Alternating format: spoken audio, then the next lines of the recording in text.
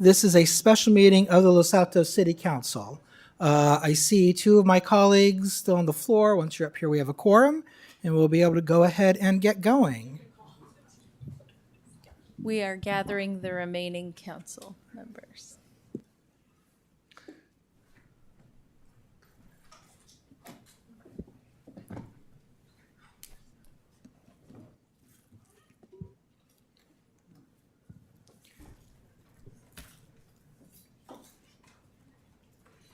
Okay, let's go ahead and get started. Madam City Clerk, could you please establish quorum? Yes, Councilmember Liang. Here.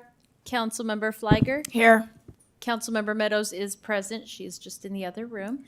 Vice Mayor Daley. Here. Mayor Weinberg. Here. We have a quorum. Okay, thank you very much. We're about ready to get started. Want to give Councilmember Meadows 10 more seconds.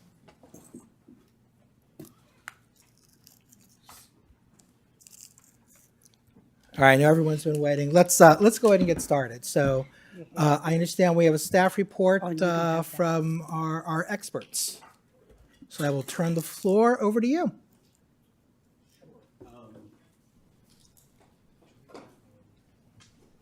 We need our video. Paul Mitchell.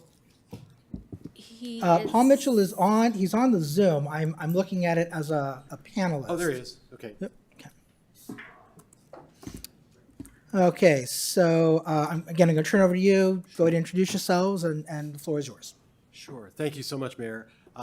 Tonight is the first session for taking public input on the districting process for the city of Los Altos. Very exciting day. I want to introduce Paul Mitchell, who's from Redistricting Partners, firm in Sacramento, who's very, very well versed in this topic. Mr. Mitchell, at this time, if you would please present on the California Voting Rights Act.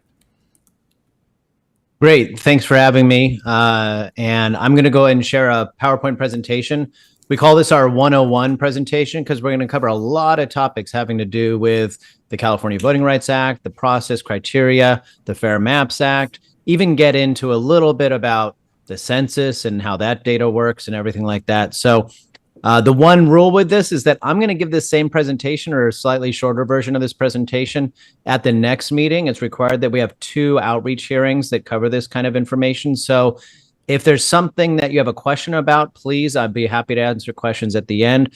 But also don't feel like there's a quiz at the end of this or that there won't be another chance for us to kind of brush through these topics because a lot of this stuff is kind of arcane and really only specific to redistricting. So if we don't get something totally understood at the first meeting, we'll have other opportunities. I'm going to go ahead and share this screen, and I presume that that's going to look fine for everybody. We can see that? Yeah, yes, I can see. Good. Great. So there we go.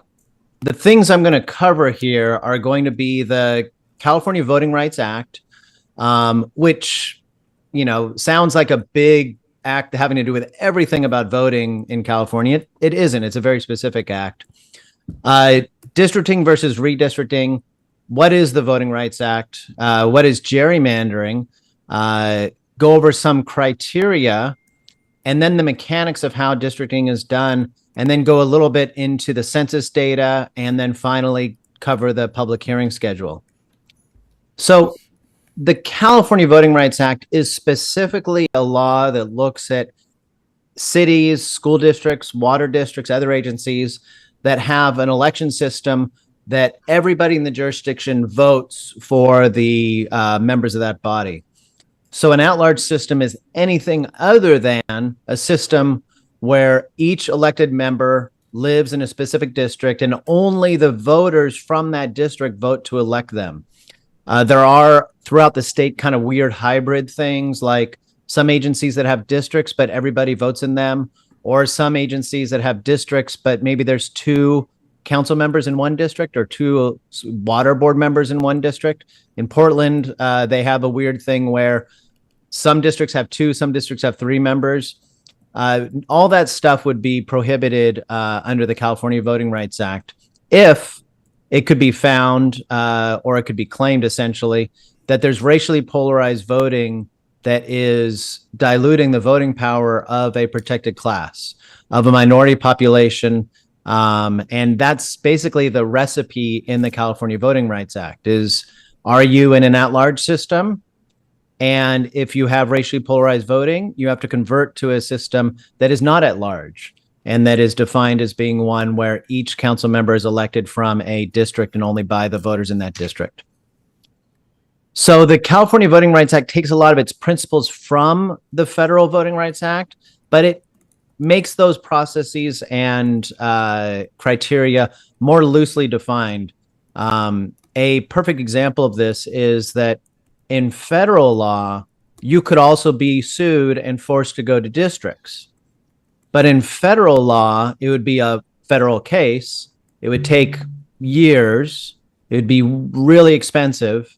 And it would require that the plaintiff showed that you could draw majority minority districts, because that's really effectively only the only thing that the federal law will accept as needing a remedy, is the idea that districts are majority of one protected class, and specifically a majority of the voting population or eligible voter population of that one protected class.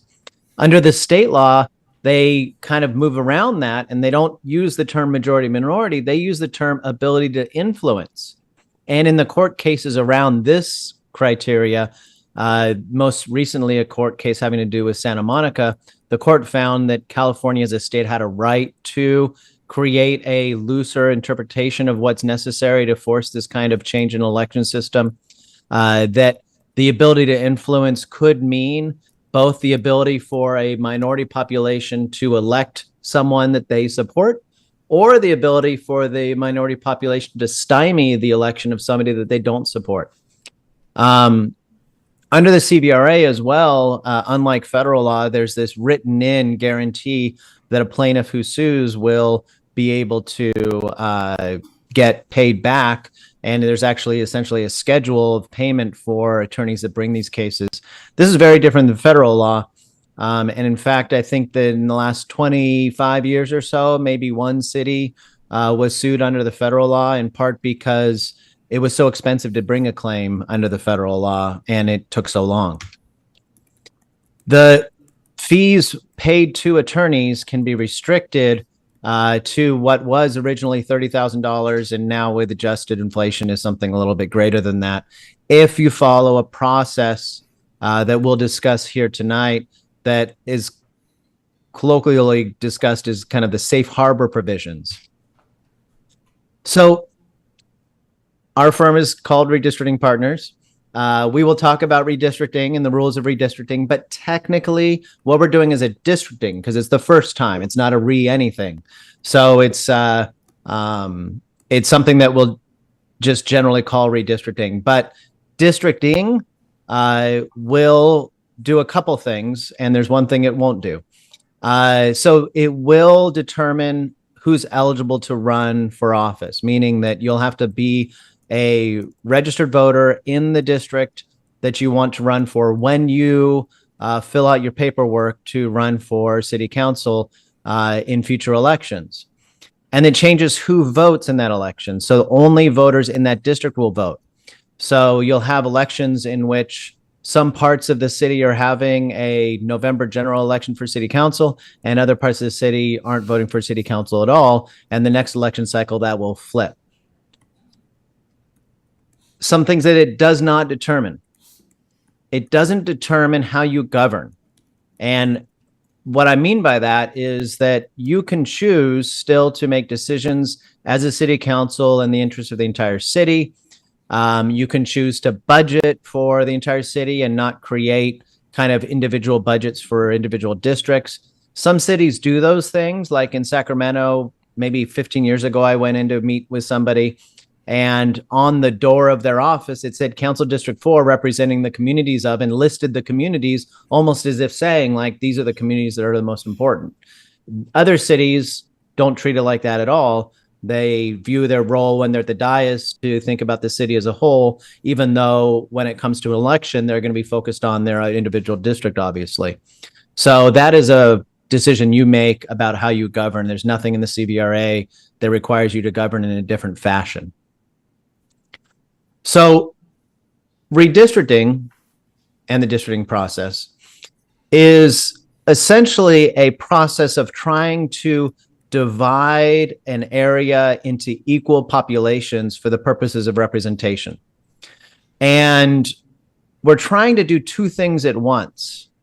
One is we're trying to ensure that when voters are represented, that they have the same equal representation as other voters.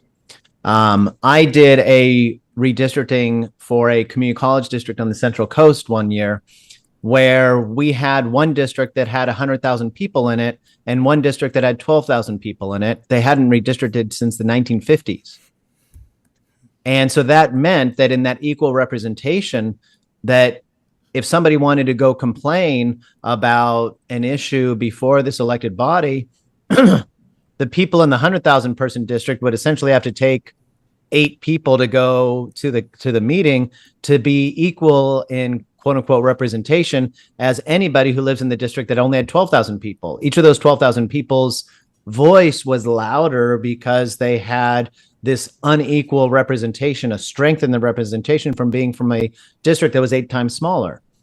The other principle that we're simultaneously trying to achieve is the idea of one person, one vote, meaning that when I vote, my vote for my legislative candidate or my congressional candidate or my school board or water district, that it's equal to everybody else that's voting in that election.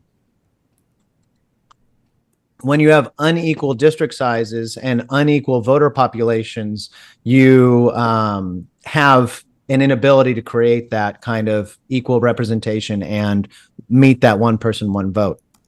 There will be a small technical thing that when we look at the data, you might draw districts that are perfectly equal in terms of population that we'll go over from the census, but find that some districts have more voters than others, but it's going to be more equal, and we try to balance both of those things. So the Voting Rights Act, the Federal Voting Rights Act, has 2 criteria that really affect elections and the ideas around disenfranchisement of racial minorities. The first is Section 2. Section 2 of the Federal Voting Rights Act has to do with the idea of majority-minority districts. Section 5 is no longer active, but you might hear people talk about Section 5 of the Voting Rights Act. That was essentially a process that put the burden on the agency to prove that any election changes didn't have the effect of harming a minority population. There were 5 counties in California that used to be covered by Section 5. And in those cases, when we did redistricting, we would have to send the redistricting plans to the federal government for approval before they could be implemented. And so right now, the only thing that's operational is Section 2. And since I don't believe we will have a Section 2 district in the city, we'll obviously refer back to your attorneys when it comes to any questions around Section 2. But we won't be dealing, I don't think, with a Federal Voting Rights Act issue with regards to this process. The California Voting Rights Act, like I discussed, is something that will be operative and help drive our process.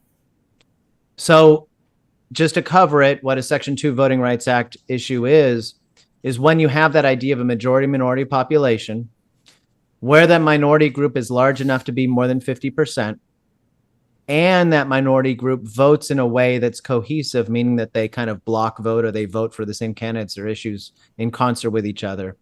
And finally, where the white population votes against the interests of the minority population. So this involves a lot of study and analysis, and there are parts of the state where Section 2 is operative. And there are parts of the state where you have, significant racially polarized voting.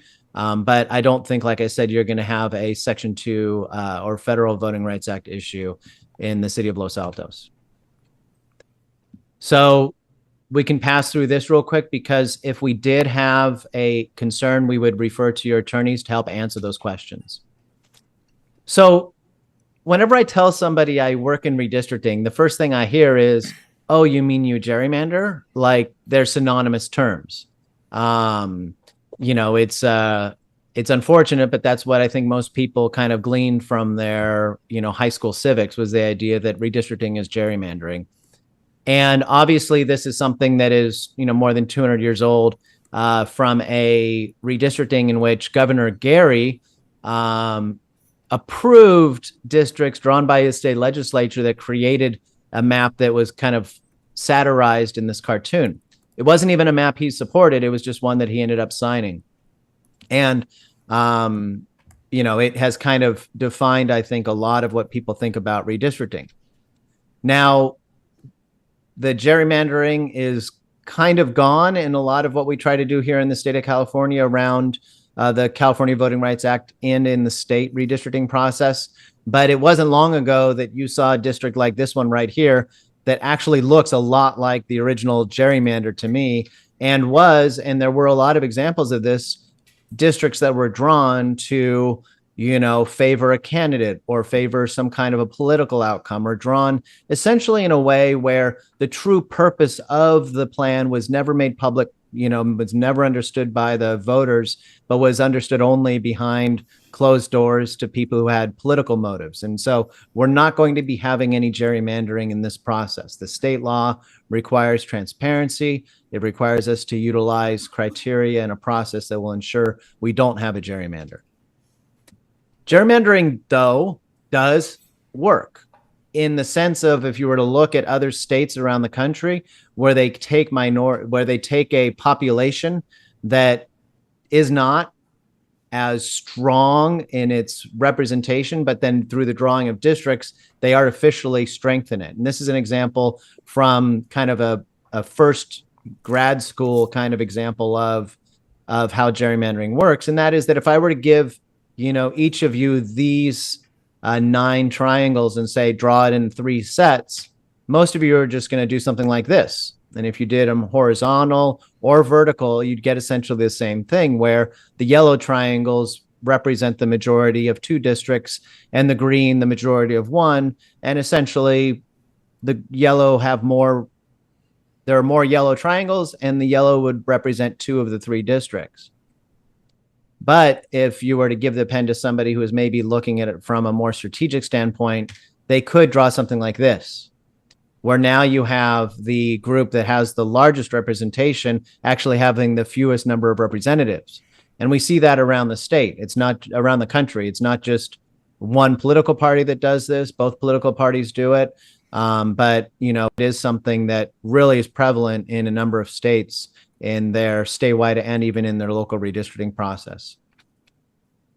So the other thing about gerrymanders is that people think of gerrymanders as only being partisan, that we're drawing districts for the purposes of a political outcome. So, whether you're talking about North Carolina or, some of these states with real egregious gerrymanders, you're talking about political outcomes generally. But in addition to partisan gerrymandering, there's also something that's known as racial gerrymandering, where you're drawing districts to discriminate against a minority population.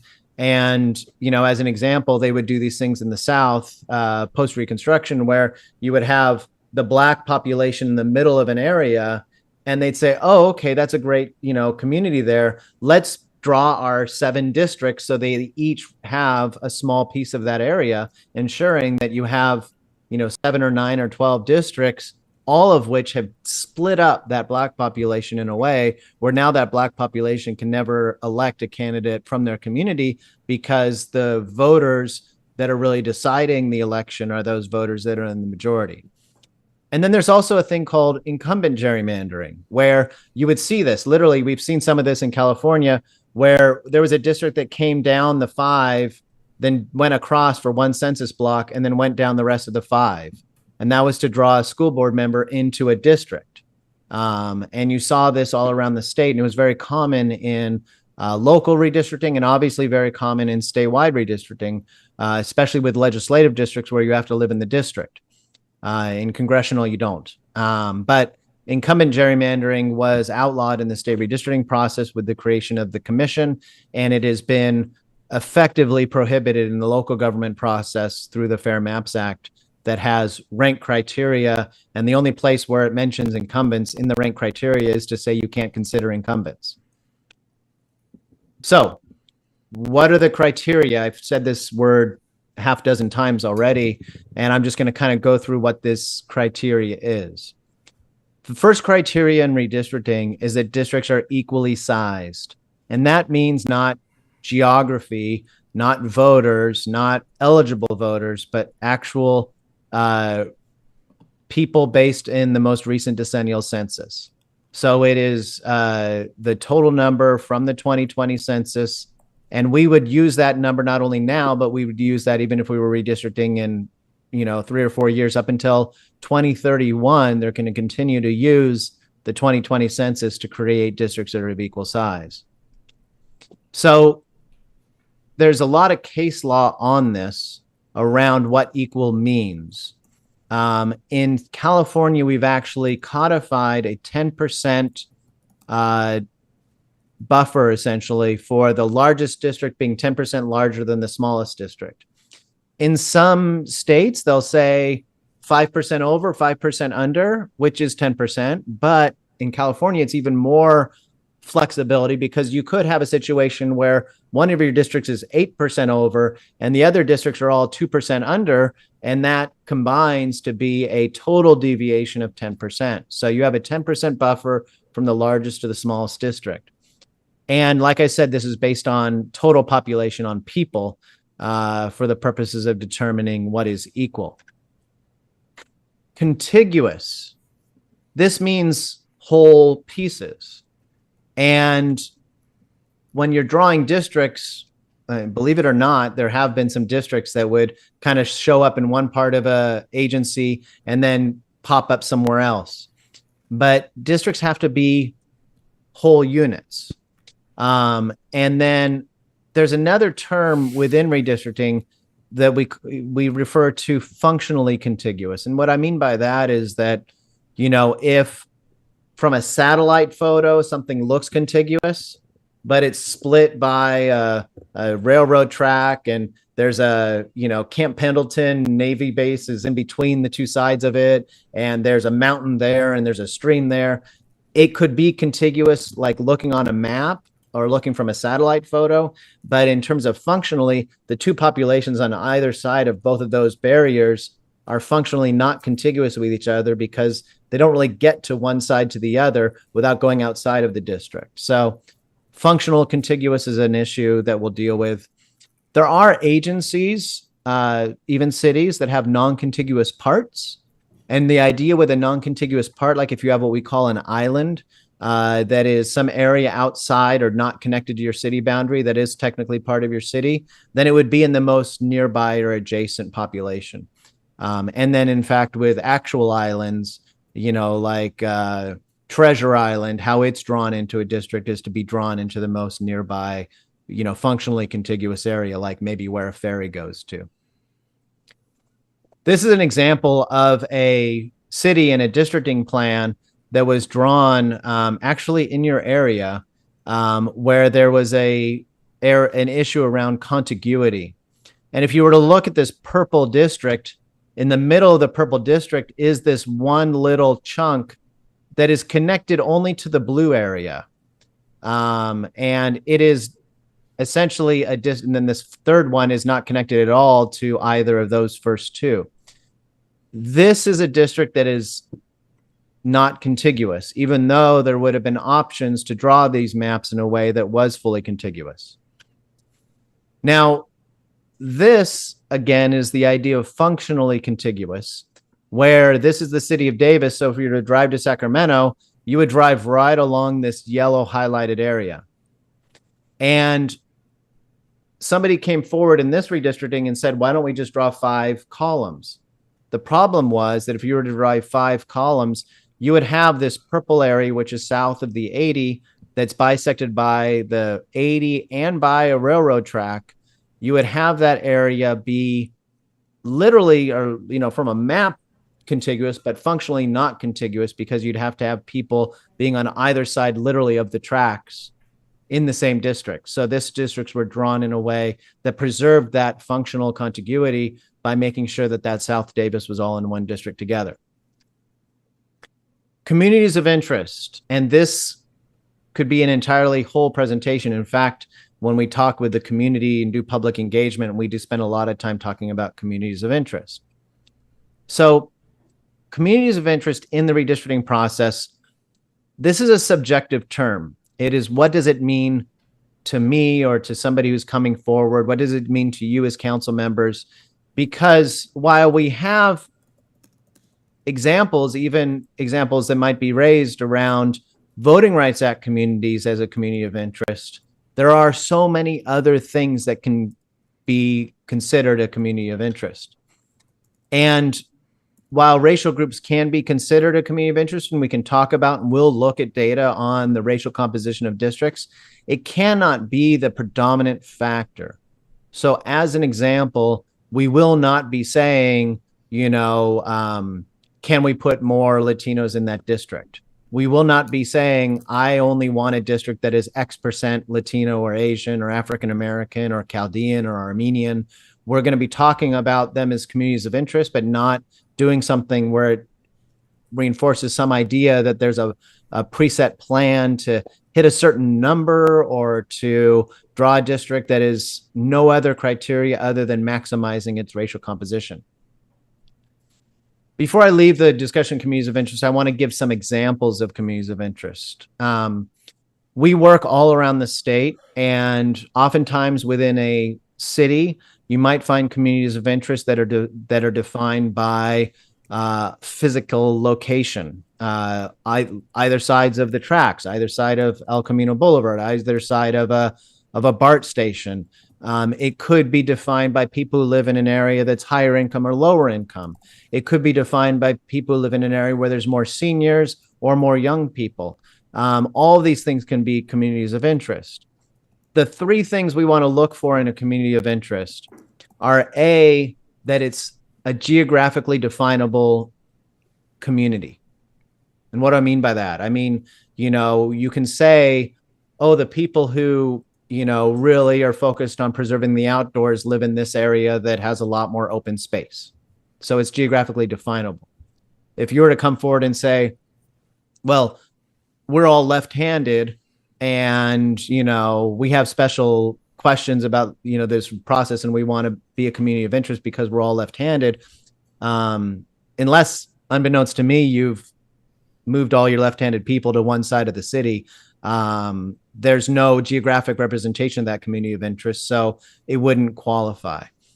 The second is that they have issues before the city council where you're actually doing policy that affects them. Young people, you might not think of young people as a community of interest, but my first political action I ever took was when I was in my teens and I went to the city council because they were going to ban skateboarding on the sidewalks and they weren't going to vote for a skate park. And this was, I don't want to say how many decades ago, but it was a long time ago. And you could, as an example, have community that is arguing for something that is, a facility or access or a policy that affects them uniquely, that could be considered a community of interest. So we want to see things that have kind of a nexus to some kind of a policy. And the third thing, really when we're talking about this idea of these communities of interest, we want to have, the geographic area, the connection to the policy, and an idea of being able to map and have data on these things. So if somebody comes forward and they say, I'm a community of interest, it really empowers them to be able to show where they are. Census data can show where they are.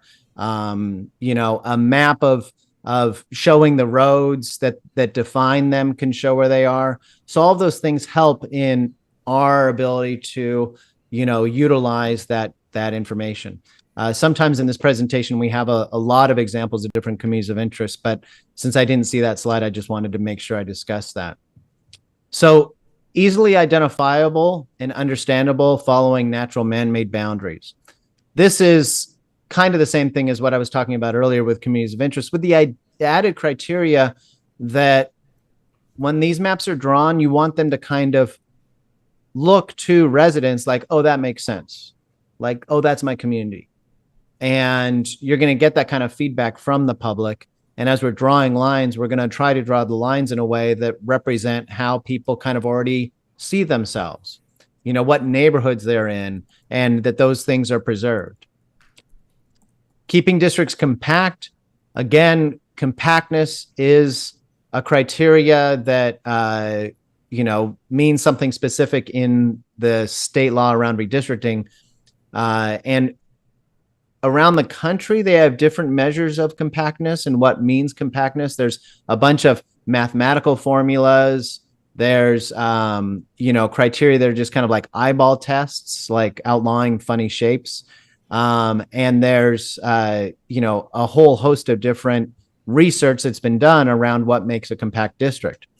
But in California, we look at a criteria that says a district's compact if it doesn't bypass a nearby population to go get a further away population. And that's kind of a word salad, but what it essentially means is that if I'm drawing a district, and let's say my Zoom window is the city, and I'm starting over here drawing a district, and I go around this population here and around this population here to go all the way over here to make the other part of the district. So I make a district that goes like from here, and there's like a little sliver, and then all the way over here, and it pops up again. I've bypassed all of this population in one corner to get to something that's further away in another corner. And the idea with redistricting in California is more of this idea of keeping nearby populations with each other. And this is an example of a non-compact redistricting. This is the city of Martinez. So one that is kind of nearby. When you're going up towards the 80, you pass by Martinez. If you're going from the other side, I guess, from the Alameda side. And if you look at these districts, you can see these sinuous districts like District 3 that comes through. It takes a population that's a downtown population on the west side, and then basically follows the freeway to get to the other side in another distant, faraway population. And when you look at what the plan looks like now, they're redistricting in 2020, you can see those districts keep nearby populations near each other as opposed to connecting faraway populations. The map on the left was called a parody of the original gerrymander by a judge after it was drawn sometime in the mid 2015, 2016, maybe something like that in their CVRA conversion. But in 2020, when it was redrawn, I think it was the Mercury News wrote this was one of the best redistrictings they'd seen in the region. So the other criteria that are in the Fair Maps Act is that you're not considering the homes of incumbents or candidates. You're not drawing districts around the need of one individual person. You're also not allowed to draw districts for the advantage or disadvantage of a political party. Those are kind of criteria conditions for the process. And then in terms of process criteria, you're looking at things like the minimum set of hearings, encouraging public engagement. And then also this presentation today, all of the materials, all of the maps we draw, all of the public hearings that we have need to be archived on the city's website for 10 years, at least until the next redistricting. So you're going to have this plan, as long as it's enacted, you're going to have all the information available to the public to see what was discussed, what wasn't discussed, what criteria were used, and what maps were considered. So that is a part of the public transparency that we have in this process. So I'm going to dive a little bit into the nerdier parts of the mechanics of redistricting. And redistricting really starts with the census data. Now, people think of the census and they say, oh yeah, I know what the census is. It's that once every 10 years thing. And that's, true. But the reality is that there's some layers in there that we need to kind of understand so that when we're talking about the process or the maps or the data, that we're understanding kind of what are the component pieces, what are the ingredients that we're going to be using from the census, because the census actually produces a lot of products on ways of calculating populations and ways of looking at data for the country. So first off, the census data is actually two types of data. The first type of data is the physical areas of every census block group, the geography of the districts of the census. It's actually like lines. Okay. That's one piece of the data. It's considered data, even though it's not numbers and digits. It's actually data in the geographic sense. The other kind of data that we have is the numbers. So you can think of, in one data set, it'll have a number 3, and then it defines in the other data set what little area that number 3 goes into. So the geographic data, think of that as like a honeycomb, and the data from the census is like the honey fitting into each of those little honeycombs, letting you understand that in this one little geographic shape, there's 27 people. In this little geographic shape, there's 3 people. Now, in the census that comes out every 10 years, the data in that honeycomb is exact. It's 3 people based on who was living there, April 1st, 2020.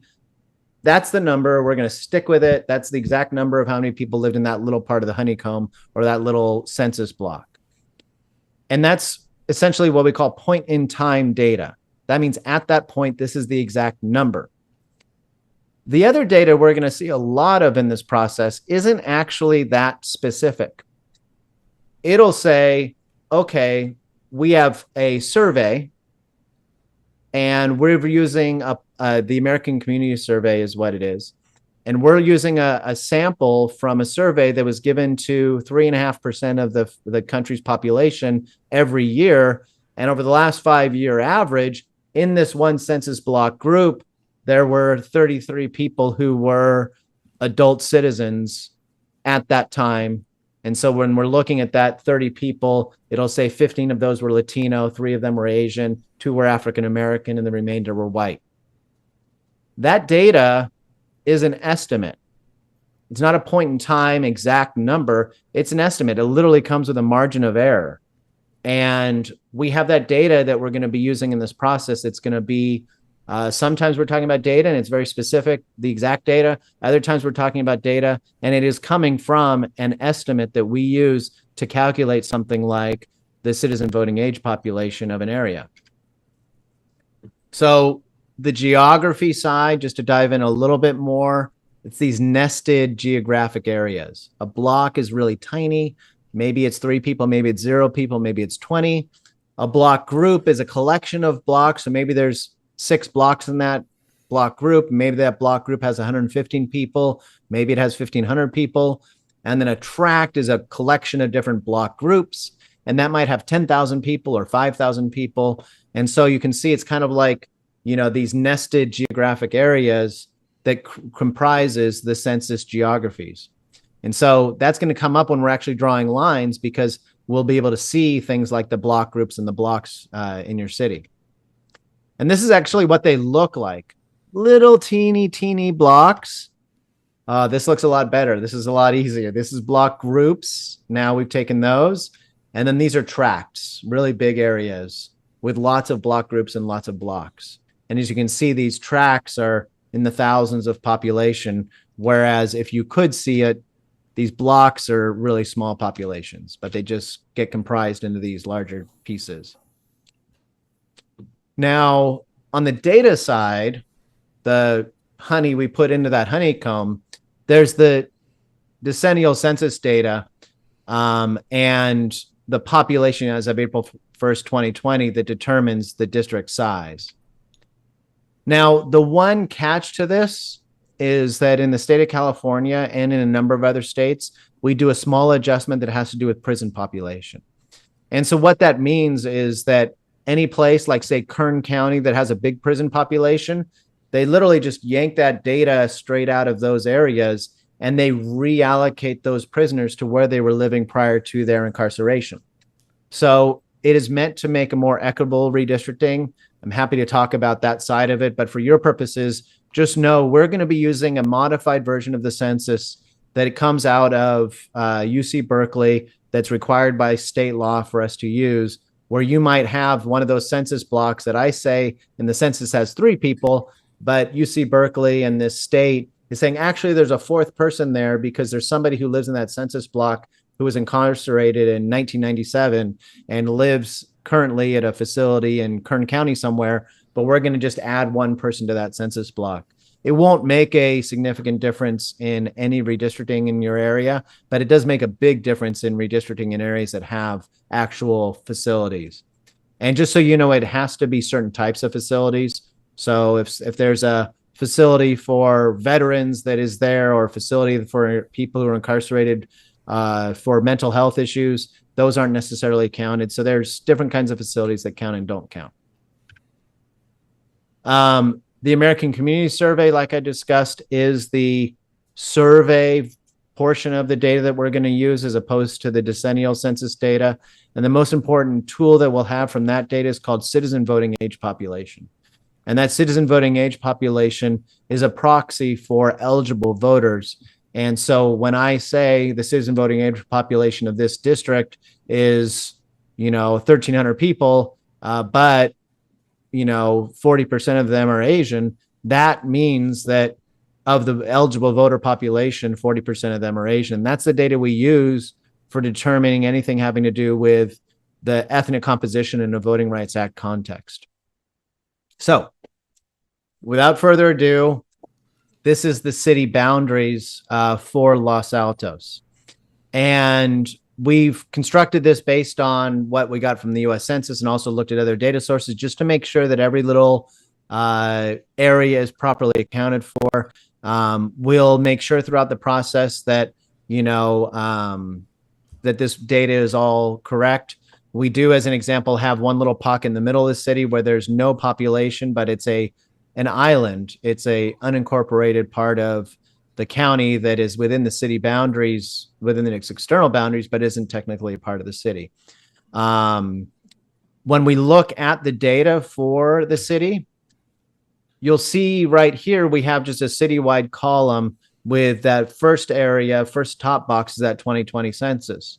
So like I said before, this is the data that comes once every 10 years, and it is point in time data where the census is saying that there's 31,668 people who live in the city.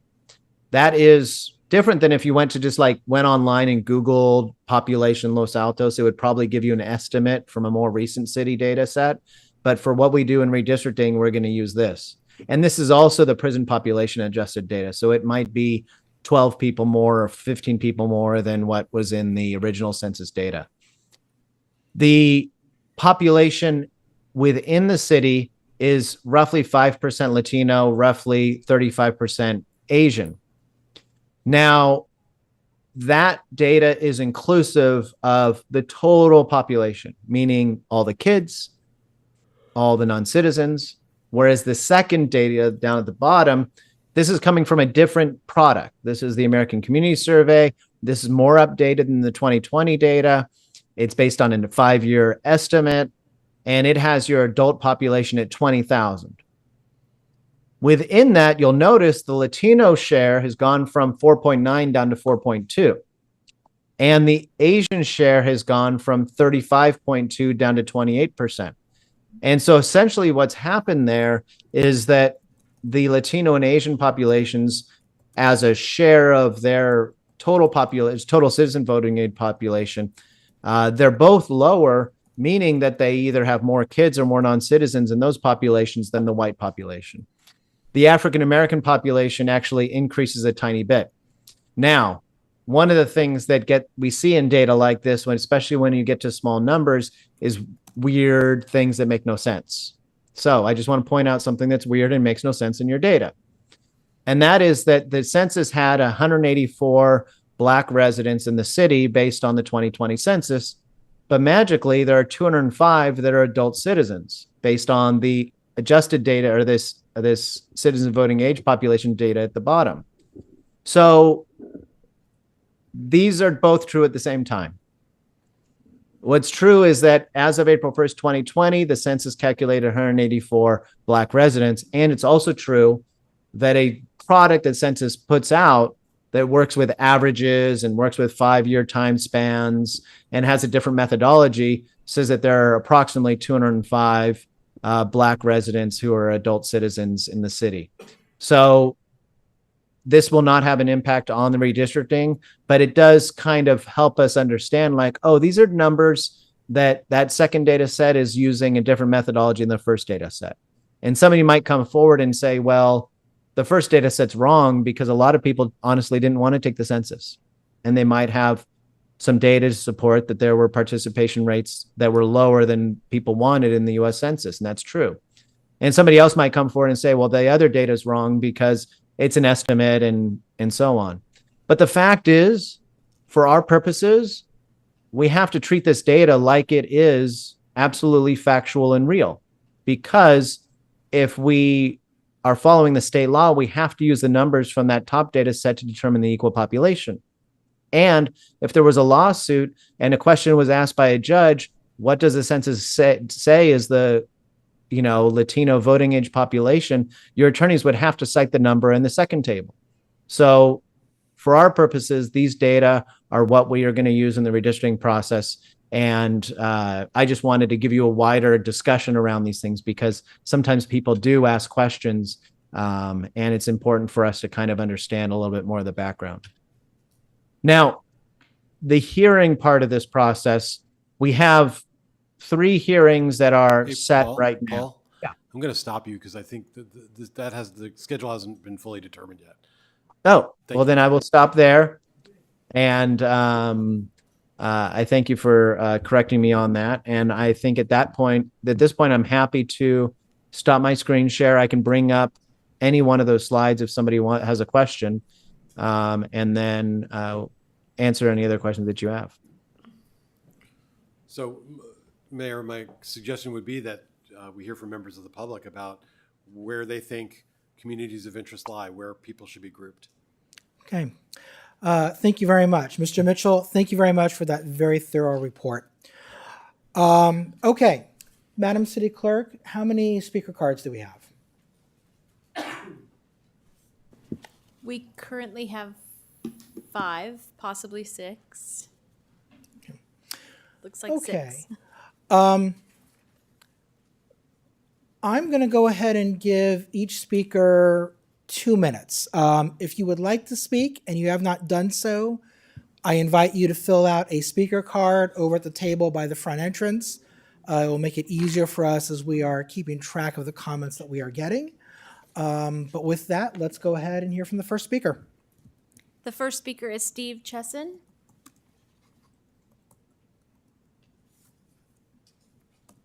Oh, and I'm sorry, Mr. Chesson, before you go, we're going to hear from all the speakers at once, and then the questions that are asked, we will then ask to Mr. Mitchell and council as appropriate. But we're not going to have conversations going throughout the speeches. Okay, thank you. Thank you. Good evening, Mayor, Vice Mayor, council members. My name is Steve Chesson. I'm president of Californians for Electoral Reform. We've worked with several cities that have faced CVRA challenges to advise them on alternatives when district elections don't really provide an adequate remedy to the representation issue. It isn't clear at this point in time if single-member districts will remedy the alleged violation of the CVRA by providing the protected group with the ability to either elect a candidate of their choice or influence the outcome of an election. We won't know that until the initial maps are made available in late August, according to your schedule. If they don't, there is a remedy that was recognized by the California Supreme Court in their Pico versus Santa Monica decision, and that is proportional ranked choice voting. The county has the hardware to conduct such an election. All it needs is to pay Dominion the prearranged price for the RCV software module. However, there is an obstacle to Los Altos adopting proportional ranked choice voting. Right now, only charter cities have the authority to adopt any form of ranked choice voting, and Los Altos is a general law city. There are 2 ways to overcome that obstacle. The first is to put a 2-article charter on a November ballot, either this year or in 2026. Article 1 would give Los Altos the authority to adopt an election method by ordinance, and Article 2 would say everything else is handled under general law. I note that the deadline for getting a charter on this November's ballot is early August, so you'd have to decide that pretty quickly if you wanted to go that route. The other alternative is a court-approved negotiated settlement with a potential plaintiff that ordered Los Altos to use proportional ranked choice voting. I note that Kevin Shankman is open to such alternatives, as he has proposed and or accepted similar remedies in other CVRA cases. Should the maps in late August prove that single-member districts do not remedy the alleged CVRA violation, I hope you will be willing to discuss such an alternative with Mr. Shankman. Such a settlement might cost a bit more than going to districts would, but you wouldn't have to redistrict every 10 years, your elections would remain citywide, and every voter would be able to weigh in on every candidate running for office. In fact, they'd be able to rank them all instead of being limited to voting for just 2 or 3. I appreciate your time. Thank you very much. Thank you. The next speaker is Sarah Macaluso.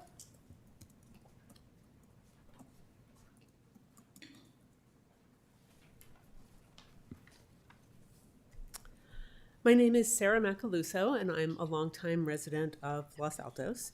And first of all, I want to thank you for taking action to try to avoid expensive litigation. I am not in favor of moving to single-member districts to elect city council because I think it would bring a number of unintended consequences, including a shortage of candidates to run multiple candidates per district, an increase in negative campaigning, and council members looking out for their districts rather than looking out for the city as a whole, especially regarding land use decisions.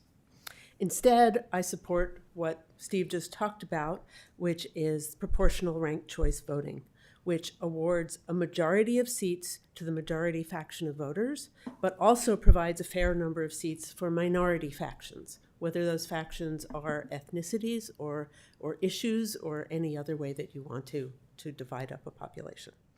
So, for instance, if 60% of Los Altos voters supported issue X, whatever that happens to be, and 40% are opposed, the way that we vote now, that 60% majority would, if they voted just on that issue, that 60% majority would apply to all 5 council members, and you'd end up with 5 council members that support issue X, and 40% of the population would say, my view is not represented. If you switch to proportional ranked choice voting, you have the potential to have 3 members that support X and 2 that are opposed. And that's what the proportional part of it means. So Albany, California addressed a similar issue by moving to proportional ranked choice voting for both their city council and their school board. And in Albany's first election with that method, they elected 2 new city council members who were both people of color and represent different areas of the city. And I hope you will consider that. Thank you. Thank you very much for your comment. The next speaker is John Bayer. So I appreciate the informational nature of the information provided by the consultant, but this meeting was intended to be also public comment, and this format doesn't work very well for public comment. This is a complicated issue, and 45 minutes for the consultant and 15 minutes and you'll run over for the public just doesn't work. So I would encourage the city council to be more thoughtful and work with staff as to how future meetings are held so that you accomplish one of the key goals here, which is to get public input. Otherwise it's in name only, and we've had too much of that in this city. Let's respect the residents who live here. Let's take their input. Let's listen to it and act in a thoughtful manner. I think the concept that was proposed here, ranked choice voting, I think is a good one. I hope the council will consider it as opposed to the path it is currently on. It's hard to get off a path, but maybe there are better alternatives. Just for information, I'm concerned by a lot of the mechanisms of how this process is going to work, that we will in fact not get enough qualified candidates or not even get enough candidates, and what will happen if in fact you get no candidates, which is something that could happen, or you have during the transition an incumbent who is in a district and you have somebody who can't run. There are some interesting problems with this. I would encourage you to act in a thoughtful way about this matter. Thank you very much. Thank you. The next speaker is Allison Aldrich.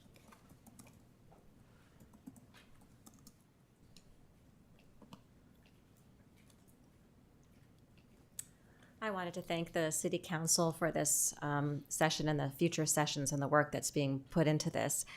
I wanted to ask if there is an avenue for us to ask the state to take a look at the CVRA and amend it in case it's not meeting the intention, which is to avoid and prevent racial disenfranchising, and not include the unintended consequences that we've all talked about and that have been summarized in articles and your discussions and by some of the people here. Thanks. Thank you. The next speaker is Lou Cardilano.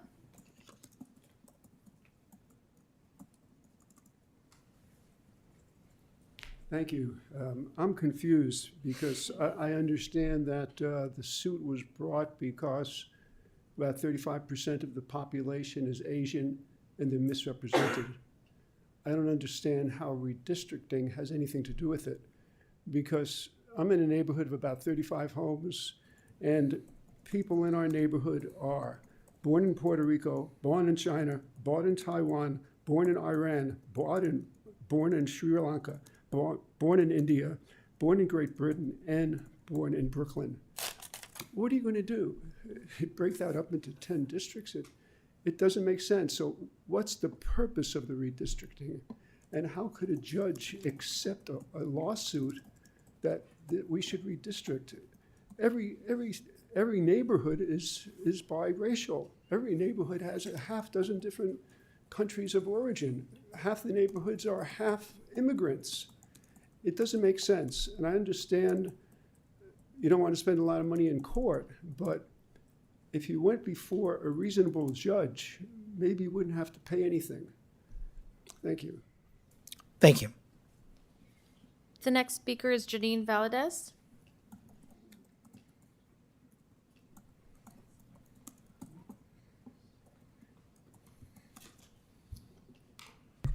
Hello, thank you. Janine Valadez, Chair of the Parks, Arts, Recreation, and Cultural Commission, but not speaking in that capacity tonight, speaking as a member of the public.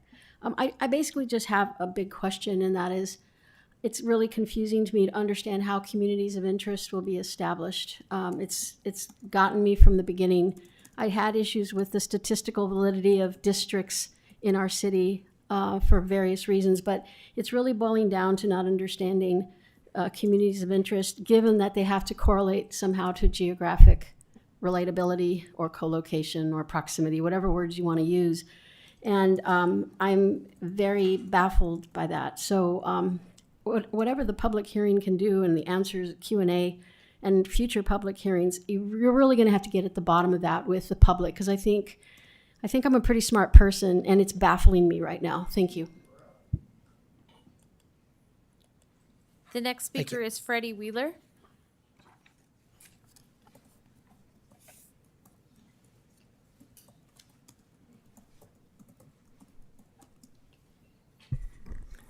Good evening, thank you.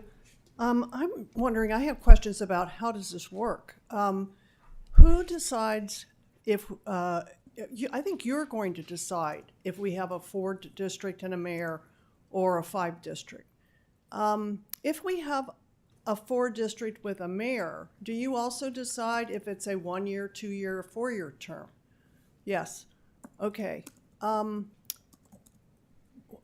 if no one runs in a district, then you will appoint, the council members from the other districts will appoint the council member in this district who lacks a candidate? Is that how it works? Also, South Los Altos, as far as communities of interest, South Los Altos is unique in that its students go to Cupertino schools. And we have a foothill expressway that runs right through South Los Altos. and there's the Highlands area, and then the area on the other side of Foothill. South Los Altos has always complained, I'm a resident, that we get second-class treatment. I thought, okay, maybe this would help, but maybe we're going to get further diluted. How is that going to happen? Just, if we could have answers to some of the mechanical process type scenarios that are going to come up, that would be helpful. Thank you so much. Thank you. The next speaker is Katie Zoglin. Good evening. My name's Katie Zoglin. I served on the Santa Clara County Citizens Advisory Redistricting Commission, and so I just wanted to address a couple things just based on my experience, and I'm speaking in my individual capacity. There needs to be significantly public outreach so that you get the input on communities of interest. And people, as Ms. Valdez indicated, have a very difficult, it's a difficult chore to understand communities of interest and particularly to apply it in this community. So you really do need to make sure that you go out to the different communities, not communities of interest, and explain what they might be or how they might be able to voice their opinions, and also give people times, not just in the evening, but perhaps during weekends or during the day, so that people who have different schedules have the opportunity to provide their input. Thank you. Thank you very much. I have no other speaker cards. Okay. No? No. It's for a different item. Okay, then with that, I will go ahead and close public comment. There are a number of questions that we heard, and I will turn it back over to our consultants to address those. So if you would, please. I think some of the questions are probably a little bit easier, such as who decides what the districts are going to look like, who decides whether we're 4 districts with 1 mayor at large or 5 districts, who decides how long the mayor will serve. I think those are probably straightforward answers that can be given. And then I will look back to Mr. Mitchell to answer, I think, the much more complicated and very important question of how do we determine where are and who compose the communities of interest, and how does that work within Los Altos, and how does that data then get used to begin proposing maps? Great. That's definitely something I'm happy to chat about. So first off, like I discussed, when we're talking about communities of interest, we want to have those 3 things. We want to have a community that is definable. You know, we're the older community or the younger community or the community around this environmental issue, that they're geographically located so that we can actually find them on a map, and that they have some relationship to the policymaking at the city council. So those are the 3 criteria we want to look at when we're trying to identify communities of interest. And we are going to look to you as the council members and the public to help us identify what would be the unique communities of interest in your city. We'll also want to look at any neighborhoods within the city to help us, define other geographic areas where people might come together and say, well, we're part of this one community. And all of those are going to be looked at in the districting process. And just so you know, when we're done with the process, we actually are going to do a report that's going to say, these are the communities of interest that were discussed at the public meetings and considered in the districting process. And these are the communities of interest that were divided and why they were divided, to actually illustrate, if there's, say, a neighborhood that had to be put into 2 districts, that was done as an example, maybe because the districts had to be equal population. And so in order to draw a district that was equal population, there was no way to do that without dividing that particular neighborhood. So we're going to take public input.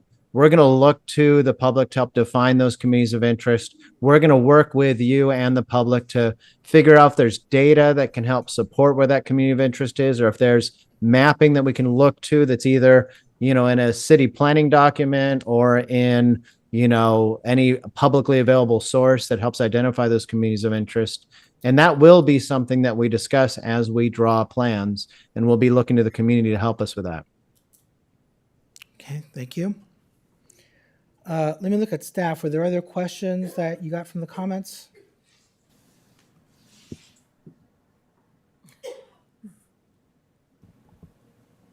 You want me to go?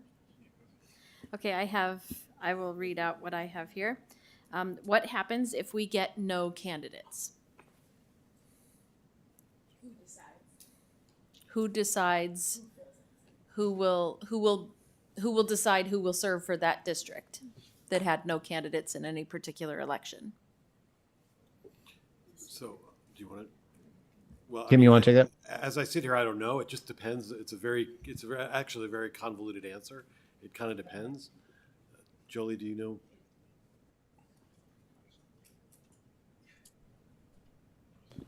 I think it would be the council that appoints or calls a special election. And we all know special elections are, like, just as a vacancy. I believe that's how it is. Okay, so is it correct for me to say then that there are a number of different choices? Ultimately, the city council will decide which path to choose? Yes. Thank you. And the next question is it possible for us to ask the state to relook at the CVRA, to potentially amend it? I can take that. You can always ask. So I will add on to that we have state representatives. We have a representative in the state Senate and a representative in the state assembly. And I would encourage anyone who is inclined to do so to contact Senator Becker, I was going to say Berman, Senator Becker's office and Assembly Member Berman's office, and let him know that this is of concern to you. Those concerns don't just go into a black box. I know that there are staffers in both of those offices that keep very careful track of these types of comments. So it would be extremely useful if you do not want the city to go down the path of establishing districts to let our representatives know how you're feeling. What is the purpose of districts? I'm happy to answer that. Please. Sure. So districts are a construction for, creating election outcomes that people would believe would, by their nature, create more geographically diverse candidates and elected officials, and also that they have the ability to kind of empower any local communities, because those local communities have a more outsized voice in a smaller geographic area. And there's a little history lesson here. It'll take just a second. That when cities were formed in California during the Hiram Johnson era, a lot of reformers created cities in California to be at large simply because they looked at what was happening in cities like Chicago with the ward system and ward bosses and all of these corruptions that were happening, when in Chicago you'd have all these districts and one little district would be controlled by one political boss and another district would be controlled by another political boss, and it empowered those political bosses. So Californians said, forget that, we're going to create districts that are larger, or we're going to get rid of districts and create at-large elections. The problem was that as Californians and voters around this country have kind of self-sorted, we found situations around the state where, say, a city has a downtown area with the heavily Latino population and the suburbs would be more white and more affluent. And that same idea of having at-large elections to reduce the effectiveness of any one small geographic area had the unintended effect of diluting the voting power of geographically compact minority populations. And so the reform ended up having this unintended consequence of creating cities in California where minority populations would have their votes diluted. So the creation of districts allows for, around the state, more representation from smaller geographic communities, whether they're racial or communities of interest. And in fact, while people can be concerned about the CVRA implementation in a small city or in your city, from the statewide lens, research has shown is that it's done a lot to create a more diverse and more geographically and ethnically diverse members to city councils, school boards, and other agencies, including County San Mateo used to be the only county that was at-large elections until the California Voting Rights Act. Thank you. The next question was, how will communities of interest be determined? And is there a way to make them less confusing, the definition of communities of interest? I think what will make them less confusing is when we start to have familiarity with this process and people talking about their communities. And I think one of the most easily understood communities of interest in a city would be just talking about the neighborhoods. You know, a area in the city that is more of a historic area might be a community of interest that would think that they need to be together in a district. A community that is around more open space might say, well, we want to be kept together as a community of interest. And so we'll actually map these things as we go along to show maybe what the neighborhoods look like on a map and what their populations are. And then as people come forward from the public and say, you know, they might even say, and I have full respect for people who don't support the process, don't want to have districts, want to have other election systems. They might say, we don't like this process, but there's a community center near this country club that has these facilities, and these are places where I go, and I want that to be a community of interest. Or these are facilities in the downtown area that would make no sense to be drawn with the country club area, so we want to have them be separate.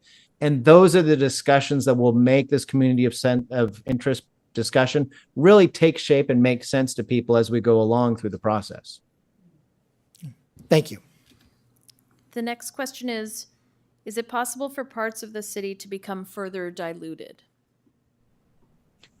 So the redistricting process is not perfect, and there are always trade-offs. And so the most restrictive part of the redistricting process is that idea that districts all have to be equal size. And oftentimes you go through a redistricting process where, let's say you're just drawing a district from the South, and you come up to where you're at your, 7,500 population. That's the ideal district. To go one more census block north would put you over population. To go one census block south would make you under population. So you're kind of stuck drawing this line. And when you draw that line, somebody might come forward and say, wait, there's a church that I go to that's right on that line, and half of the people that go to that church are now north in this district and the other half are south in that district. And I've had my voting power weakened as a result of this process. And we will document anywhere we can find where communities of interest were divided as a part of the process. And we will seek to not do that. But there are cases in which some group might find that in this redistricting, they weren't able to stay together. Maybe they were able to stay together in the county redistricting and the school board redistricting and the congressional and legislative redistricting. But in this one, because of these rules around population, we just couldn't get it to happen.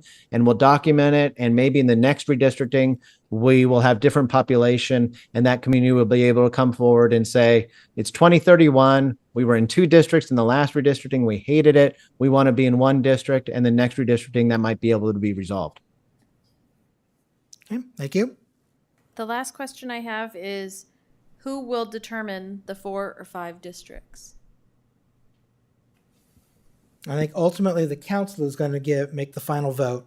So ultimately the council is going to decide what are the 4 or the 5, the shapes of the 4 or the 5 districts. And whether we go to 4 or 5. Okay, so with that, I think it's time for me to turn it over to my colleagues for discussion or questions. I would very much like us to, if we can, to determine tonight when we're going to have our second public hearing. I think there are some comments that were well taken about whether or not having a meeting like this during another study session is the best way to move forward. But without that, I saw Councilmember Liang, you had your hand up. I wanted to speak to or ask Mr. Mitchell to speak to the positives and the negatives of 4 versus 5 districts? So, having not looked at the data closely for the relationship between those two districts, it's hard to say, like as an example, if a key community of interest would be divided in a 4-district composition, but would be, united in a 5-district composition or something like that. The one thing I can say is that, we are in a situation where we've got a minority population. The Asian population was the largest population that I showed in that those earlier slides. The Asian population is 28% of the city as a whole. We believe that when you draw districts, and we were considering a 5-district composition, you would get north of 40% Asian, one of the potential districts, without trying to draw districts with that ethnic composition being a primary or predominant criteria, that just naturally through the drawing process, you'd be able to achieve that. And it's possible that in 4 districts, it would be harder to do that than in 5 districts. And so that might be the one thing that becomes a question mark around the qualitatively, which is better. But you also have to think about your form of governance and what you think is most suitable to you as a city. And like I said, I've seen excellent redistrictings that have a 4 and 1, and I've seen excellent redistrictings that have a full 5 council members. And there's nothing that I see in the data that, like from a Federal Voting Rights Act concern, would prohibit that election system as somehow diluting the voting population of any minority group. Thank you. All right. Any other comments? Anyone else on the dais? If we're going to continue with questions, can we continue with questions? Please go ahead. So, Mr. Mitchell, when a candidate has to live in the district, should they move out of the district, then it creates a vacancy, correct? Yes. So even if they move within the city to another district, they would have to vacate that. Yeah. And let me be clear on this. I just wanted to clarify that. Yeah. So just to clarify, we're going to pass the plan. Let's say we pass a plan and we congratulate ourselves. We're done. It was a great process. Those districts aren't districts yet. None of the council members represent any of these districts. What's going to happen is in 2026, there will be a set of elections, and the people elected to the city council in 2026 will be representing those districts, and the remaining council members will still be at large. Then in 2028, the remaining members will be elected to city council, and then all the districts are operational. So when the district's plans are passed, doesn't matter where you live, because you're still representing the at-large city that you were elected to. It's only after an election where, to qualify for the election, you write and you attest when you file for office that you live in the district, and then you stay in that district throughout your term in order to stay qualified to serve in that district. Thank you very much. Okay. Any other questions or comments? Councilmember Meadows. Thank you, Mayor. So my question, you were giving us some examples of communities of interest, but you were using facilities to talk about that, this church or this country club or whatever. Yeah. But the purported harm in the letter from Shankman is about racially polarized voting. So I'd really like to get back to the communities of interest question, because we're not looking at facilities and drawing districts to make sure everybody has a community center in their district. So can you give us a little clarity around the ethnicity, which I know cannot be the sole factor, but help us understand districts better from a less hypothetical example? Yeah. So we are going to put together data for every districting plan that's going to show the racial composition of each district. And your attorneys will see that. And if there's any red flags they have around any potential district construction diluting the voting power of one of the minority groups, they'll let you know. If there are concerns they have with maps that are being considered where they say, well, this one map really does seem to meet the intent of the process, and it's the one that, the plaintiffs would be much more happy with, they'll let you know. But think about it like this. The CVRA and this racially polarized voting and this concern about that the plaintiff had, that invited us to the dance.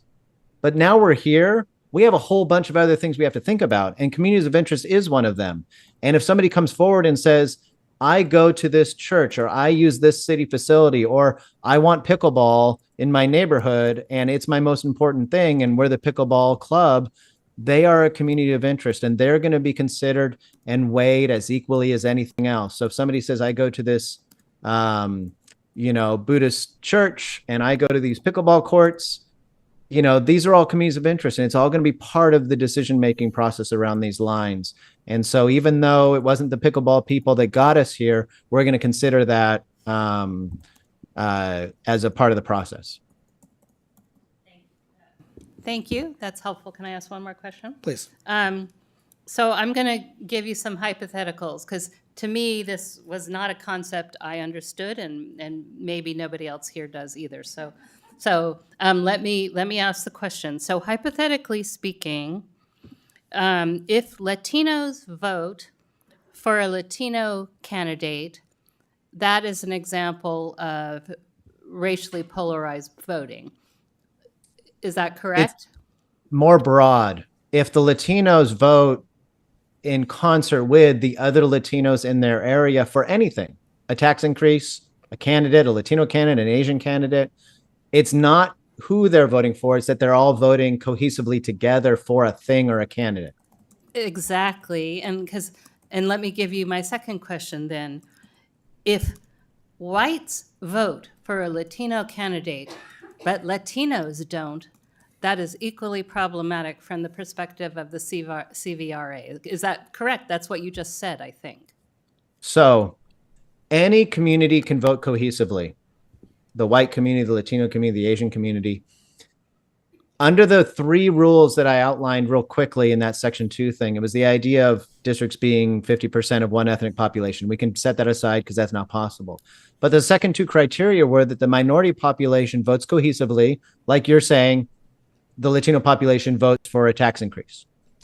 And that the white population votes the opposite way. They vote cohesively against the interests of the Latino community. That pairing of one minority population repeatedly trying to elect a candidate or vote for an issue, and then the white population voting in a way that essentially cancels out or trumps their vote, thereby meaning that the election system itself creates a structure that makes it harder for them to elect candidates of choice. But so I hope that's not too confusing. Right. And so basically you're saying that just because whites voted for a Latino candidate in this example, what is compelling is that the Latinos did not, and their vote was still canceled.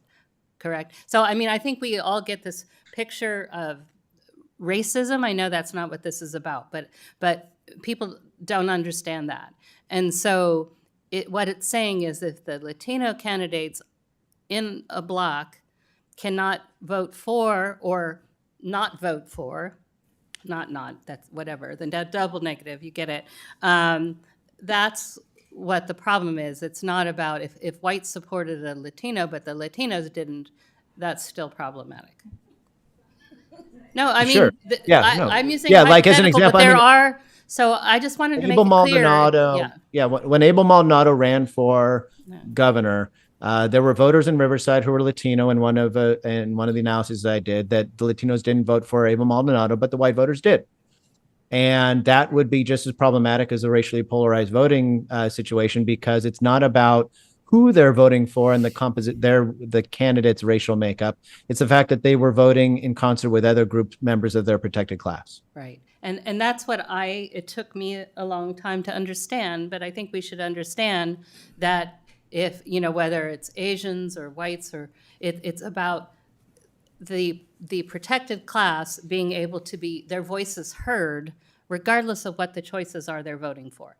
And Absolutely. That is correct per the, thank you very much. I appreciate the explanation.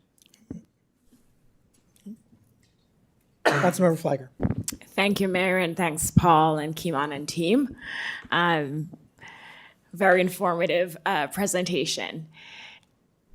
So, Paul, I want to go back to Councilmember Mehta's question about the communities of interest because I want to understand how we go through this process. Because if I heard you correctly, there are all these different factors that would constitute communities of interest. And as we go through this mapping process, we're going to factor those and look at the different neighborhoods and communities in Los Altos to pull together these 4 or 5 districts. Am I correct that we could actually pull together 4 or 5 districts and still not accomplish or address the issue that's alleged in the letter? So for example, could we end up with 4 or 5 districts where we still do not have representation from a particular minority group? In this case, it would be the Asian minority group, if that's not the primary focus of when we're drawing the lines. So that's the first part of the question.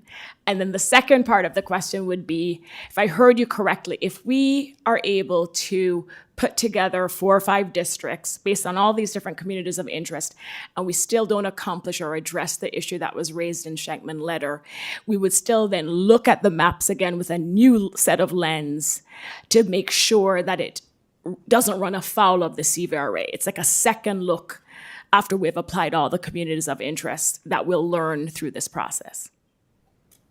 So, so first off, we want to think about the CVRA as really setting criteria for the map that we create. It's not an outcomes test. So we could create a plan that all the ingredients we put together are done correctly, and we're trying to draw a map that's the most equitable, best map possible given all these criteria. And then, you know, a candidate that maybe people perceive as being the candidate of choice of the Asian community isn't elected. Nobody comes down from the Secretary of State's office and says, aha, that plan wasn't the right plan.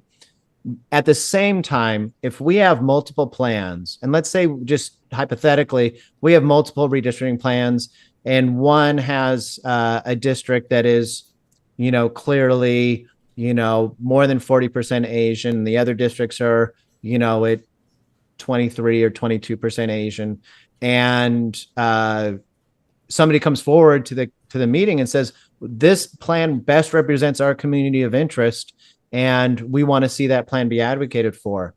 Your attorney might tell you that that might be a plan that, you know, would be the best, most suitable, given the plaintiff, given this idea that you're trying to do CVRA conversion. And when you do a final report, you're going to have to explain how and why that community of interest maybe was divided. And there's nothing in the law that is going to ensure that you have a perfect districting for each potential community of interest. And there's also nothing in the law that allows us to say, here's 10 redistricting plans, and okay, I'm just going to pick the one that has the most Asians in any given district. That wouldn't be legal either. So we're going to have to balance these things when we draw lines, and we're going to have to see these plans as they get developed. And then as we go through the process, we're going to have to make sure that we understand that, okay, this plan keeps the pickleball community of interest together, and this plan keeps the Asian community of interest together. And you're going to have to make a decision as to, you know, which plan you implement based on that. Thank you, Paul.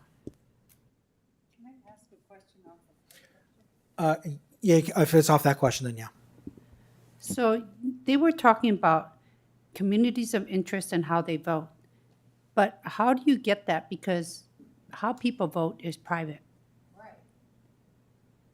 Oh, you answered. Okay, I thought it was him. No, she's agreeing with you. Paul, did you hear the question? Did I have a question? No, did you hear the question? Oh, did I hear the question? Okay. So we don't know how anybody votes. And in fact, when we do this process, we're not going to be talking about, you know, we're not going to be introducing voter data to the process. We're going to be looking at the citizen voting age population as the proxy for the ethnic groups. We're going to be looking at the total population. We're going to be listening to the community. And if the community says, you know, we're a block of voters and our number one issue is placement of pickleball courts, and somebody else comes forward and says we're a community and our number one voting issue is keeping, the historic community together and being part of the Historic Preservation Society. And somebody else comes forward and says, my number one issue is safety in my neighborhood, and we don't have, the streetlights don't work or the sidewalks are cracked.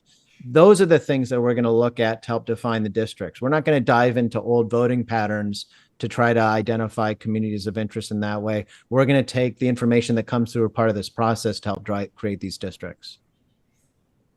And then another question off of that is, if there's already school districts, are we going to be compelled to be aligned with those as well? I would like for us to look at those as kind of saying like, well, maybe why did they draw the lines here? But remember, the communities of interest for school district districting is very different potentially from a communities of interest for a city or a water district or supervisors or anything else. So when we've done nearby school district redistricting, we'll actually put the attendance areas for the schools, where the student populations are, map all that, and use things like attendance boundaries to help draw those district lines. Now, those attendance boundaries make a lot of sense for those schools, but don't necessarily have to make a lot of sense for your city council. You might not have policies where, you pay for the street lights up until a school district attendance boundary and then don't pay for the street lights after that attendance boundary. So it's different for you than for other agencies. It's good to look at those, and you can piggyback on those boundaries sometimes, especially to meet that criteria of understandable to voters. Because if a school district boundary and the city council boundary is in the same place, it makes a lot more sense for voters to say, I'm in this school board seat and this city council seat synonymously. But that doesn't mean that it's a requirement that you piggyback entirely on those lines, because those lines were drawn with different criteria. Thank you. All right. Vice Mayor, haven't heard from you tonight. Any questions? No, thank you, Mayor. Okay.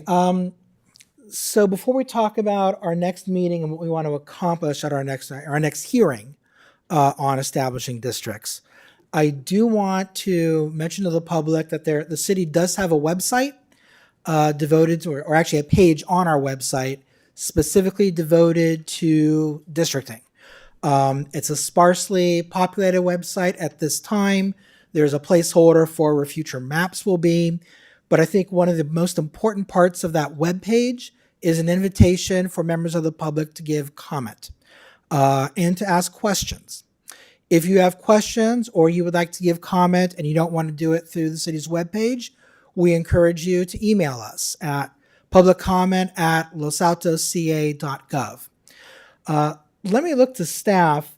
If members of the public don't just want to comment, but they have questions, is there a mechanism whereby their questions will be asked? Because we want to encourage questions, but I don't want people to ask questions and then get discouraged because no one gets back to them and it just ends up in that proverbial black box. So, Mayor, we intend to post a question and answer on the website for questions that are received. So we would likely email someone back directly, but we would post it on the website as well. Okay. And if someone wants to ask questions or make comment anonymously, are they able to do that?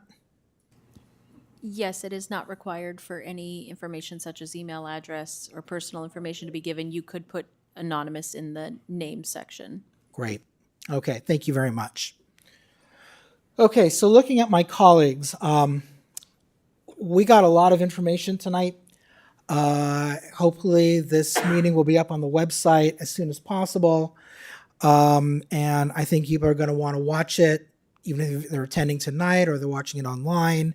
And people who weren't able to attend or watch are probably going to be interested in looking at this.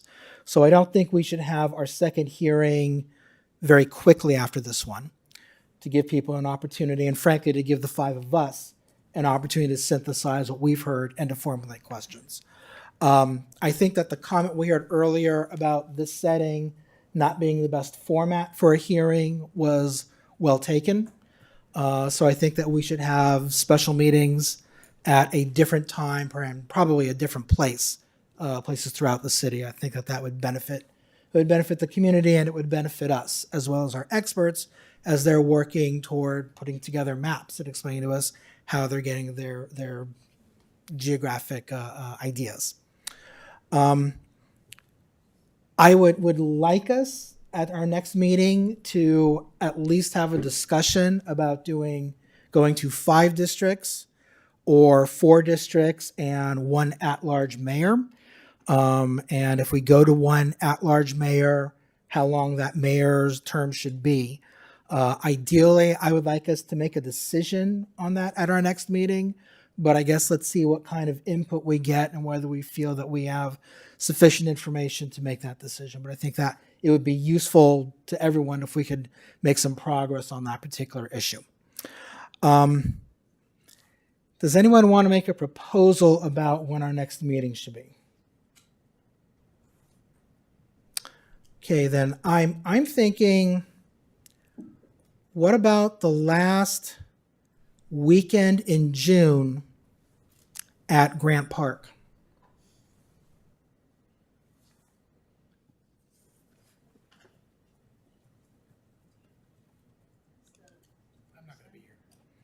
Okay, so that weekend's not going to work for the vice mayor.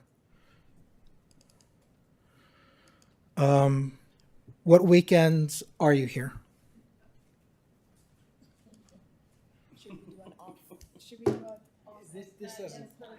All right, yeah, I mean, I was hoping to get something set here at the meeting, but it sounds like we're going to have to do an offline poll. Mayor? Yes. I think the biggest issue is not this room, but it was the time allocated. I mean, this should have been at least 2 hours, could have benefited from 3. I'm not saying we should do all the meetings here. I do think we should get out and around, but it really was the time, because now we're going to be about an hour over, but that's still less than 2 hours of discussion. So I think we need to give it more time. That's the biggest factor. Of course. Yeah.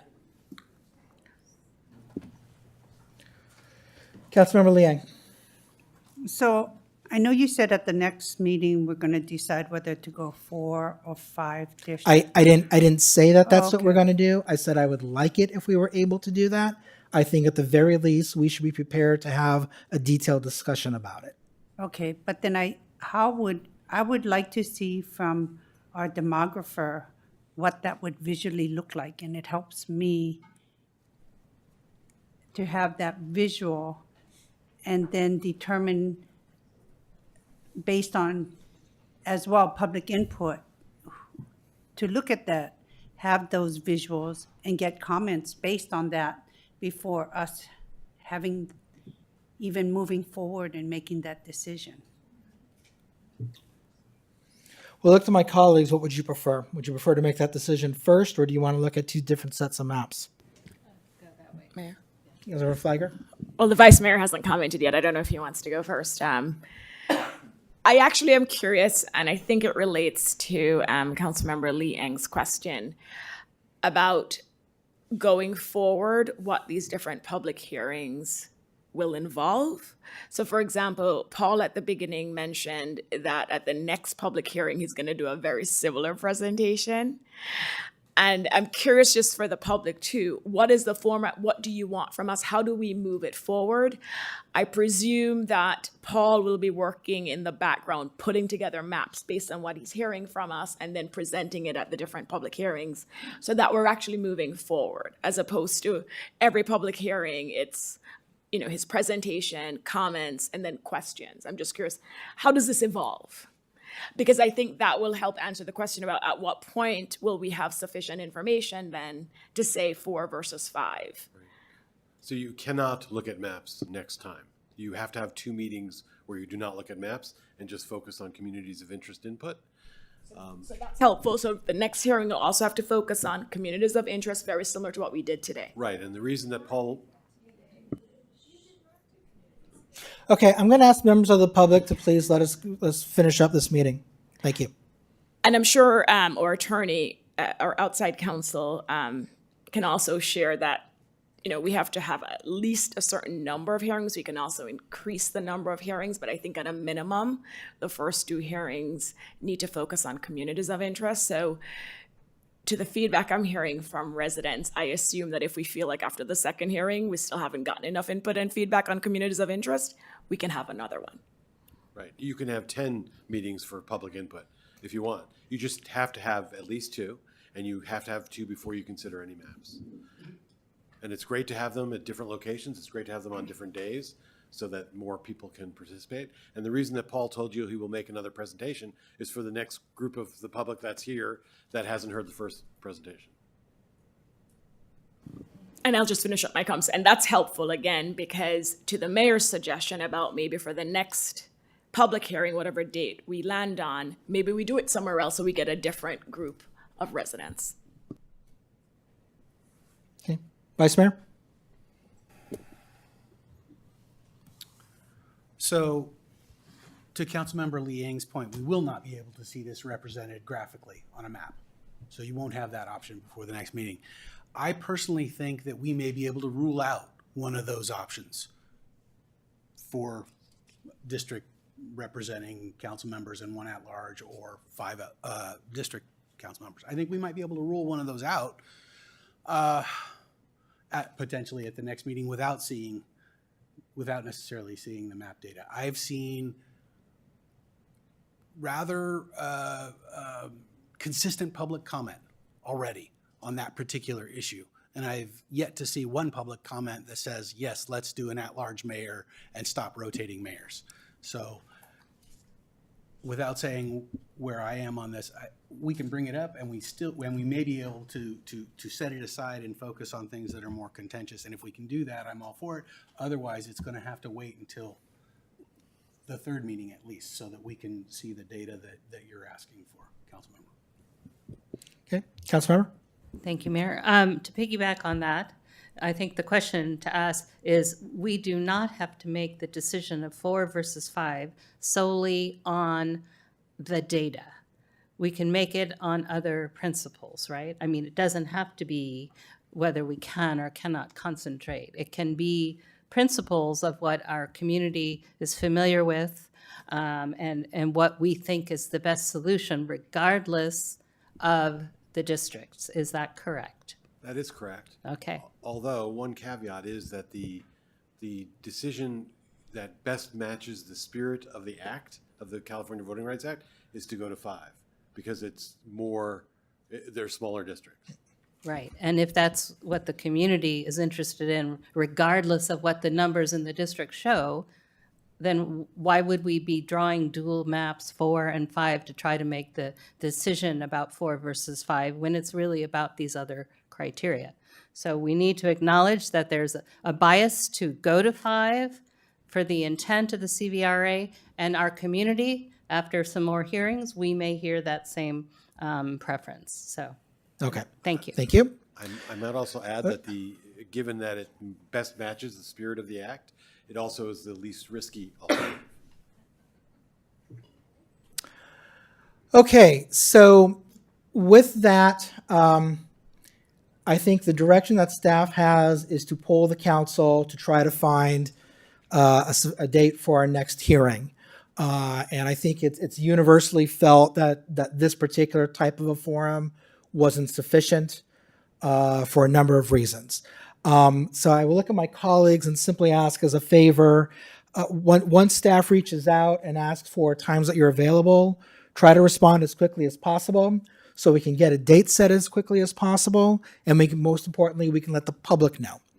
Again, to the public, I will say, please keep your questions and comments and ideas coming. We absolutely need them. I know that this is a frustrating topic for most people in the room. I think for everyone who spoke. I can say that this is a very frustrating topic for me, and I know that it is a frustrating topic for most or all of my colleagues as well. I think we all understand why the council, why the city is spending the time and the resources that we are. The council has made a decision to move forward in compliance with the law, and we are going to take that commitment seriously. But in order for us to get the best result for the city, we need the public's input. So with that, I will say thank you very much. And let's come back at about 5 minutes to 8 to start the regular meeting. Thank you.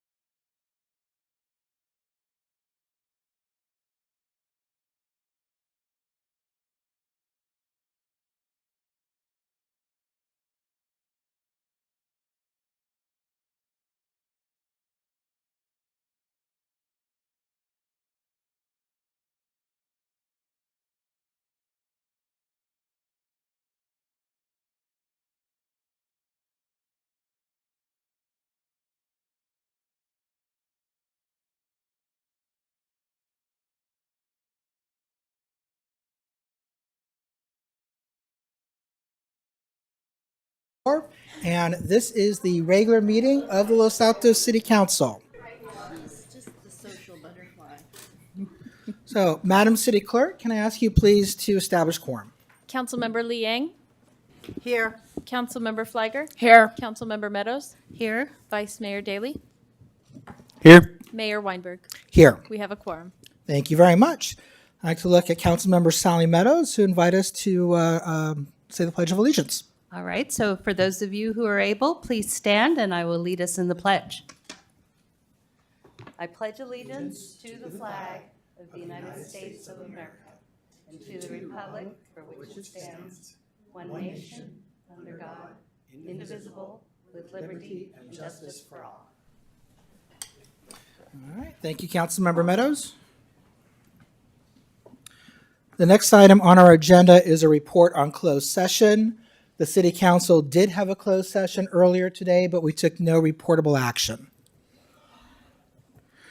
Next item on our agenda is, I'm looking at the room again. We still have a lot of people, members of the public, but it's overwhelmingly heavy with staff again. It's interesting to see. Next item of business is changes to the order of the agenda. So I will look at my colleagues to see if anyone would like to suggest a change in the order. No? All right. Then we will move on to our special items. And we have two tonight. I believe we're going to start with the introduction of a new staff member. We're all here for the chief tonight, Mayor. So if you want to come up and introduce yourself, all the way to the big stand. Introduce yourself to the community. Tell us a little bit about your background. Absolutely. Thank you. Good evening, Mayor, Vice Mayor, council members, members of the community, city staff. It's an honor to be here tonight and have been, I'm very short, so I have to get used to this here. I'm honored to have been selected as the chief of the Los Altos Police Department. I was just asked to introduce myself tonight and just to tell you a little bit about my background and the experience that I bring to the city of Los Altos. As you know, I was born and raised in Los Altos, attending local schools and graduating from St. Francis High School. After that, I went back east to college and got my bachelor's degree in business administration from Furman University, and then I got my MBA from Loyola Marymount down in Southern California. Moved back up to the Bay Area and started my law enforcement career at the Santa Clara Police Department, where I was for the last 21 years. Promoted up the ranks to captain. Got a lot of really good experience at that department. Got the opportunity to work a variety of assignments. I was a patrol officer, a field training officer. I got to work undercover narcotics, which was a really cool assignment. I learned a lot in that position. Promoted to sergeant, worked as a patrol sergeant, oversaw our field training program, supervised our temporary holding facility there and the jail officers. After that, I was selected to supervise a sexual assault unit, so I worked major crimes, homicides, officer-involved shootings. After that, I promoted to lieutenant and worked in the Administrative Services Division, where I oversaw, our firearms range, our training unit, our community services unit, police activities league, permits unit, a lot of different variety in that assignment. Also served as the department's public information officer. After that, I promoted to captain, and I was the patrol captain for 2 years. So I got a lot of experience in that position, overseeing our field operations, all of uniform patrol, the traffic unit, and our community response team. I oversaw about 100 personnel just within that patrol division alone. And then after 2 years in that assignment, I had the opportunity to oversee two different divisions, the investigations division and then the administrative services division. So in addition to all the units I oversaw previously in the administration services division, I also got to oversee our detectives, our task force officers, our forensic coordinator, and our crime scene team. And then I was the interim dispatch manager for about 6 months as well. So I got a lot of really good experience working at an agency like Santa Clara, and I'm excited to bring that experience to Los Altos and to the police department. Throughout my career, I've always sought out training opportunities because I think it's really important to stay on top of best practices and constantly be learning and constantly be improving. So I attended a lot of trainings throughout my career, a lot of leadership trainings. I got my executive leadership certification from the California Police Chiefs Association, and I also attended the Executive Leadership Institute at Drucker School of Management at Claremont Graduate University. So that was a really good experience that I was very fortunate to be able to attend. I've already received a really warm welcome here, and earlier today, even I was at Starbucks and I heard somebody yell out, "Hey, Chief," and I turned around, it was a childhood friend that I literally hadn't seen in 30 years. She had to like reintroduce herself to me. That was a super cool experience, and that's happened to me a couple of times already. She was just in town visiting her mom. She's living in Kentucky right now, so just running into people that I haven't seen for a long time. It's been very welcoming coming back to this community. I'm super excited to serve the community, be back in my hometown. I look forward to the upcoming weeks and months, just getting to know my department, getting to know everyone in the department, getting to know all of the community. I'm excited to start attending lots of community events, getting out and about in the public, and I'm excited to work collaboratively with the council and city staff and community groups, just to ensure that Los Altos is a safe community in which to live, work, visit, and play. I'm just excited to be back in my hometown, and I look forward to serving this community. It's going to be an absolute privilege and an honor to wear this badge and the patches of the Los Altos Police Department. I thank you for the trust that you've put in me to lead the department, and I'm eager to get to work. So, thank you.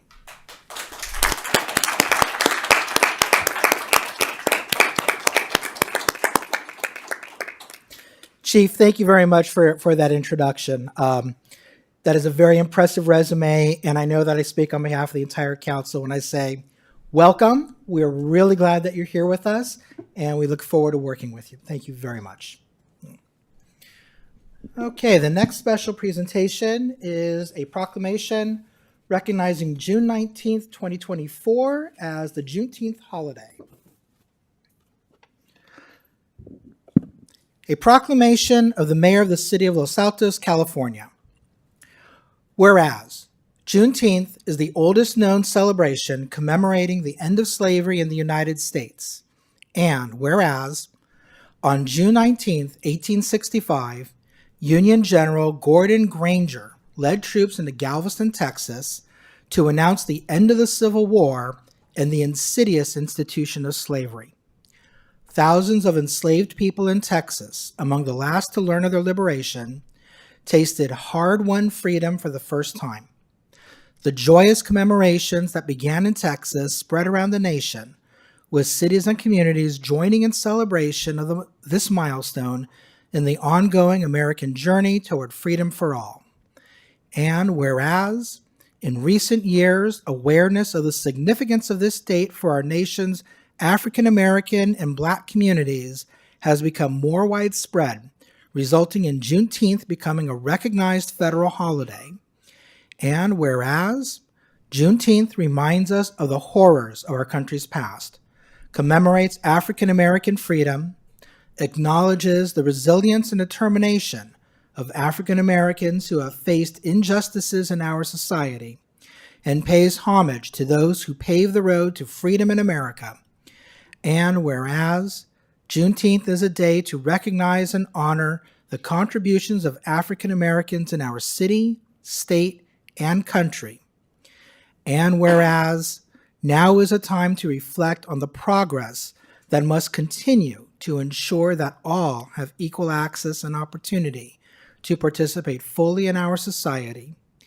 And whereas, people of all races, nationalities, and religions are joining hands to acknowledge a period in our history that shaped and continues to influence our society today. Now, therefore, I, Jonathan Weinberg, Mayor of the City of Los Altos, California, do hereby acknowledge June 19, 2024 as Juneteenth National Freedom Day in the City of Los Altos, and hope that this recognition encourages our residents to reflect, learn, understand, participate, and celebrate in community-based events to celebrate Juneteenth and its meaning in our region.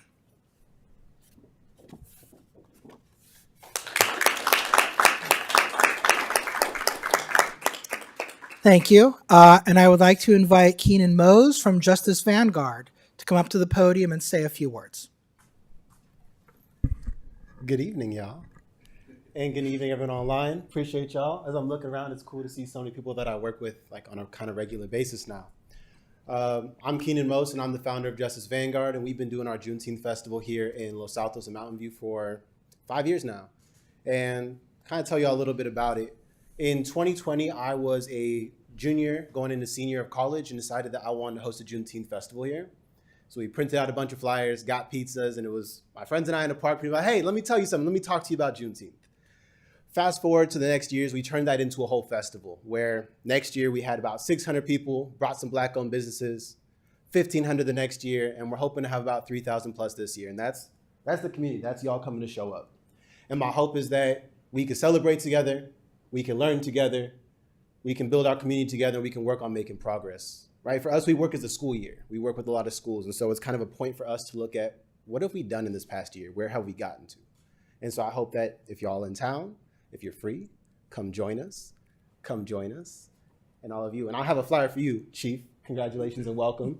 You are more than invited to come join us as part of the community here, as well as everyone else. So thank you for the proclamation. Thank you for letting me have the minute to speak. And I hope to see y'all at Juneteenth. Thank you very much.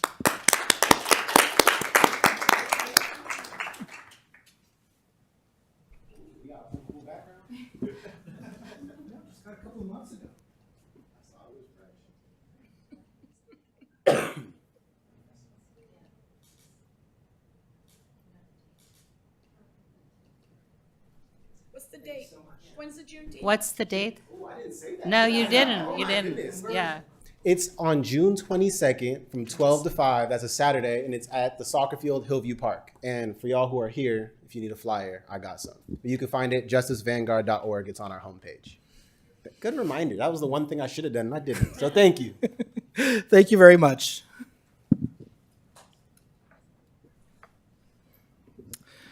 The next item of business on our agenda is public comments for items that are not on our agenda. Madam City Clerk, do we have any speaker cards? I have one speaker card, Terry Couture. Okay, 3 minutes, please.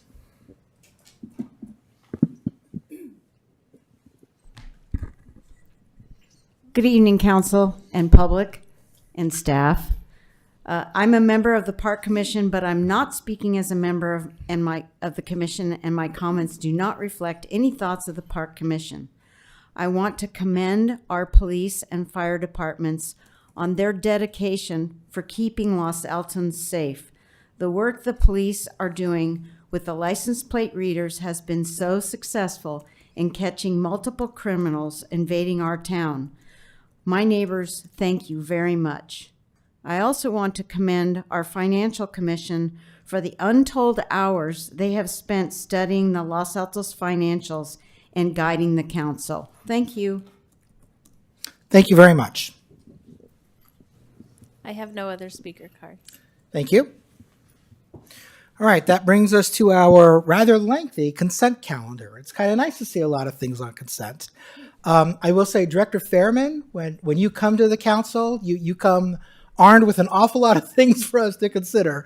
I know that was a lot of work by you and your department, so thank you very much for bringing all these forward. So let me look to my colleagues. Would anyone like to pull anything, or would anyone like to make a motion? Councilmember Liang? I'd like to pull agenda item 5. Okay, item 5 is the SB 9 ordinance. Is it something small we can address, or do we need to have it as a larger conversation?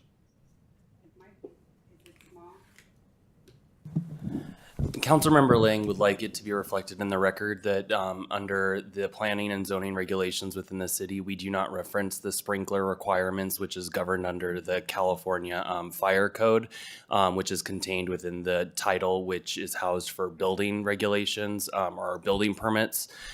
We do require building fire sprinklers in certain circumstances, but that is contained in its entirety in a separate part of our municipal code, as it is amended tri-annually by the local fire authority, which is Santa Clara County Fire.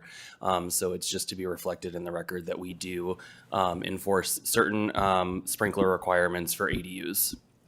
So I think it's important to note, the reason why I wanted it pulled is because there's some discrepancies. So as we allow ADUs now to go as large as 2,400 square feet, we do have applicable laws that don't apply to all ADUs. So like I have a neighbor down the street.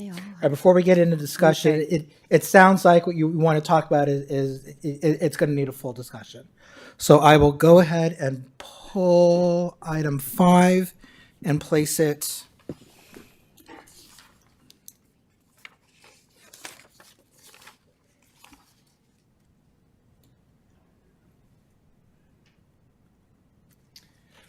Let's talk about it after item 17, so we'll talk about it at the end. All right, may I have a motion? I'll make the motion, Mayor. I move that we approve the consent calendar items 1 through 13, excluding item number 5. Second. Okay, Madam City Clerk? Councilmember Lee Eng, Yes. Councilmember Meadows, Yes. Councilmember Fliger, Yes. Vice Mayor Daley, Yes. Mayor Weinberg. Yes. Motion carries. Okay, thank you. All right, that brings us to our first public hearing. An annual hearing of sewer service rates. So, Director Fairman, thank you very much. Good evening, Mayor Weinberg and council members. Director Furman with Public Works Department. The item before you tonight is regarding the fiscal year 24-25 sewer service charges. The City Council is required to conduct a public hearing on the sewer service charges report, and following the public hearing, adopt a resolution approving the report and directing the filing of the charges for the county tax collector's collection.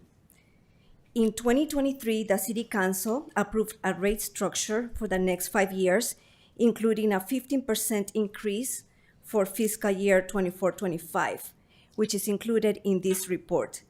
This report represents the second year of the rate structure. The rate study and tax roll have been available for public viewing at City Hall for the past 30 days, and notices were mailed citywide on May 3rd. Additionally, notices of public hearing and report were published in the Town Crier on May 8th and May 15th. The city uses a hybrid model when establishing sewer charges, which includes a base fee and a variable fee based on water usage. Water usage is calculated by applying the average of the water usage during the 3 rainiest months of the year and applying that to the full year. The 3 wettest months of 2023 were January, February, and March. This year, the city will receive approximately 56% of the revenue from the base charge and 44% from water usage. There's no staff recommendation at this time to defer from the 5-year study conducted in 2023. Again, tonight, the City Council is required to conduct a public hearing for the sewer service charges, and following the public hearing, adopt the resolution approving the sewer charges and directing the filing of the charges for collection by the county tax collector. This concludes my presentation. Thank you very much, Director. Thank you. And I know that it was in the Q&A, but I just want to confirm with you for the video and for those in the chamber. The city received no protests and no objections. Is that correct? That's correct. Thank you very much. Thank you. So I will look to my colleagues. Does anyone have any questions? Okay. Then I will go ahead and open up the public hearing. Madam City Clerk, do we have anyone who wishes to speak? I have no speaker cards. Then I will close the public hearing. And I'll bring it back to council. Does anyone have any? Oh, I'm sorry. Okay, I will reopen the public hearing. I spoke slowly. I speak fast. I walk slow. I just wanted to point out items 2, 3, 4, and 14 have a common theme. This is a big evening for sewers, and it's good to see infrastructure being celebrated this way. Thank you. Thank you very much. And with that, I will reclose public hearing. And I will turn it back to council. Does anyone have any comments, or would anyone like to make a motion? I can make the motion, Mayor, if there are no comments. Please. Let's see, but I'm on the wrong page again. Sorry.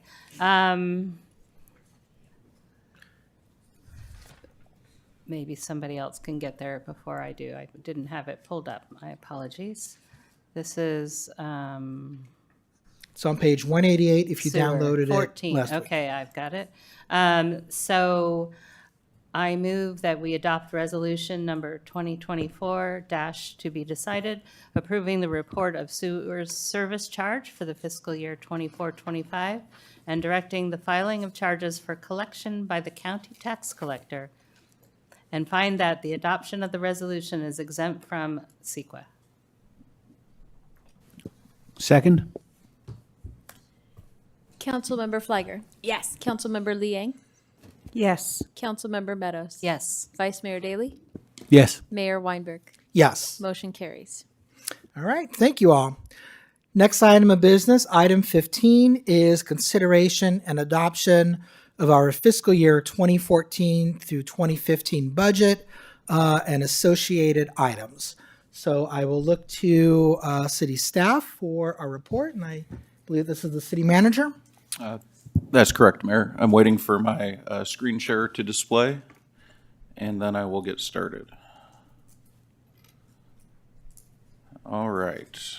So welcome, everyone. We covered this 2 weeks ago at the study session, and now tonight it is up for formal adoption. What we are actually asking the council to do is a series of actions. Several resolutions adopting not only the annual spending limit, but also fee schedule, financial policies, UUT, TOT, operating budget, and CIMMP, which is the capital improvement and major maintenance program.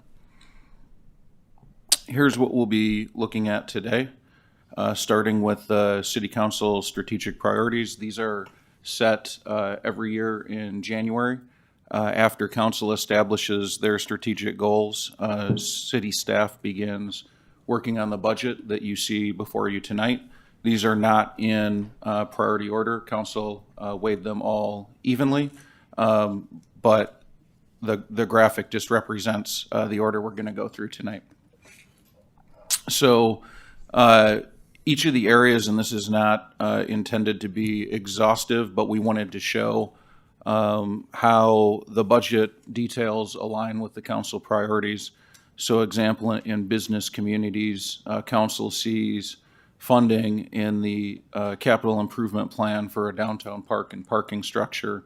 You'll find money for electric vehicle charging, e-bike parking, for items that will go to the business communities. Looking at council's second priority area, sorry, my screen's having trouble. You'll see goals around safe routes to schools, as well as our annual streets improvements, crossing guard program, the San Antonio bike lane redesign, as well as the El Camino Real bike lane, of which council just took action on that one at the consent tonight. Moving into the next council priority area of sustainability, you see programs around incentivizing electrification, tree mitigation fund, stormwater, including mandates and conveyance, and lots of investment in fleet electrification infrastructure, fleet electric vehicles, as well as building electrification. Moving on to housing, this is mostly ingrained in the operating budget, so it's parts of people's times that we're working on, but one that has a budget impact is moving the responsibilities from Alta Housing to in-house. You see that we're moving forward with the housing element. Then the last area for council, the neighborhood safety infrastructure. Council had asked us to complete a facilities assessment report or analysis that will come before council at the next meeting. This budget fully funds the roof on the fire at the Allman Fire Station. Council will have the opportunity to provide direction on the next steps for the police station, as well as the maintenance plans for the 2 fire stations. Finally, council has an overall goal to make all decisions be equitable, sustainable, and fiscally prudent. In that, the current fiscal year budget that we're ending right now will be making additional transfers to our facility maintenance and fleet vehicle fund, as well as recommending an additional transfer to our PERS reserve. The Financial Commission will help us determine the most appropriate path forward out of that reserve funding. We don't intend to sit on it. In the proposed budget, you'll see additional funding for each of these areas. So an additional $1 million for facility maintenance, bringing the total to $3 million.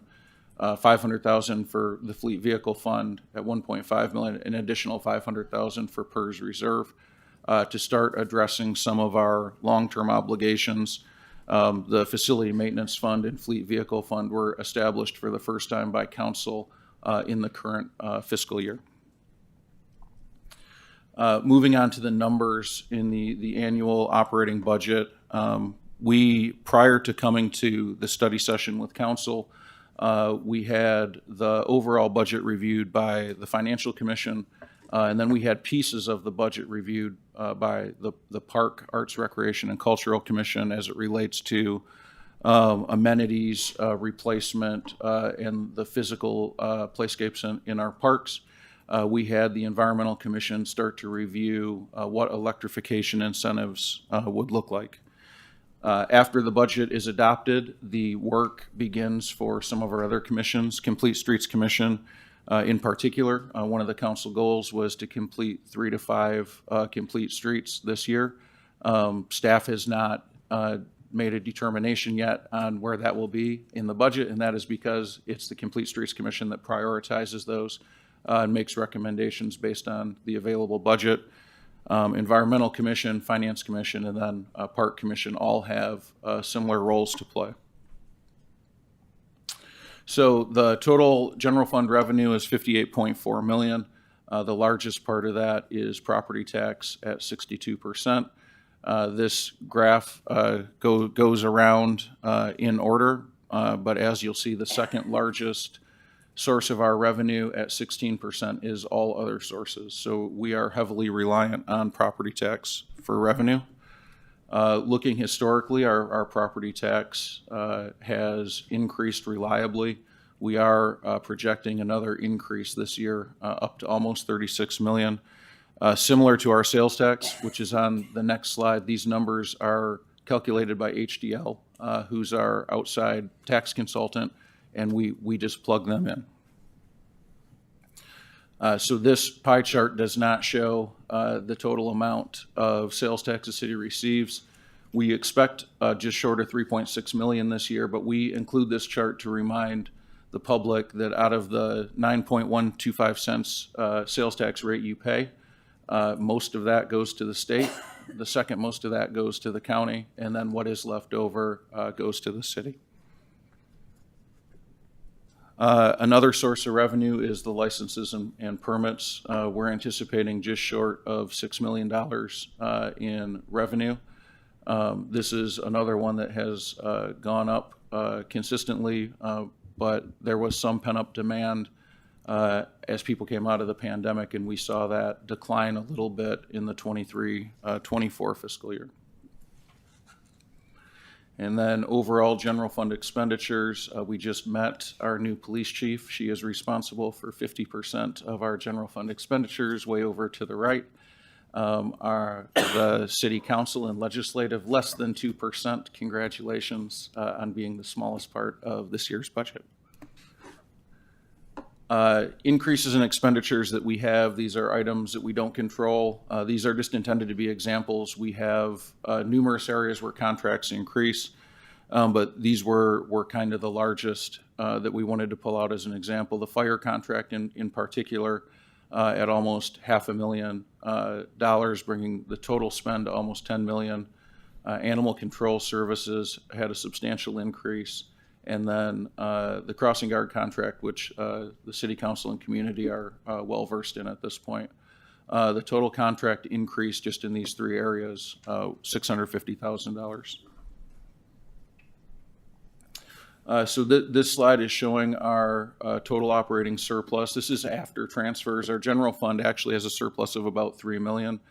We wanted to track and show where we were doing over time, and you'll notice the difference in actuals, then verse. It goes to budgeted, then actual, and then proposed again. Actually, estimated actual is my favorite. It means we've done some work on it, but we're not quite there yet. So overall, this is highlighting that the city is on a good financial trajectory. We're financially sound. Sewer fund, it was nice to hear the shout out from the audience. You'll see that again when we get to the capital improvement plan. We are spending significant resources both locally on our infrastructure and sewer, as well as part of the joint wastewater operating plant. Solid waste fund is a similar story where we're spending down, we're doing a lot of work in this area around sustainability, but we're spending down quite a significant reserve that we had amassed. Moving into the CIMMP, you'll see that these are the expenditures by source. Again, sewer over there to the right, 4.9 million, and general fund at 3.7 million are the largest contributors.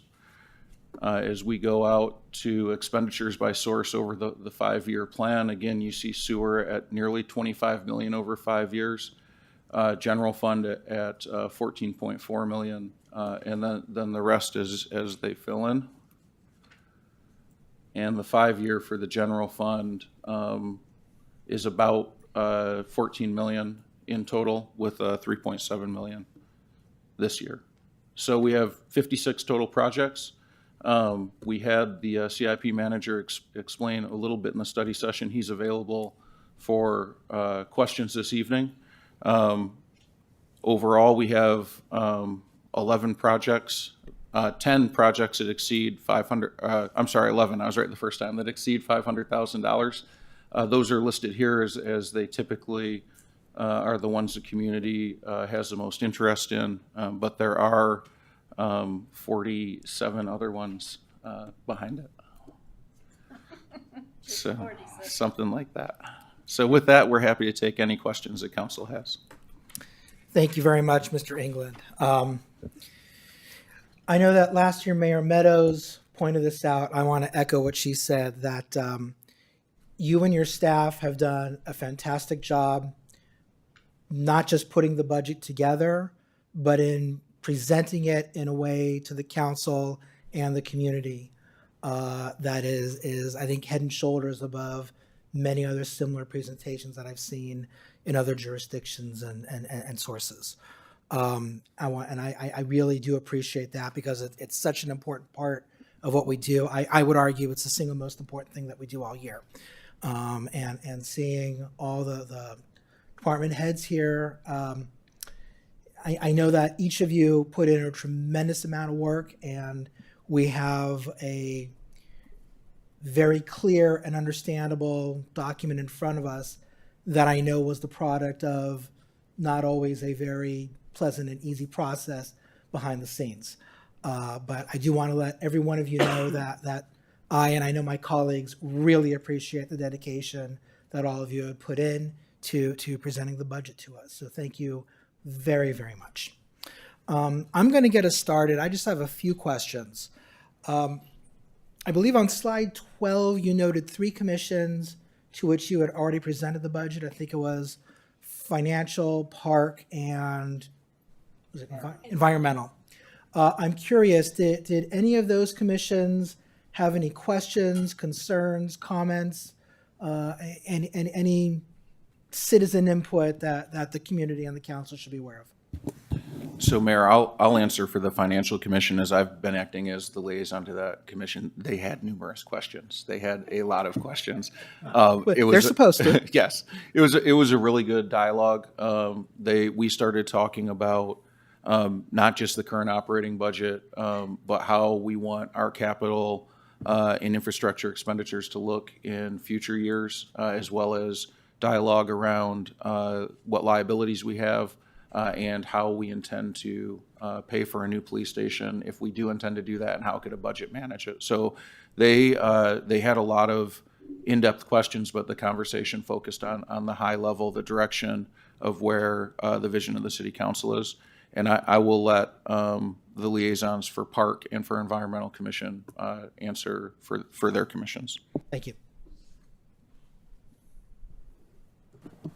I'll respond for the Environmental Commission. So this topic was brought up to the Environmental Commission to discuss the allocation for this fiscal year, as well as a possible ongoing funding mechanism for essentially CAP implementation and electrifying or greening operations throughout the city. And that was kind of warmly accepted and discussed, and there was no public comment that was received at that meeting. Okay, thank you.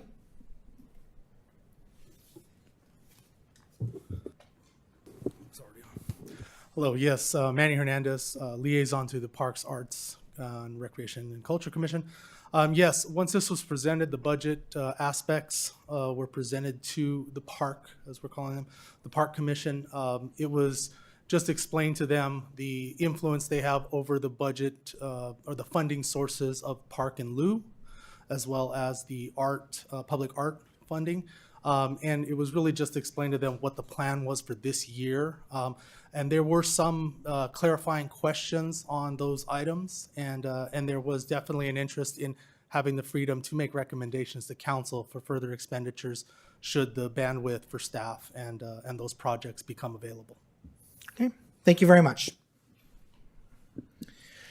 Okay, my next questions have to deal with the proposed fee and charges schedules.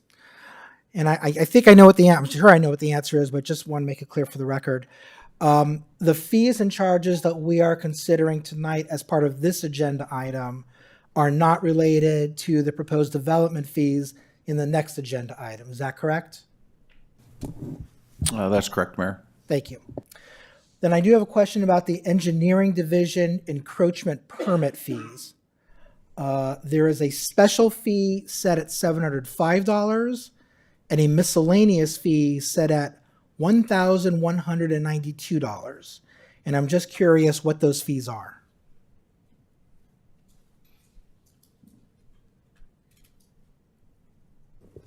For the special encroachment permits, those are permits for cranes, when they are building and they need to transport one. They're also for pedestals with a mailbox. And then it has all the requirements and that the applicant needs to comply with. And for miscellaneous, that's a category where if it's not a crane or other ones that are more common, then they're going to miscellaneous because they're unique to that. What would be an example of a miscellaneous? One example, we had one recently that we were talking about. There's the PG&E vegetation permit that is a blanket permit for the annual. That will be miscellaneous. But perhaps in future years, we're going to identify more of the ones that are recurring and put a specific line item for those with their names. But right now, the common ones go into the special encroachment permit category, and the ones that are once in a while go into the miscellaneous. Thank you very much, Director Fairman. I appreciate that. I have no other questions, so I will look to my colleagues who would like to lead us off with questions. Councilmember Liang. Thank you. And thank you again for the report and all the hard work behind this.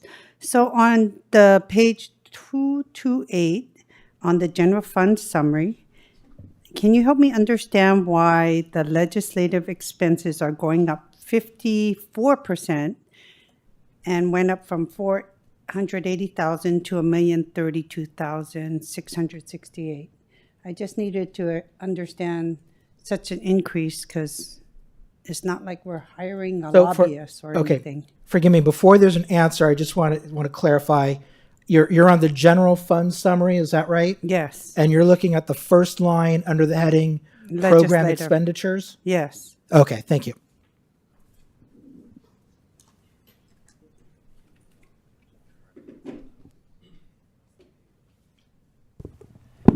Hello, Council. I'm happy to answer that question. I have a list of the expenditures, but the largest increases are due to the KMBT contract that was incorporated into this budget department and to council salaries and benefits that have been adjusted for this new benefit for the new fiscal year. Is this also where we included the community and nonprofit grants? Correct. This is also where we incorporate community grants and other activities of the city council. So it's all city council purview item. And so the KMTV was not budgeted here last year, so it's an increase in this budget, but not an increase in the overall budget. We've just moved to track it in a different location. Thank you. So when we get the full budget booklet, maybe the annual budget booklet, it'll be all broken down and give some clarity to all why these increases occur. So there will be more information in the budget book, yes. Okay. And then I have some other questions. So I was looking at some of the projects identified, or I just need to better understand things. So I'm going to give a hypothetical scenario. So like, for example, direction was given to look at the underground parking at a study session. So the funding approval was not officially, formally conducted at a council meeting. So when do these informal direction and allocation of funds become solidified? Is it by the approval of the budget tonight? Or when the projects come back to council, can council choose to terminate a project? Certainly. So the Councilmember Leang, the allocation or the budget would become official tonight, but the project in the example you're using would come back multiple times to council at different stages. Council certainly has the ability with a CIP project at any stage, beginning or even nearing the end, to cancel or change the project. Okay, thank you. And then the question I have is, how is the downtown maintenance fund funded? The downtown maintenance fund is funded through downtown employee parking permits that are sold annually. So like the other, like we have a parking plaza in Sheridan. Do people not have to pay for anything there, or how does that plaza how do we get funds to improve upon that district there? So you're talking about various other business districts. So for the downtown parking or the downtown maintenance fund, that was established as a fund paid for by the downtown parking permits. If city council would like to look at other locations where you could generate funds from this type of activity, you could. I'm not sure if any other commercial districts have the public parking spaces that we're talking about when we talk about downtown. That would present a unique challenge for this type of activity. So how do we help support our other business districts that do not have city-owned parcels surrounding them or with them, adjacent to them? I do think city staff is doing their best to support all of our business districts. You're seeing just the financial spend going towards the downtown, coming from the downtown parking fund or the downtown maintenance fund tonight in the budget. Right. I think to answer that, so from the downtown parking fund, we want Nexus, as our city attorney said, it's the word of the day. So we're going to spend the funds collected downtown. Some of the primary ways we support our other business communities are through our contract with the chamber, the activities they provide. We support them for business outreach, for marketing of the city. If council members have specific ideas on the privately owned business areas to help us improve those, we are happy to. Other than that, we try to take care of the parks, the roads, the access around them, and we try and create a business climate where they're able to open a business and thrive. But most of those are privately owned, so you won't see city funds spent on improving a parking lot in a privately owned parking development, as an example. Okay, so let me use Sheridan, for example. If we want to improve lighting down there, then how would we get the funds? Do we have grants that we secure for grants for the other business districts, and where are we securing these grants from? So we don't have grants for the other business districts at this time. Okay. Okay, so we don't have grants for other business districts, but we have grants for downtown. Because I think when I read it, it stated that we're using the downtown fund plus grants. So I'm just concerned that we aren't seeking grants to help benefit the other business districts, and I hope we could do that. Well, again, I think things like the grant we sought and received for San Antonio will assist those business districts. The work we're doing on El Camino and the partnership will assist those business districts as well. The grant we received was for greening downtown as our public space. So staff does seek out opportunities to support the other business areas as they are available. Okay.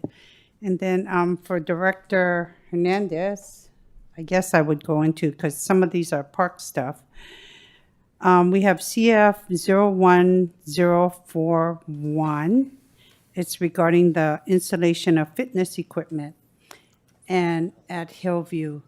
And it's recommended that the replacement of the equipment there. I understand that we would like to replace it, but at our other facilities, we do not have fitness equipment. I was just wondering, can the funds that's allocated to replace that fitness equipment instead be looked at allowing other facilities to have fitness equipment for adults as well? Yeah, regarding that, the funding that we've put in front of council for allocation to replace that fitness equipment that's currently existing at the Hillview area, we don't believe would be enough to spread out or even evaluate any of those. The plan is, at this time, staff's plan is to evaluate as playgrounds get switched out, evaluate opportunities for fitness equipment to go into that park, and then come back with a budget requests from the park in lieu to do so. There still has to be, because other areas and other parks do not have fitness equipment sites, the park has to be evaluated for usage and an overall usage of that park and how the fitness equipment would work with that park at the time. So. Okay. Because when I served on the Park Commission, which is over 10 years ago, we talked about having fitness equipment at other sites. So I was hoping that, making sure that our Park Commission understands that as these budgets come in front of them. Councilmember, can we save that for discussion, please, Okay. and keep the questions now? Thank you. Okay, next question, CF 01042. And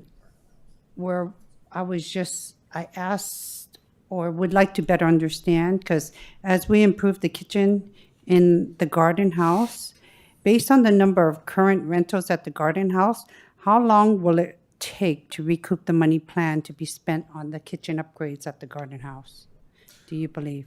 My staff and I, we have not done that analysis on cost recovery for an investment like that. But at this time, we haven't done the full scope of what those improvements are. For the Shout Park improvements, it won't be just isolated into the kitchen. We hope to improve some basic improvements that are very well needed, such as paint and flooring and things like that. But the kitchen will be a part of that. But once we find out what that cost will be for those upgrades, then we could do further analysis. Okay, so would the same investment at other needed facilities increase the service, programs, and rental opportunities if made at other facilities in need of improvement? Yes, we evaluate our recreation facilities, our public use facilities in general for those things, and we'll continue to do that. Okay, and then the other question I had then goes to, I don't know which staff, but it says here that regarding transitional housing, it'll be based on as requested. So can you better help me understand that? So Councilmember Liang, the transitional housing topic is a future agenda item that can be scheduled when council puts it on the agenda. Okay, and then I better save that page. And then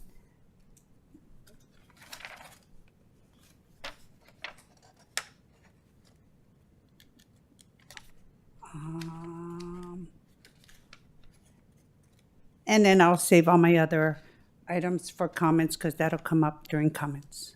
Thank you. Thank you, Councilmember. Who'd like to go next? Councilmember Flagger. Thank you, Mayor.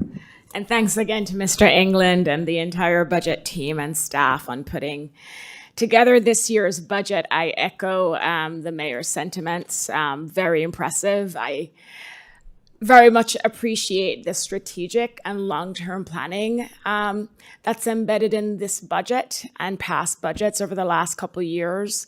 And, you know, it just keeps getting better. And so I want to recognize that and really thank Mr. England and his team. My questions are actually follow-up from the study session because I want to make sure I have the right answers before we go into the discussion. On the $50,000 that's currently being allocated for the Environmental Commission to work on incentives related to building electrification, would you want council tonight, if there's support, to increase that amount to accommodate more incentive programs? Or is the recommendation to wait to see what the Environmental Commission recommends and then you'll come back to us? Because I want to make sure that the Environmental Commission knows that they're not necessarily limited by 50,000 because I know they have all these ideas. And I want to make sure if tonight's the night to see if there's support to increase it, we do that. But if the recommendation from staff is to let's wait to see if what they're recommending exceeds this 50,000, with them understanding if it needs to exceed 50,000, you'll come back to council. I'd really appreciate hearing that. So, Councilmember Flagger, we had taken the second approach. We don't know what they're going to recommend yet, so we put 50,000 in. I think if with council direction, we would be happy to tell the Environmental Commission if they come up with a program that needs more funding as part of that recommendation to council. Council can always amend the budget. Alternatively, if council would like to increase that and you think that that messaging would encourage the Environmental Commission, then that would be appropriate as well. Thank you. So we just had our study session on districting on the CVRA Act, and obviously there are legal and associated fees related with that process. Is that already built into our legal budget? Right now it is, yes. It is. And it's based on the costs we're aware of, the demographer and the legal fees that we know about and we anticipate.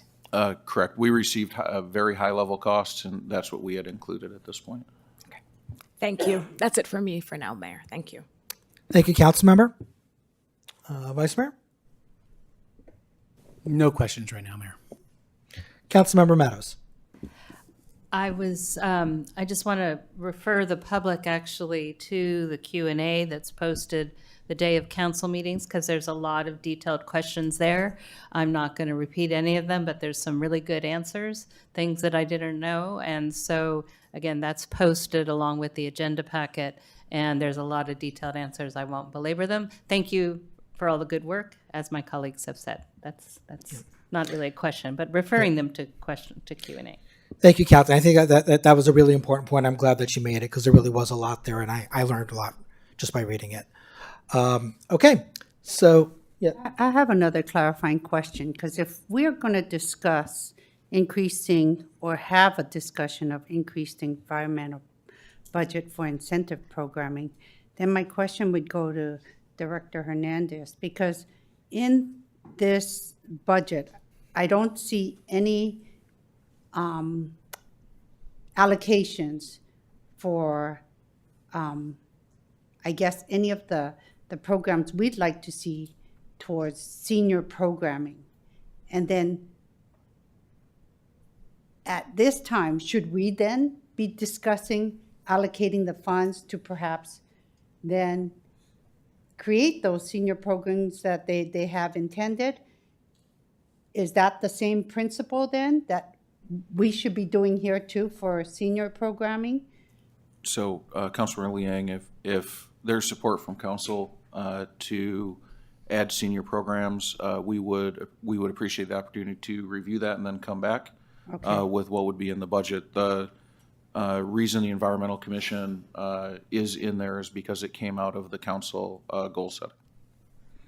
I understand that. Okay, I just want to make sure how, then we need to try to make sure our commission understands that they need to bring it to the attention of our council and to advocate for those funds. Okay, and with that, I will open up the public hearing. Do we have any speakers? No, we do not. I Then I will close the public hearing. Are we sure?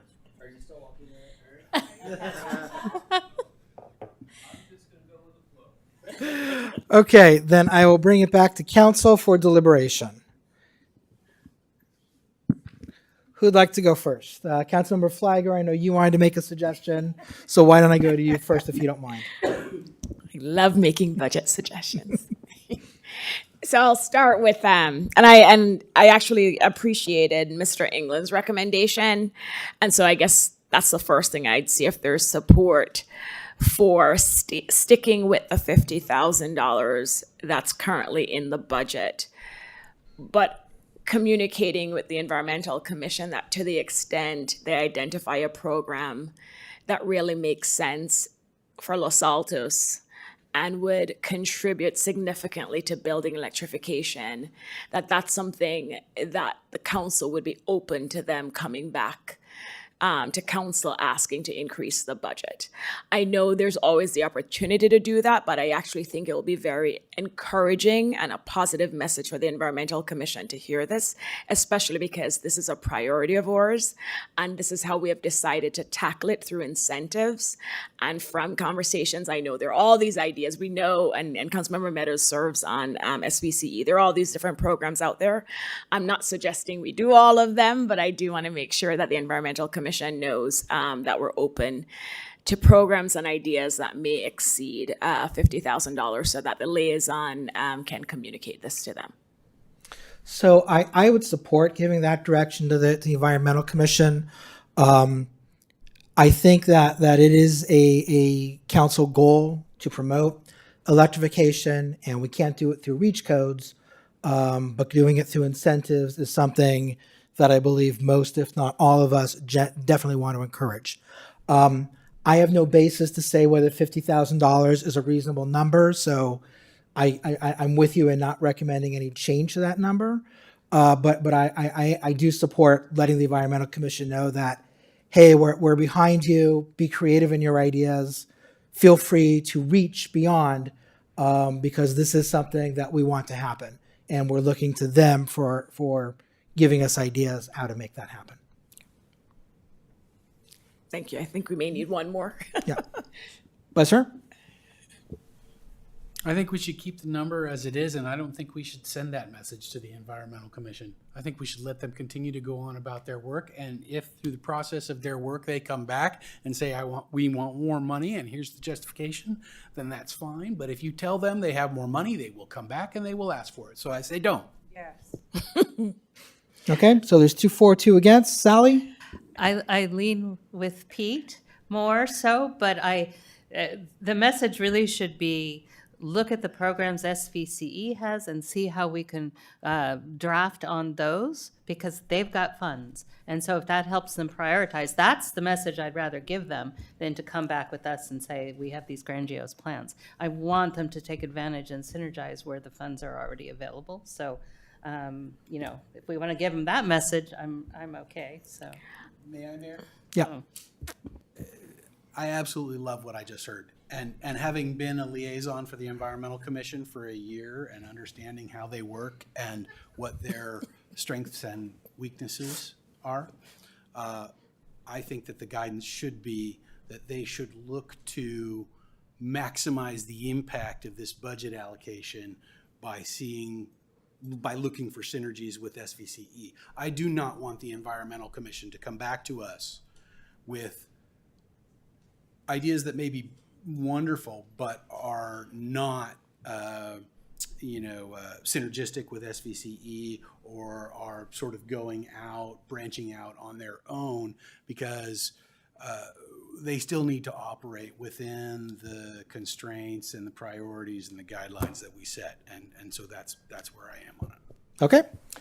Councilmember Flagger? And I do have a couple more. I'll just say, if I were an environmental commissioner listening, and I know they're 100% aligned with looking at the SBCE programs, they clearly know that message, and a lot of them are in touch with SBC and understand the programs there.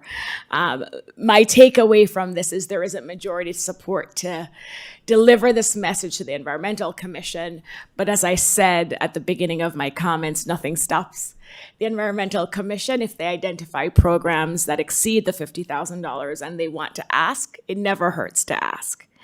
On the business communities, and I want to piggyback onto what Councilmember Liang said about outreach to the other business communities.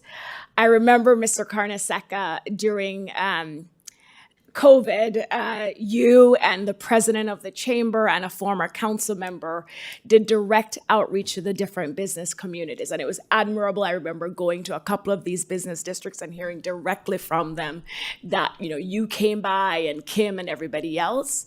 And I would just encourage, if that's not happening now, to continue that outreach, because I know from those engagements a couple of years ago, we learned a lot about how we can support them. So I understand, looking to us for ideas with lighting and other ways we can support the business communities outside of downtown. But I know sometimes it does take us going to them and doing that outreach and hearing from them directly on how we can support them. And I'm sure we'll get some ideas that maybe you can bring back. Looking at downtown, there was an idea a couple of years ago to add, and I'm sure we've all been to Los Gatos where you see the Welcome to Los Gatos sign. It's very similar, the architecture and the stonework is very similar to what we have at the Main and Foothill Expressway entrance to Los Altos, and the wall is there, Mr. Carnesecca. I think you know where I'm referring to.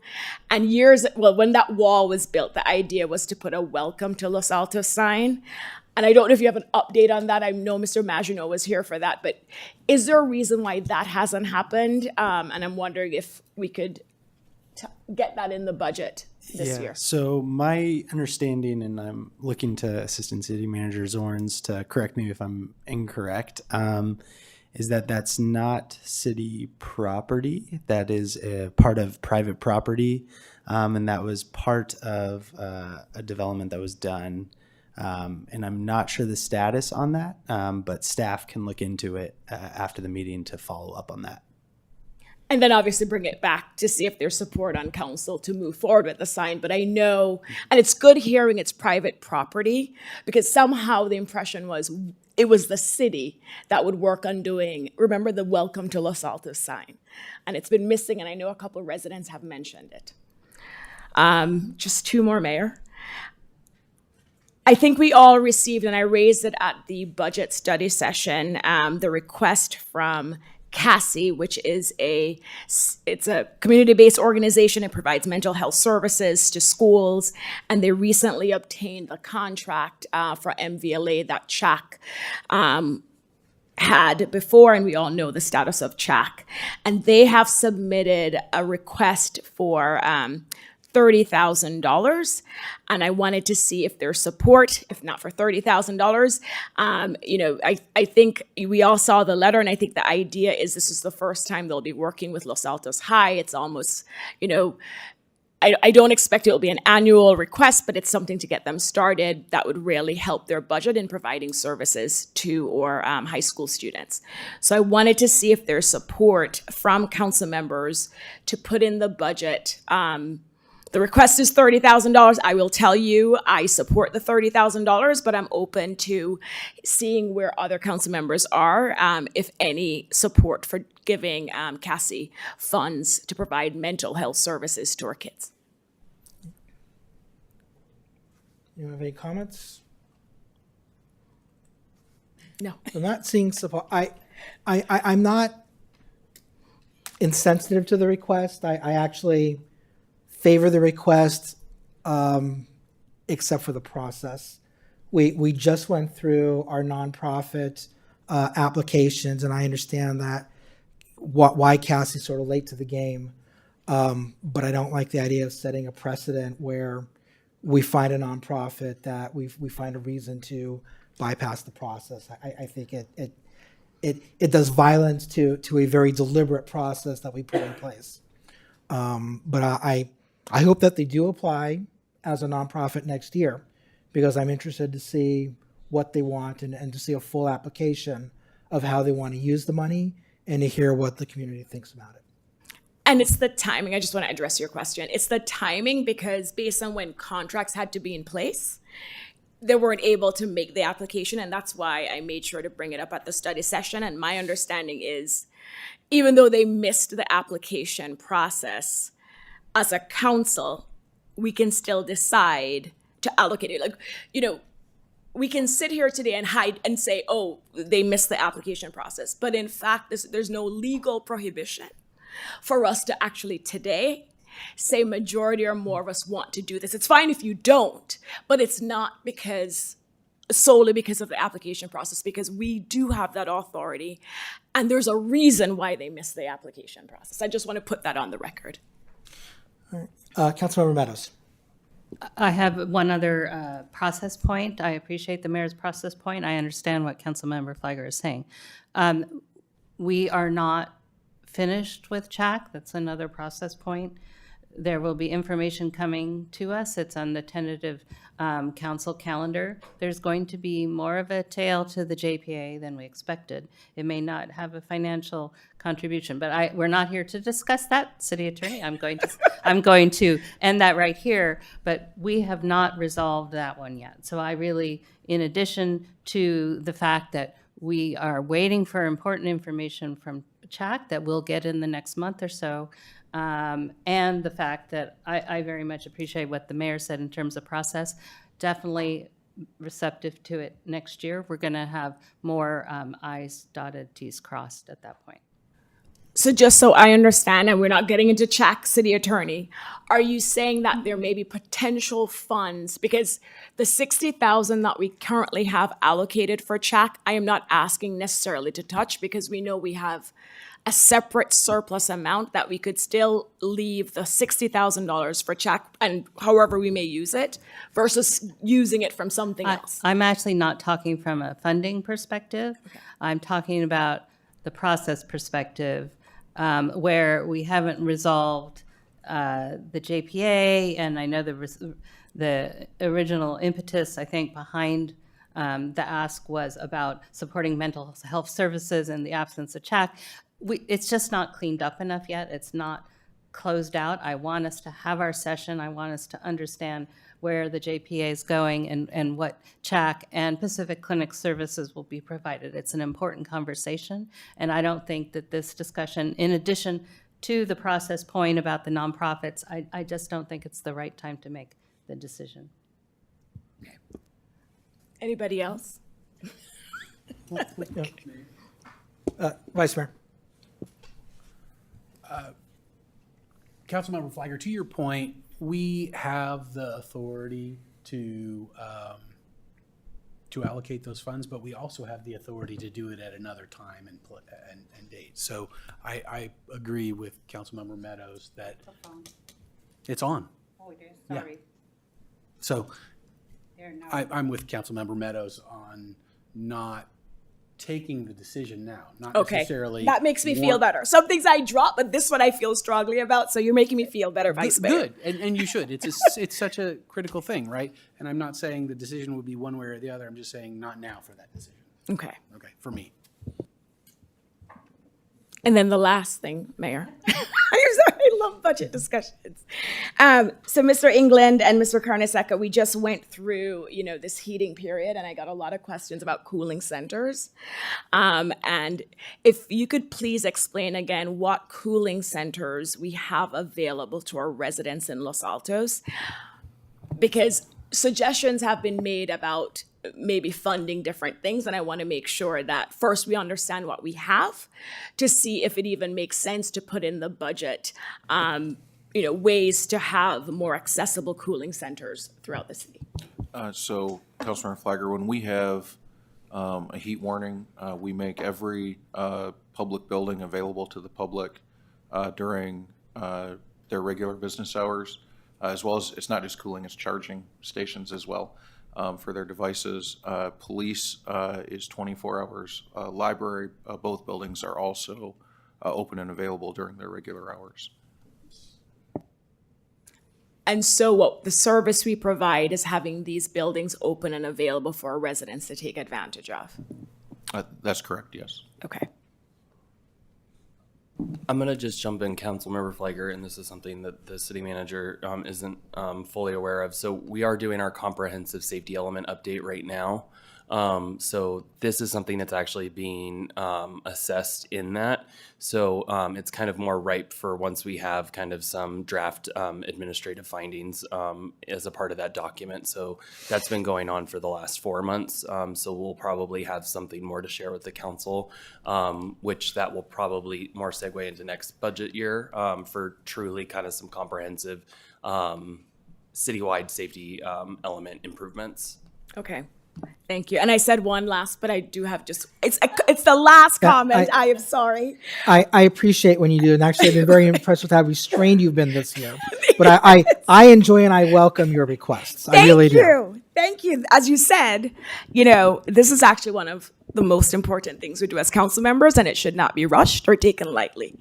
Mr. Hernandez, on the fitness equipment that was mentioned by Councilmember Liang, I attended the seniors town hall a couple of weeks ago, and I know they're working on, and you know this as well in your team, that they're working on bringing back an age-friendly proposal with different ideas and ways we can better support our seniors in the community. And I know one of the items that was discussed had to do with more age-friendly equipment, and I know Freddie's here.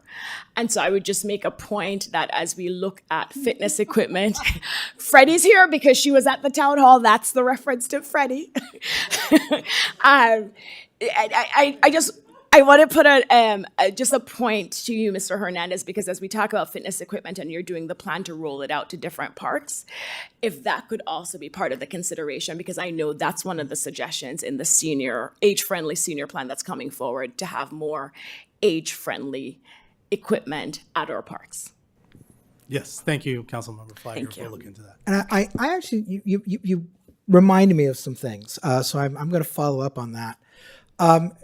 Director Hernandez, I remember when I was on park, we were looking at what they were called outdoor playgrounds, which essentially were fitness centers that were not in the parkour style that we have at Hillview right now. And I mean, I've seen the state of what we have right now. I understand what we have in the budget to replace that, because what we have absolutely needs to be replaced. But I am curious, what happened to the idea of adult playgrounds at Grant Park or somewhere else? And is there a chance that we're going to see a CIP proposed in a budget anytime soon? Yes, Mayor Weinberg, to address that, yes, I did have a park commissioner several years ago help put a packet together Gosh, who was that? that had fitness equipment evaluated in many different terms. And as I discussed with that commissioner, which was you, the old style was a parkour type of course. And it was transitioning into another two other different types of courses for outdoor fitness equipment in the singular gym area and as well as an oversight of playground area, so adults can actually watch their kids and still exercise. So those are, I do have that packet that was put together for me, and it will be evaluated as we go into evaluating, as I stated before, with the parks, each park, as we change out the playground equipment, talking about how can we incorporate those type of styles. And the Park and Arts and Recreation and Culture Commission will actually be looking at it too once we have some options. I have had some meetings with some vendors already. So. Great. I'm happy to hear that. Thank you. Okay, Nisa? No. All right. Who would like to go next? Councilmember Liang? Thank you for bringing up the cooling centers. As you know, we are limited to cooling centers at the southern part of our community. So thank you, and I will, well noted. And then regarding the adult equipment, it started when I was on the Park Commission. So that is much longer than 12 years ago. So I brought equipment, in fact, I won one of the equipment and I don't know where it went. And it was an adult park horse thing when the conference was at Santa Clara. So I don't know where it went because we won a piece and I don't know where they placed it. In addition, so I'm glad that's going to happen. So on our council priorities, we talked about neighborhood safety infrastructure. What does trouble me, and I'd like to make sure that we as well recognize the Mackenzie Foothill Fire Station is in need of service as well, but yet is not identified in our report. So I would like to make sure that we allocate funds to as well upgrade and make them necessary improvements for that fire station simultaneously. I think we have enough funds to do that. And so I hope we can provide some direction and make sure that we include that fire station as well. Next week. All right, wait. Let's Next- stop there. Is there support on council for directing that? Well, I would like clarification from the city manager because I'm not sure that what we just heard is correct. So council will see a report at the next meeting, the facility condition assessment that will go over the needs of both fire stations as well as the police station.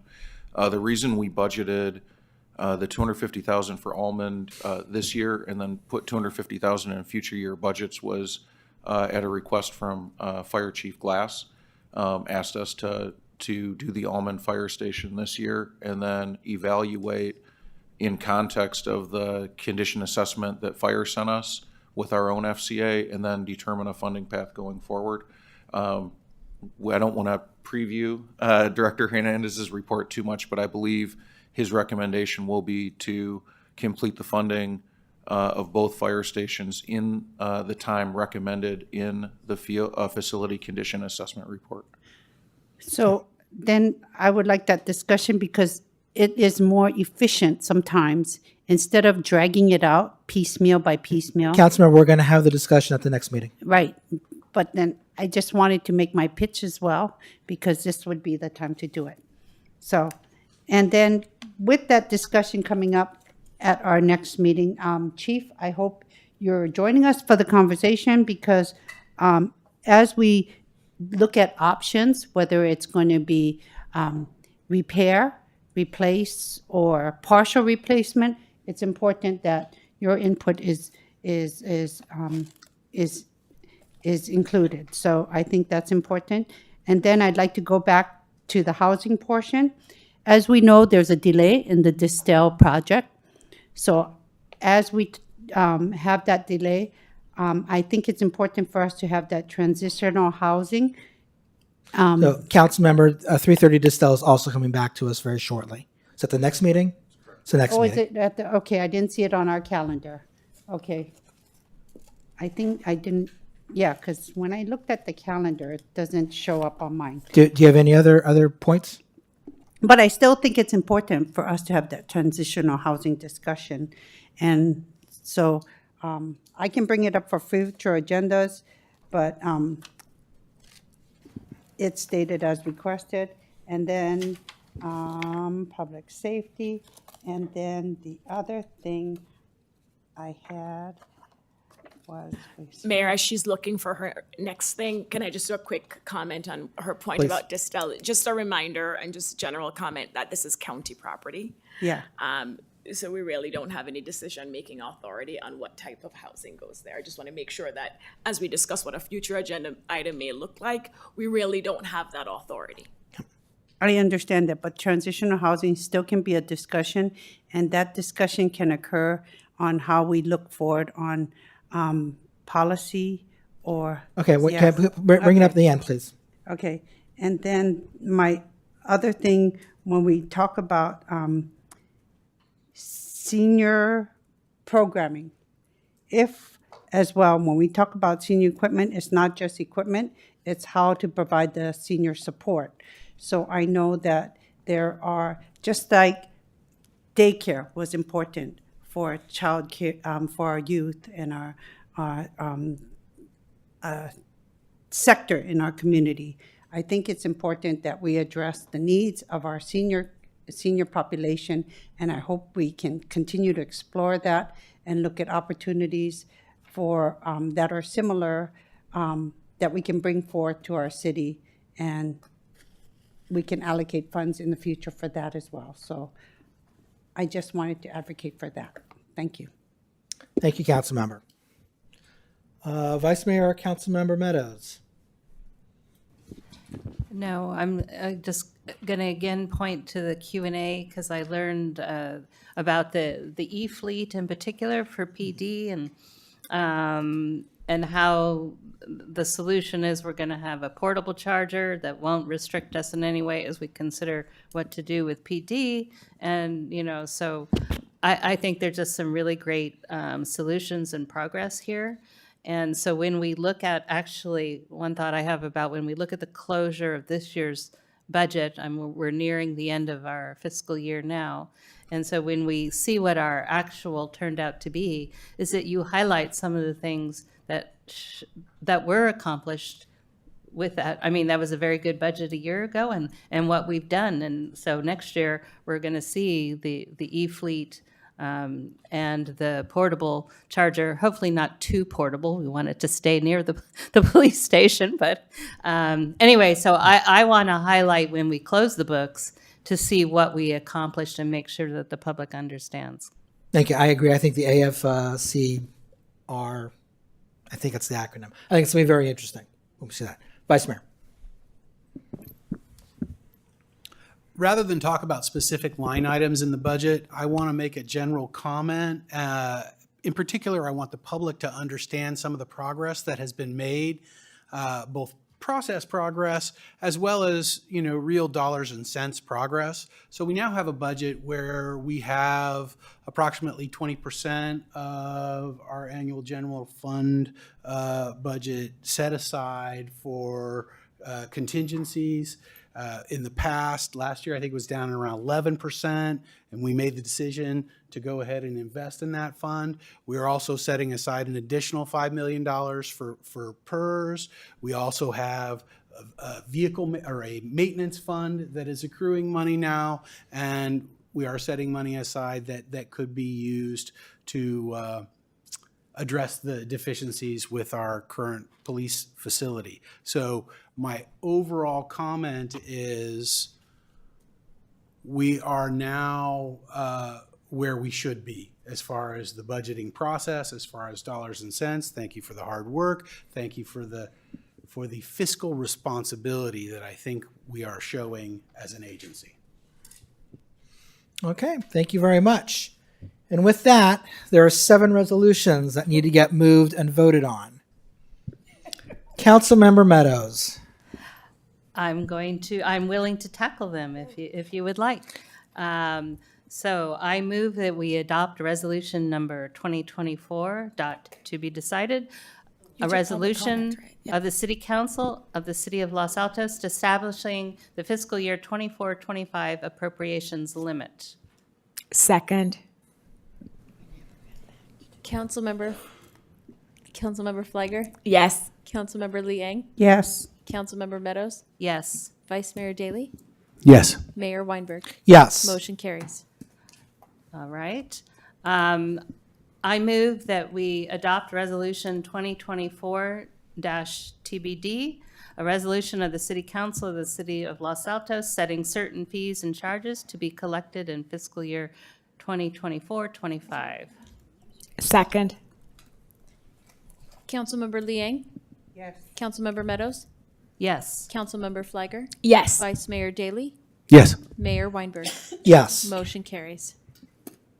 All right. I move that we adopt resolution 2024-TBD, a resolution of the City Council of the City of Los Altos approving the updated fiscal year 24-25 pay schedule to comply with California Public Employees Retirement System statutory and regulatory requirements for compensation, earnable, and publicly available pay schedules. Second. Councilmember Meadows? Yes, you confused me. Councilmember Liang? Yes. Councilmember Fliger? Yes. Vice Mayor Daley? Yes. Mayor Weinberg? Yes. Motion carries. And now I may have lost my place because of the numbering, but I move that we adopt resolution number 2024-TBD, a resolution of the City Council of the City of Los Altos reaffirming the fiscal year 24-25 utility users tax rate. Second. Councilmember Fliger. Yes. Councilmember Liang. Yes. Councilmember Meadows. Yes. Vice Mayor Daley. Yes. Mayor Weinberg. Yes. Motion carries. Okay. I move that we adopt resolution number 2024-TBD, a resolution of the City Council of the City of Los Altos reaffirming the fiscal year 24-25 transient occupancy tax rate. Second. Councilmember Liang. Yes. Councilmember Meadows. Yes. Councilmember Fliger. Yes. Vice Mayor Daley. Yes. Mayor Weinberg. Yes. Motion carries. All right.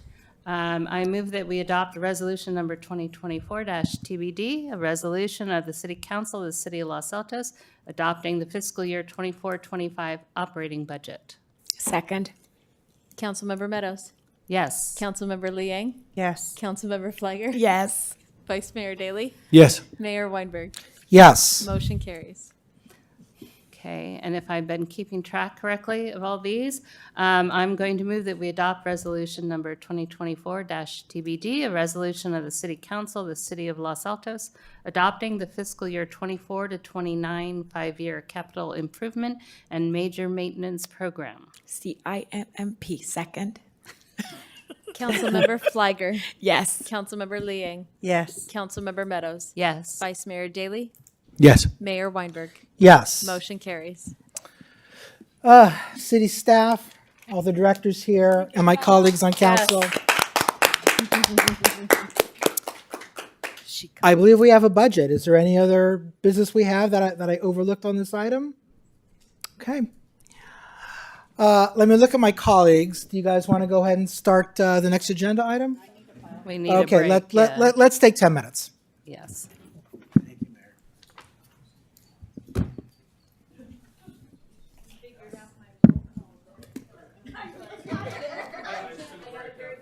I'm going to go to Vegas, so I tripped you up.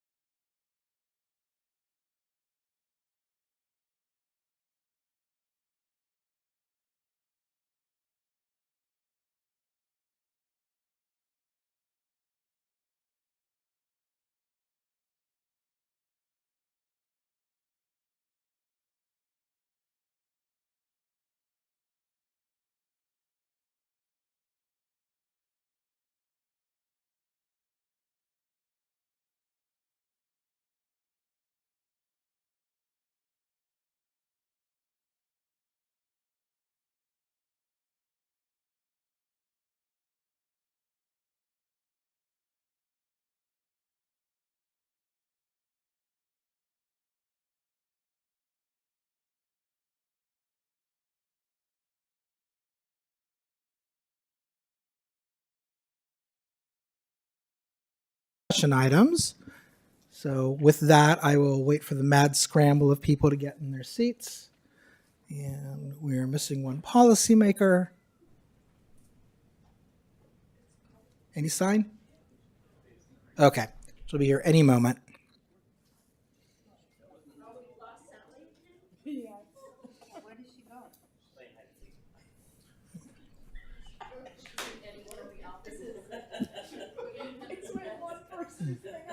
Yeah. I forgot his name. We should send your dog to go look for her. She's like, No,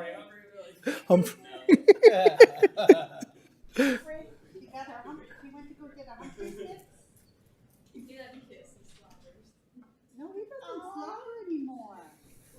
He does. Splashes his off his wall. Yeah. He didn't slobber it off tonight.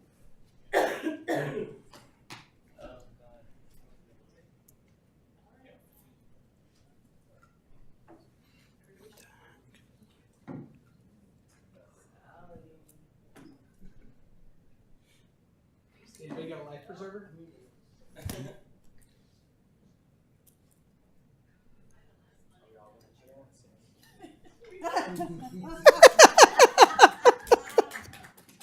So what's your vote, Todd?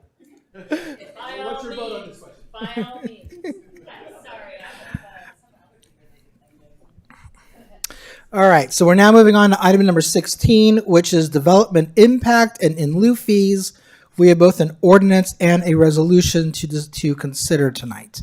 And I will look, I'm sure, at Director Zorns. Excuse me, Associate City Manager. Something City Manager.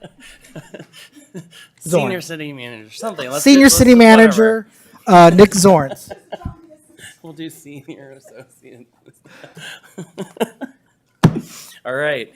So tonight we're here to discuss the development impact fee nexus study adoption, and it's really actually we already adopted the nexus study. It's rather the implementing ordinance and resolution as the mayor discussed.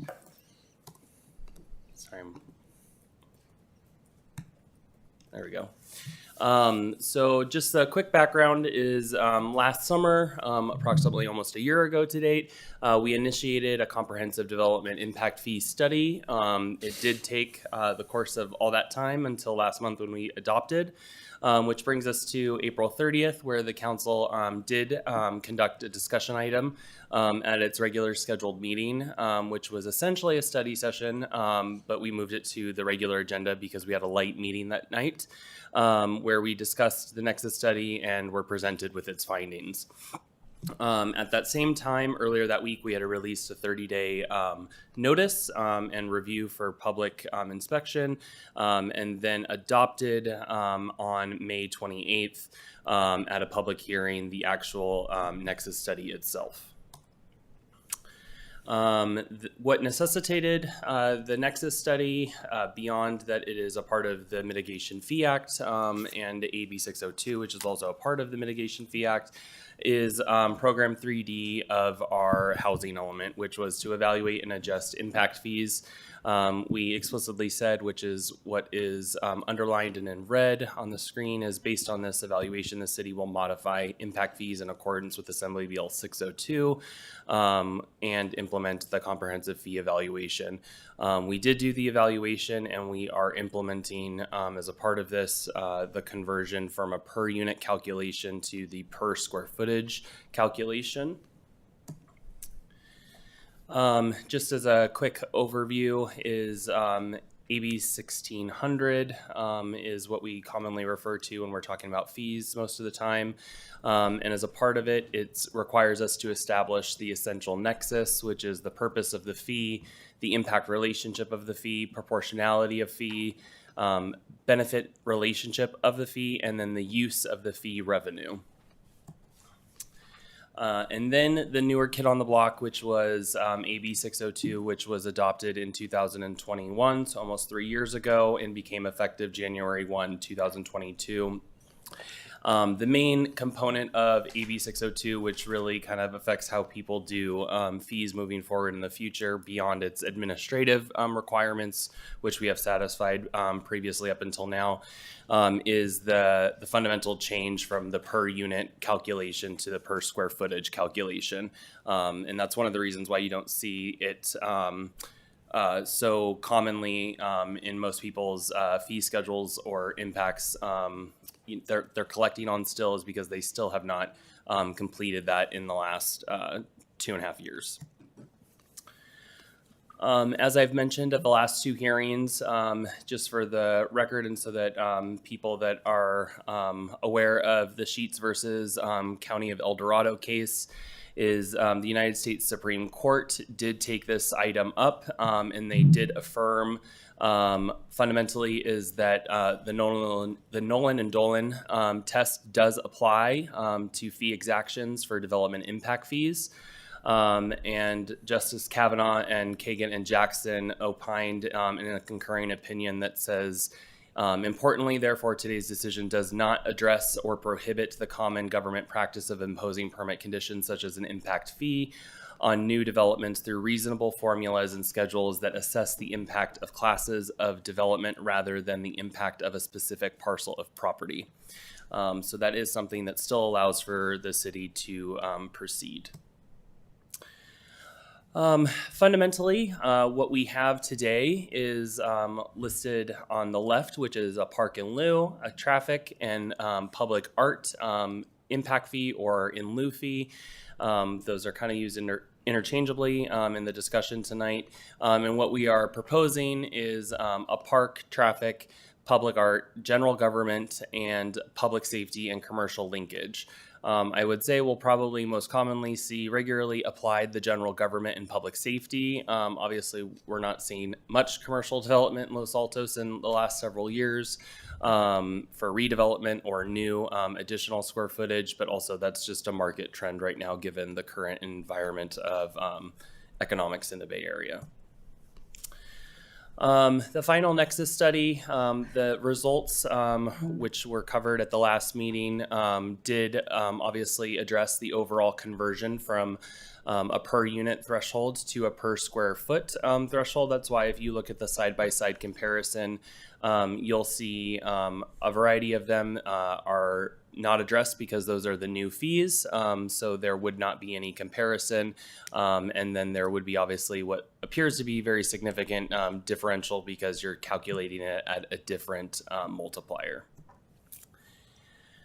And as also previously discussed is that a part of the per unit square footage conversion as depicted in our adopted Nexus study is that the proposed versus existing does show a net reduction based on the data that was provided in the Nexus study across the board. To have that as a part of the overall conversion, it would reflect in a net reduction of fees collected.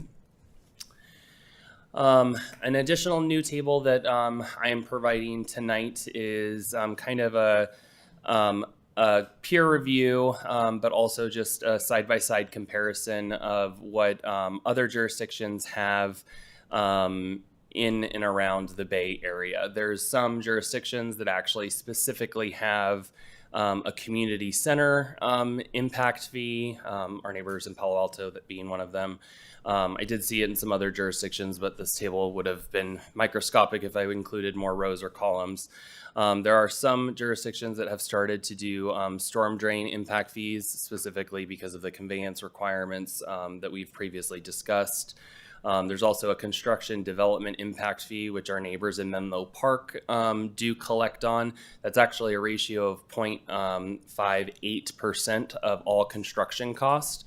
So that can actually be quite high, where they are exacting essentially what you would see from some of our other line items is what they actually get from one standalone calculation. Their fee structure, I would not recommend as any type of a comparison. There's specifically for even their park in lieu fee is not a standardized calculation. They do it on a per development basis, which is not recommended for any new types of fees. But then one of the things that we see very frequently, specifically throughout the Bay Area, is a specific plan or an area plan or a precise plan development impact fee. So specific to an area. Mountain View specifically has 3 specific different ones. Same with Sunnyvale as well. And that is an exaction of the specific plan area in order to be able to facilitate overall infrastructure improvements to be able to modify kind of the built environment specific to that area. And it is essentially a capitalized cost on top of other development fees that might also be exacted on a citywide basis as well. So it can be kind of duplicative and also not recommended with new fees that are established.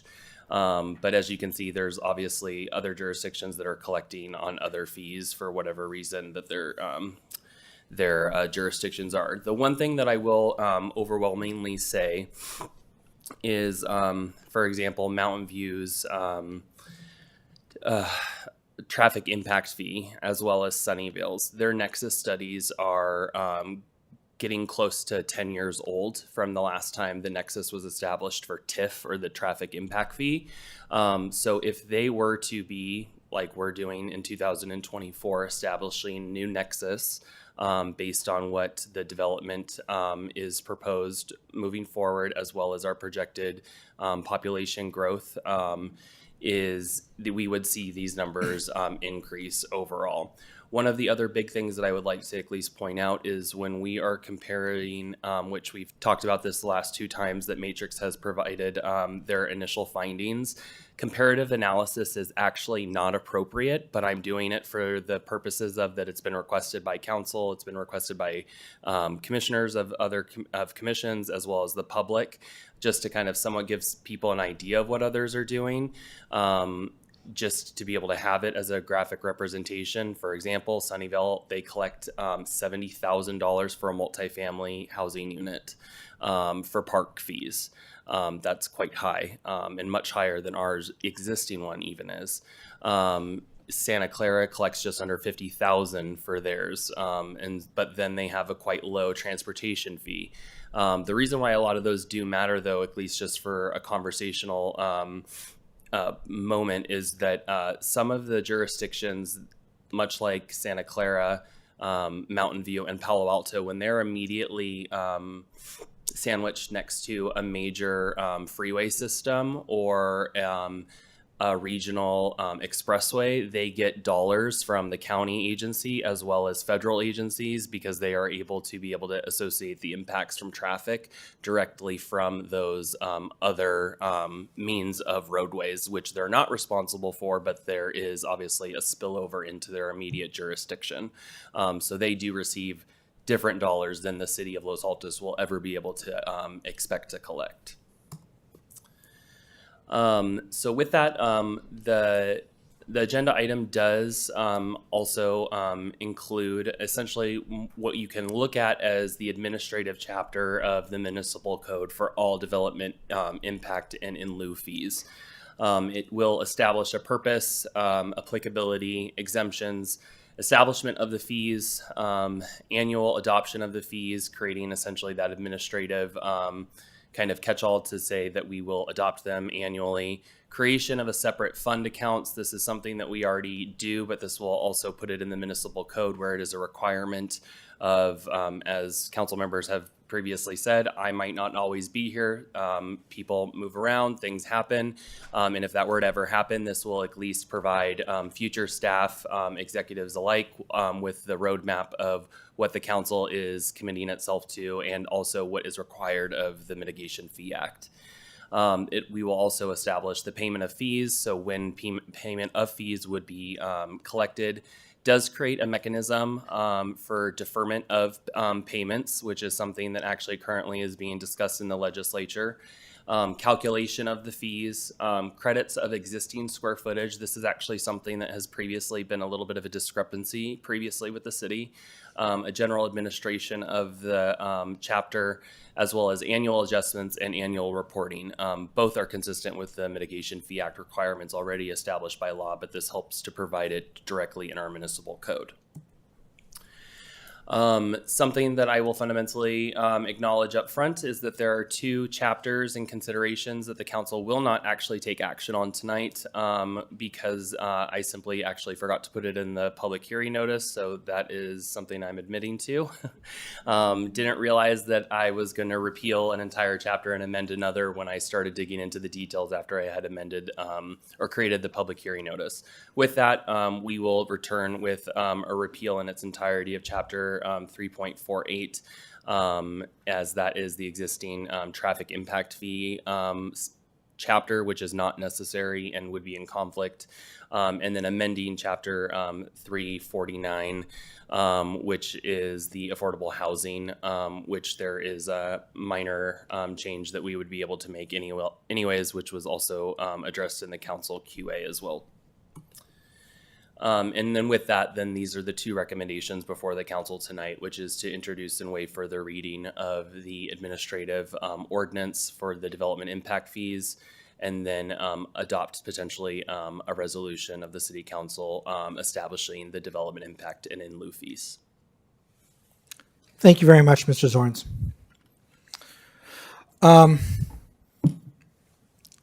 Let me go ahead and start with a couple of questions. Are you able to prepare a chart? And I mean, if you could do it tonight, great. I wouldn't expect that you would be able to. But the chart that you put on the screen, I'm glad you did, but I haven't had a chance to study it, and the units weren't always easy to compare because they're measured differently. Are you able to prepare a chart that would show what the development fees that staff is proposing would be for, say, a 12-plex downtown? What would they be under the current fee structure? What would they be under staff's proposed fee structure? And what would the fees be that our neighbors are charging?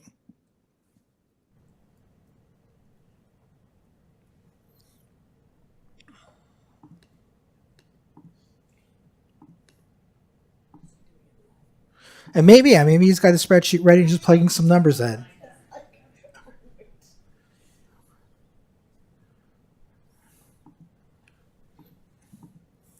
So I don't have of what the existing is. That actually was provided previously to the council at the last city council, so I can pull it up from the previous agenda item. However, I will graphically show what is the proposed structure.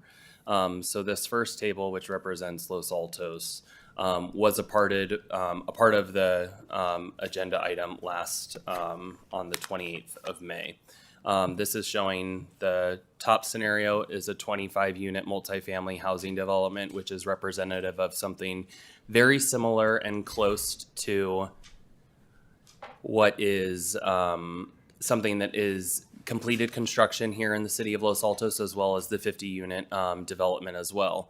The project valuation was minorly manipulated in order to be able to protect essentially the property in and of itself, as well as the square footage of the actual square footage that was constructed on site. And when I say that, it's within a few hundred square feet and within a few $1,000s of the project valuation of an actually permitted project in the city of Los Altos. So with that is just under 39,000 square feet of a proposed development for a 25-unit multifamily housing development, which was constructed in the city, would collect under this existing fee structure just over $1.7 million in park fees. Based on the existing park or the art fee would be just under the $200,000 maximum that is established by ordinance. The new public safety would be just over $13,000 collected. General government would be just under $19,000, and then the traffic impact fee is just under $250,000. This would then be just under $2.2 million in permit fee, or not permit fee, exactions for development impact fees. Comparing it to our most closely relatable jurisdiction, the city of Palo Alto, is with taking into all of their development impact fees. At the end result is they are at 2 million, just over 2 million. So we're minorly over. I would at least point out is that the development impact fees in Palo Alto have been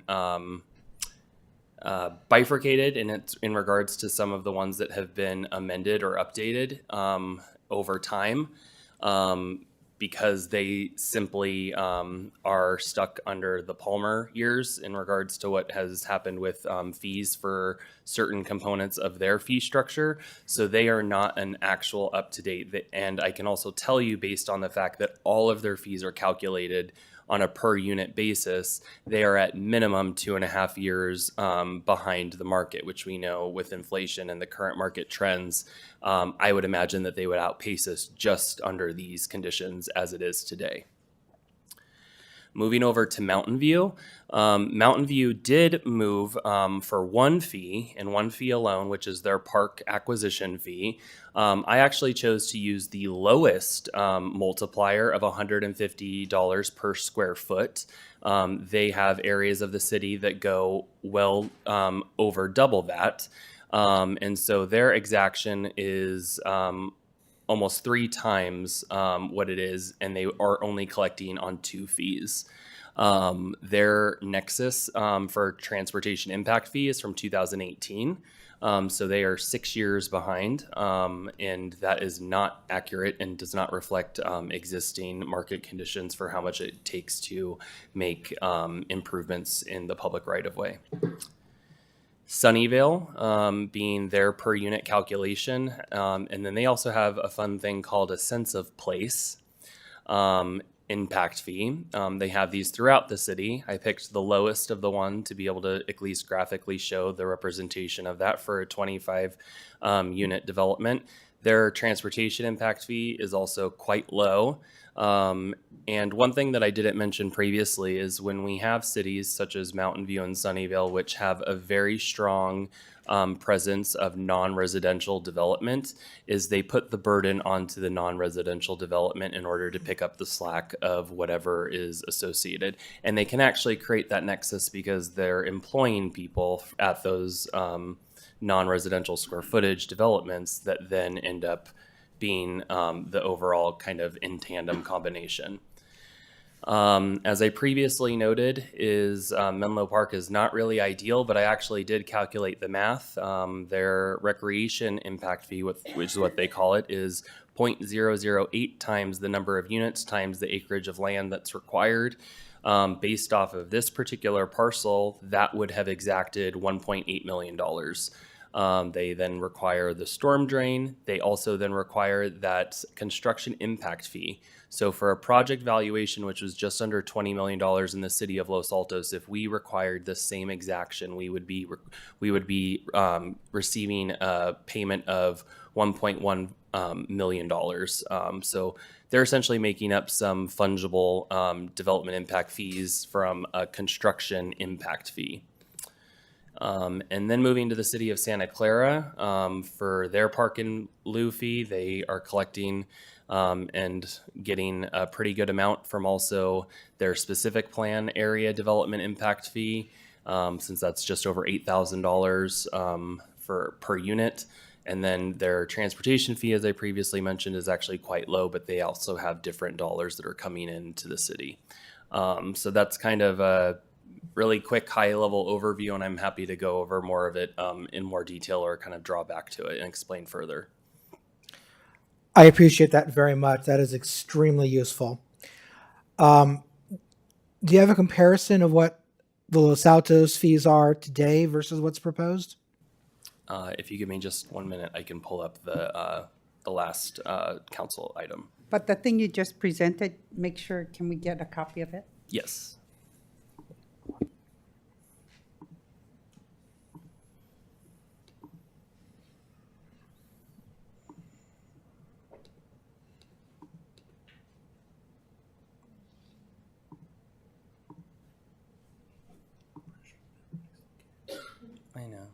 technically some good to look at.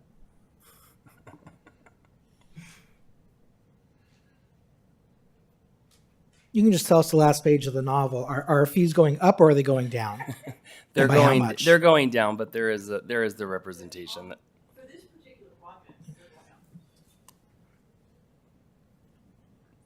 So a fundamental difference of AB 602, which is this legislature's intent, is that developers have been incentivized, and they currently are incentivized in the city of Los Altos, is to create large units of any size.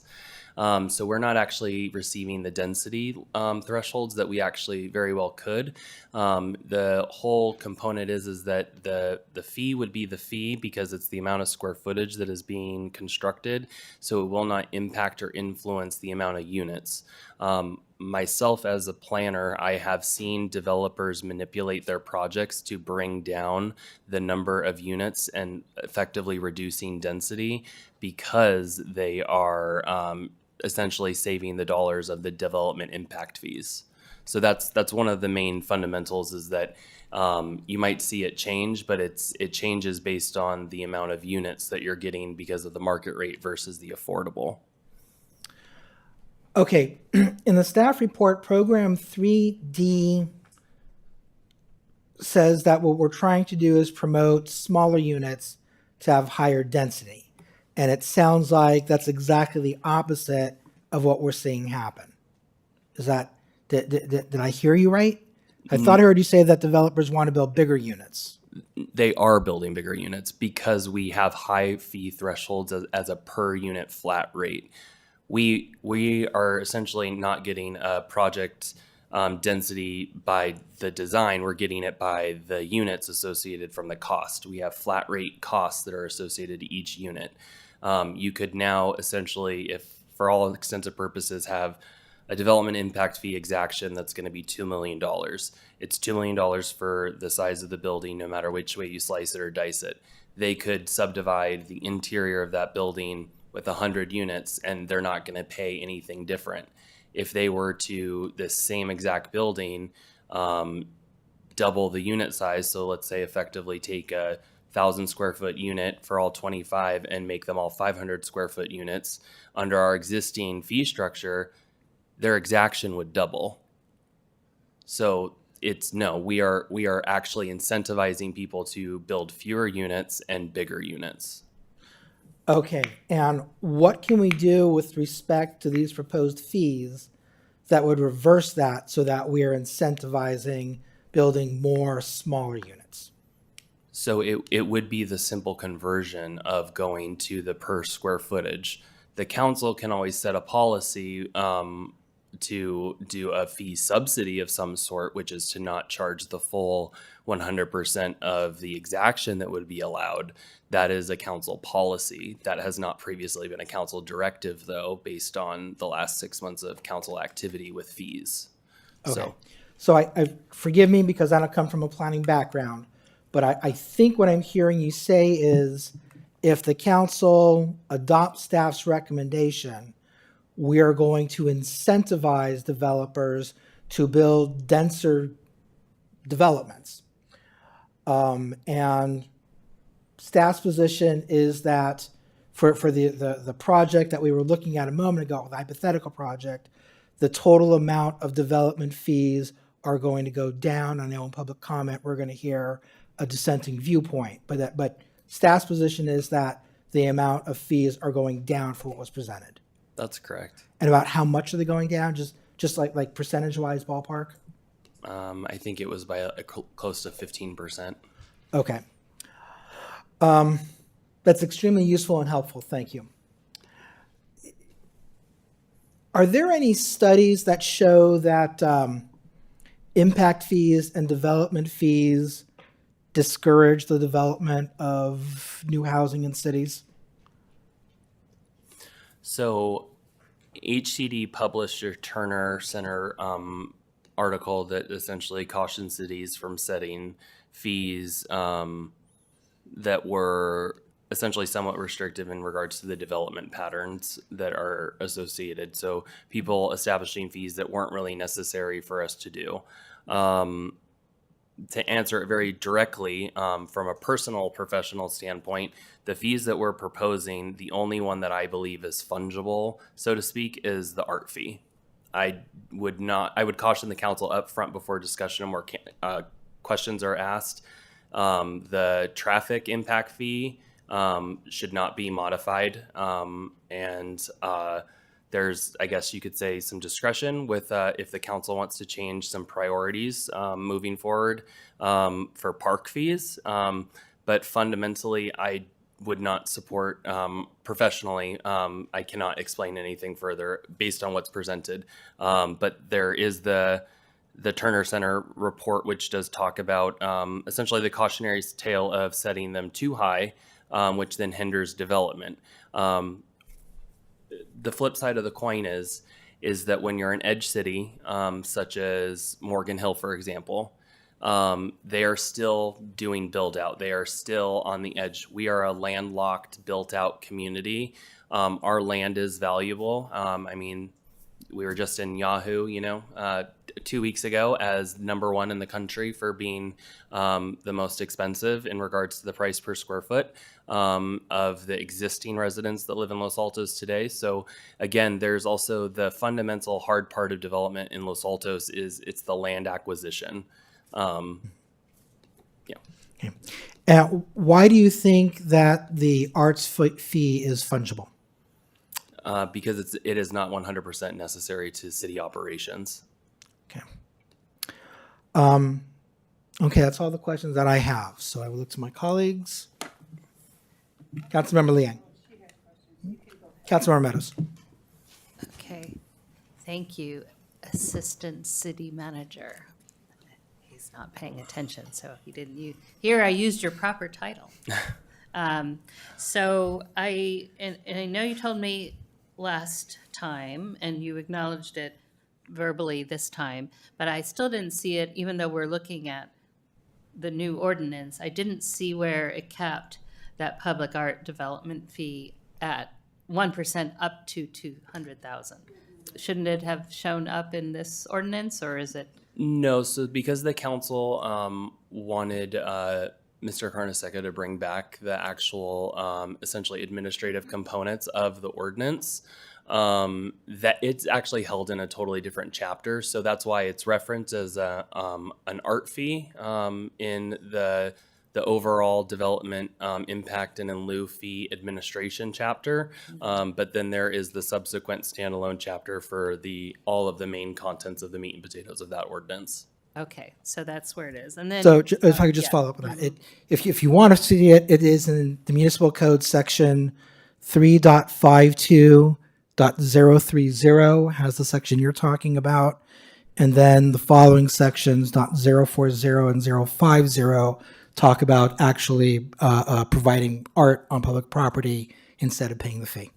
Thank you. And could you repeat 3.52.030? Is that was it? And then Yes, that's the 040 contribution requirement. and 050. And then 40 and 50 Yeah. talk about instead of paying the fee, placing the public art. Okay, so you've seen it in there. I'm looking at it Okay, right now, yeah. Great, thank you, because we were looking at an ordinance, so I was expecting to see it there, but now I understand, so thank you. And so there was in Q&A, there was reference to Appendix A, 3.62050 and 060D1. And so I was wondering if you could, and those essentially say the same things, but it would be helpful if you could, so I believe what the answer is that the sentence that begins, however, payment of the in lieu fee. So that sentence is deleted from both the D1s. Is that what? That's correct. That's yes. what it says. Okay, and is that what you were alluding to in the response? Yes. That would come back. So, okay, I just wanted to clarify that to make sure. And then we've gotten a couple letters and comments questioning the reliability, thoroughness, the whatever credibility of the Nexus study, which we already adopted. Can you say a few words about why we don't accept those comments, why this is a thorough, reputable, and we stand behind it study that we've already adopted.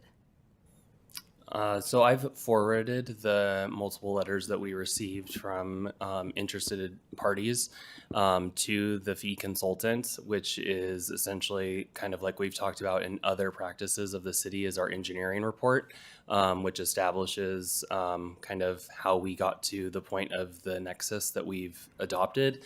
And they said that there was no pause that should be taken with our adoption proceeding. So I would not go against the professional recommendation of the entity that does this individually as their standalone practice in their field. Okay, thank you very much. That's all my questions, Mayor. Okay. Councilmember Liang? Thank you. Thank you again for the presentation. So if we wanted to create more units and smaller units, wouldn't we do so by increasing our inclusionary housing percentage? So the inclusionary housing percentage, we already have it at the max threshold, which is what we reviewed and established with BAE Economics, which that's what we adopted in January. So they recommended no modifications to the percentages. But we could revisit that and look at increasing that, then that would increase the number of units and make smaller So units. we're getting beyond the agenda item. Just I mean, if you want to curious. talk about, I think we are going to talk about the inclusionary ratio at a later time. Is that right, City Manager? Was that? So we were gonna amend components of the affordable, the multifamily affordable housing ordinance. That there's some operative things that the council could essentially manipulate and modify, which would be to essentially increase the amount of units that's required, but also then lessening the deepness of affordability. So essentially not requiring very low and just requiring low. So that's going to be a council policy directive that we can talk about at a later date. Yes. Thank you. I think I was trying to bring that attention to that because what you were talking about was currently what we're doing is incentivizing people to build bigger units. It appears that way. So I just was trying to address that. So anyhow, I appreciate that we have already established the Affordable Housing Fund. And so as we do that, our goal is to create or have retention of affordable housing units. How are we doing that just by chance? So we would need to, in order to be able to maintain units on the inventory that potentially would be coming to fall off of the inventory, Yes. is that we should collect some in lieu fees over the next several years. Not necessarily the only thing that we do, because we don't want to just be sitting on inclusionary in lieu fees. But we should want to collect some because, as I mentioned previously to the council, is we will have 4 fall off the inventory this year. So we are going to have to account for those over this planning cycle. So it is something that would have been beneficial if we had established this several years ago. And for some of our smaller developments that have occurred, we would have been able to maintain those units. So it's something that hopefully in the next several years we'll kind of be able to collect some of those in lieu fees that will also help to further help some of those projects pencil out to be able to also accomplish the arena of the above moderate units, because we have affordable units and market rate units that we are required to build during the planning period. So I was just wondering if we should be saying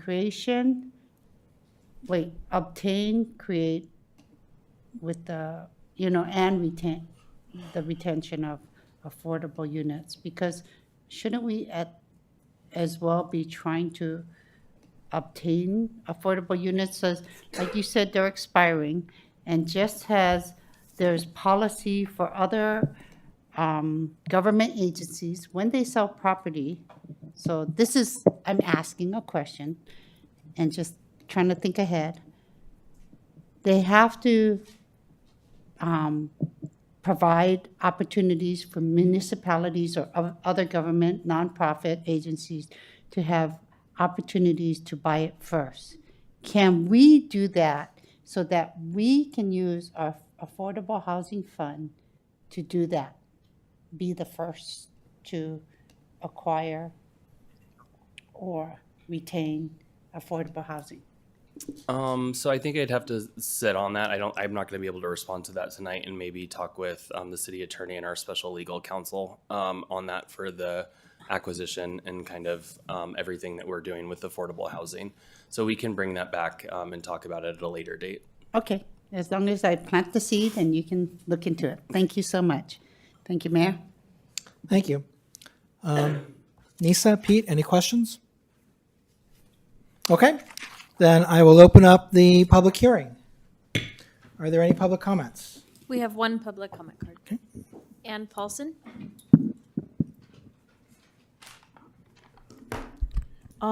Yeah, so I also calculated that 25 unit project. And the fees would go up 44% from $60,000 to $87,000 per unit. Now, what's going on here is the everybody else who is doing this, the other cities have already updated their nexus fees post AB 602, have calculated the average unit size the obvious way. They looked at recent units and averaged their sizes. I mean, that's obvious. We didn't do it that way. Instead, we decided that we would say that the floor plate efficiency of our buildings is 50%. That is to say that 50% of a multifamily building is private, the private in the units, and the other 50% is not. Now, that's not true. It's not true in Los Altos. It's not true anywhere. But it does have the handy benefit that we can charge a lot of money. So we're going to overcharge 5150 El Camino by almost $2 million. And we'll be overcharging every single other multifamily applicant by a lot, using our own assumptions. Using our own assumptions from overcharging using our own assumptions in the Nexus study, but just if you look at the actual size versus what we're pretending the size is. Meanwhile, single family homes get their fees lowered. So we're hiking up the multifamily and we're lowering the single family. Now, that's just not right. We should fix it because it isn't right. And I have one little other thing. It doesn't look in the code like R3. The arts fee is an in lieu fee for R3. And if it's not an in lieu fee, how are we charging it? Because it's not a per square foot fee either. But I that's just a little thing. But I urge you to fix the average square footage because it's not right. And we are charging those multifamily people too much money. And it's not fair. Thank you. Any other public comment? I have no other cards. I'm looking to see if anyone in the back is rushing again. Nope. Okay, then I will close the public hearing and bring it back to council. Here's where I am right now. I've been given an awful lot of new information. It's important information. It's information that I want to delve into. We have heard from a housing advocate that there's a belief that information is not correct. I would like to give the community and the League of Women Voters also expressed concerns. I would like to give them an opportunity and others in the community an opportunity to tease through that. We've also heard that there really should be two other actions taken by the council, which staff was planning on bringing, I guess, at the next meeting. But given that there's two other actions that we're going to have to take anyway, I personally would just like to table this until the next meeting so that I personally would like to digest everything, and I want to hear from the community what they think about the new information that's been presented. But if the majority of the council wants to go forward tonight, then that's what we'll do. Is that a motion, Mayor, to move to table? If it is, I'll second it. instead of tabling it and you're going to continue it, please continue it to a date certain, and then we don't have to do a new public notice. Thank you. Mr. City Manager, I know that I should know the answer to this question. Is there reasonable room on the next meeting on the 25th to put this on? Yes, I think so, Mayor. Okay, then I would move that we continue this hearing to our next meeting, June 25th. Is that enough? Is that? Second. Councilmember Fliger. Yes. Councilmember Liang. Yes. Councilmember Meadows. Yes, so I'd like to give direction, but that's up to the mayor. No, keep taking the vote and then I'd like. Vice yeah. Mayor Daley. Yes. Mayor Weinberg. Yes, and then I will give the floor over to Councilmember Meadows. Thank you very much. I just want this resolved. We've been going around and around. We need this resolved. We need to know that the claims that we're pretending or whatever, please, let's get this resolved before it comes back to us at the next meeting. We've accepted the study. There's, so help us reach a resolution that we can have, these claims. Go ahead, City Manager. So I'll say that the Nexus study has been adopted, so that is closed business unless council wants to bring it back and have us review our assumptions. Council, if council would like to look at different direction on cost recovery and fee collection, if council would like us to look at which fees are applied and how they're applied, that right now is a policy direction of council. Council can direct us to come back with that. We can't come back at the next meeting and talk about the adopted Nexus fee study unless council would like us to reconsider that. That's a separate action. Vice Mayor? The adoption of the study does not preclude us from setting fees below the thresholds established in the study. So that's correct, Vice Mayor. So that being the case, my suggestion is we do not reconsider that particular piece of closed business and instead focus just on the fees for this item. And if there is a discrepancy in points of view or interpretations of how calculations are done, we can belabor that process and torture the hell out of it, or we can recognize that there are different interpretations and simply set a policy position to address the fees if we think they're too high and that they're going to somehow restrain housing. So that's my suggestion for how we deal with it. Thank you. Want to clarify, I'm not asking to do anything with the Nexus study. I understand we've adopted it. But just, in our one-on-ones, I want this, I want some rationale why, and I know we've heard it, but anyway, and then I think regardless of the fees, whatever we do with the fees, they need a rationale that bears to the data. We can't just say, well, anyway, but we'll save that discussion for when we get there. So to summarize the direction I believe we've heard, we'll come back and we will look at a different application of the fees as adopted, including what you're seeing tonight as full cost recovery, but we will bring forward options for council should they want to not apply the maximum, and with a review and options of how we would apply those rates and which impact fees we would charge. Yeah, Nick, you can clarify. So there's going to be the ordinance, and it's going to be introduced and adopted, and then the fees, whatever you land on with the fees, those are adopted by resolution.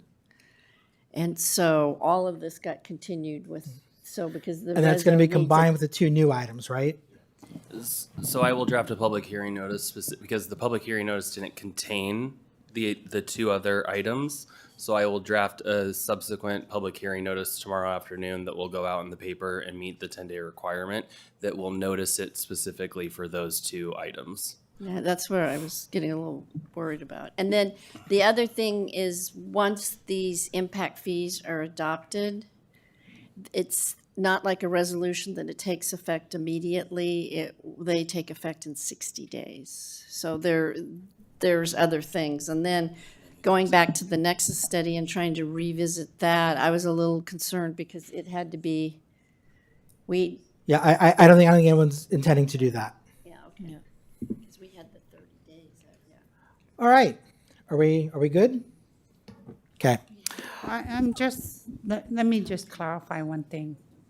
So ideally, we're not, but due to the information that we adopted and the study that we were given, I'm concerned about this chart. You're not going to change the fees on the chart then, right? Or is that the intent that it's coming back to do?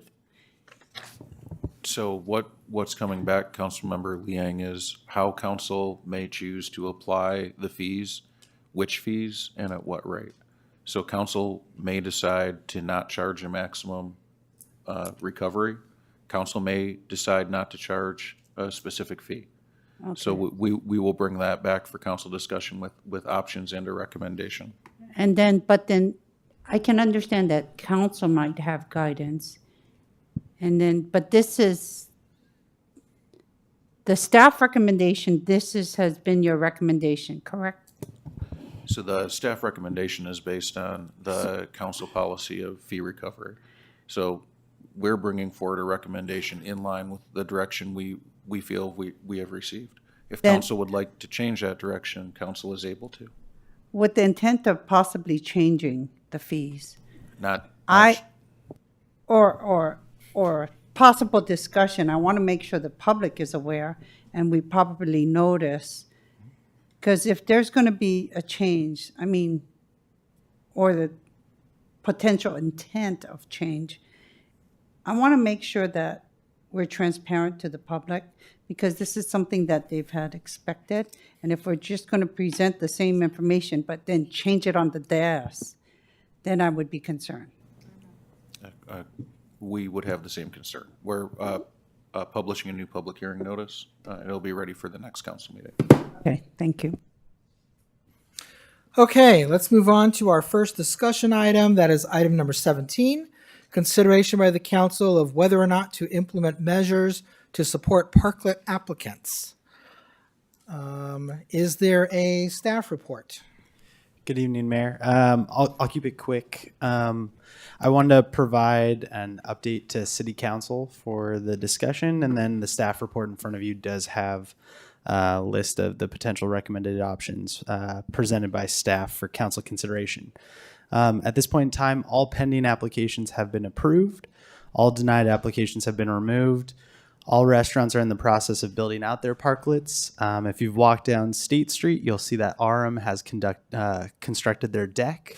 So they have constructed their deck and they're waiting on their planners.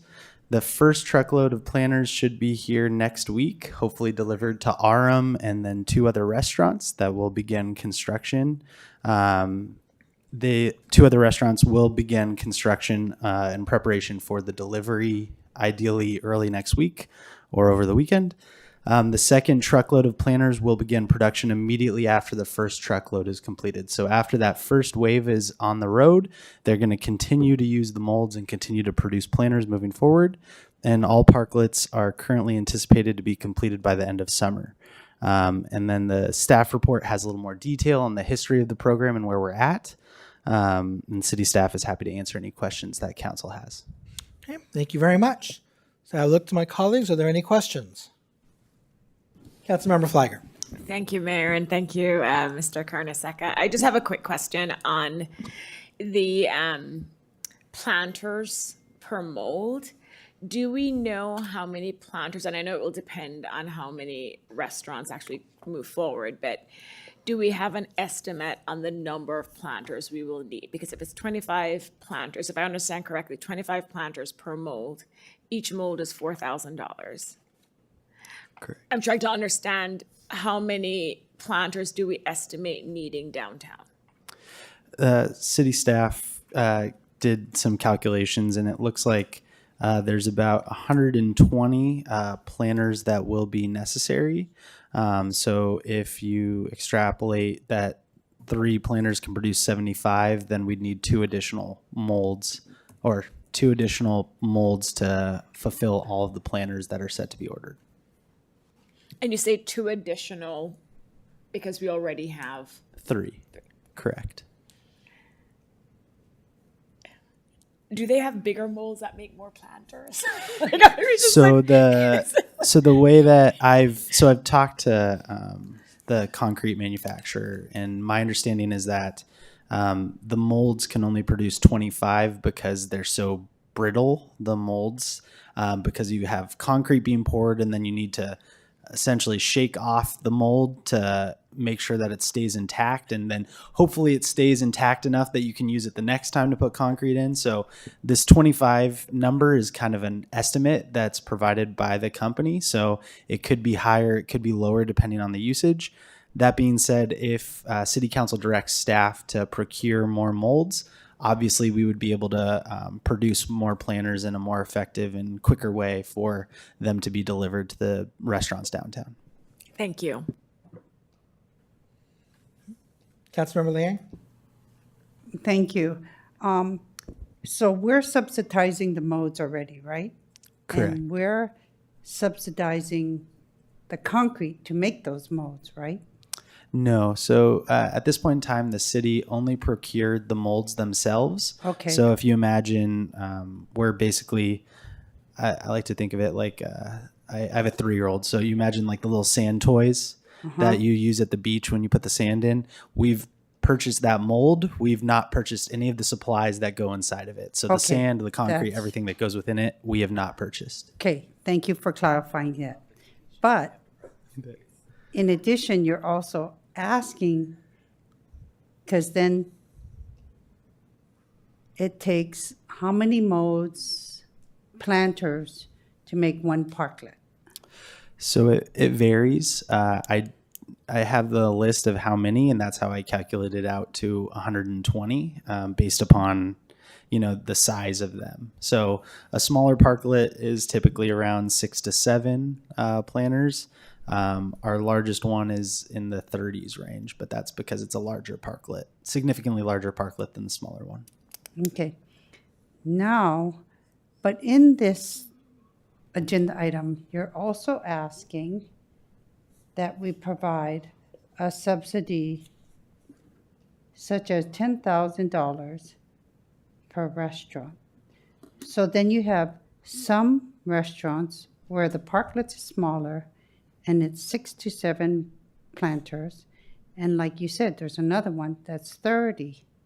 How is this equitable to provide these? So I point of clarification, staff is not making that recommendation. Staff has suggested that as an option that the council could consider, but they have not made a recommendation on that. What you're asking really, I think, is best saved for discussion, assuming someone on council wants to move forward with that recommendation.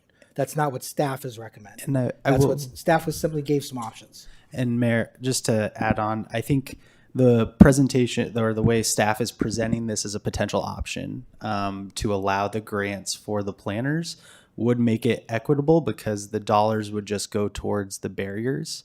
So depending on up to 10,000. So if you're a smaller restaurant, you would still receive the amount of barriers.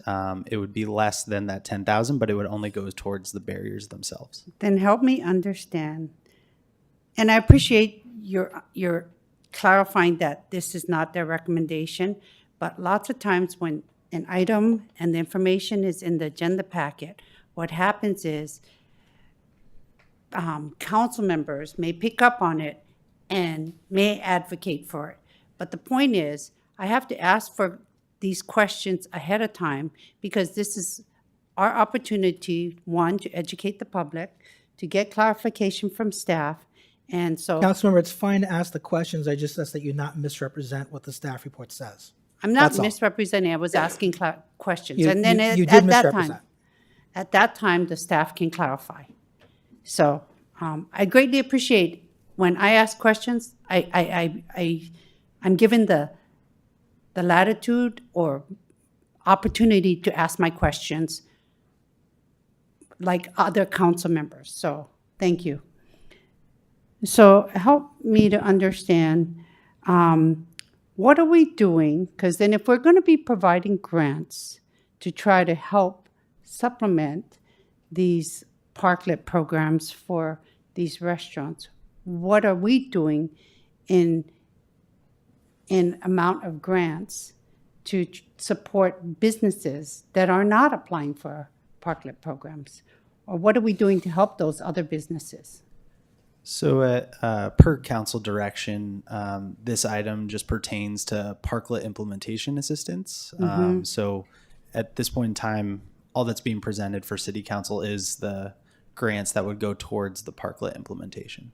Okay, the main concern is making sure that we're treating every business equitably in our downtown area.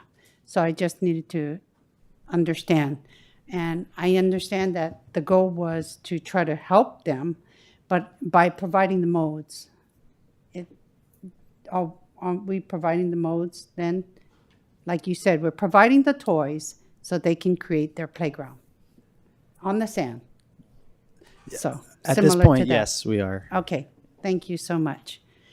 Okay, that's my questions. I'll save my comments when we're allowed to present them. Okay, any other questions for staff? All right. Vice Mayor. 9 women can't have a baby in a month. So how much parallel processing can we do with multiple molds? So my understanding is that if we were to have 5 molds, we would be able to have 5 planners being produced per day in the molds, which would be, they operate Monday through Friday, as far as I understand. They don't do it on the weekends, so it would be 25 per week, which would mean that we could get it done relatively quickly.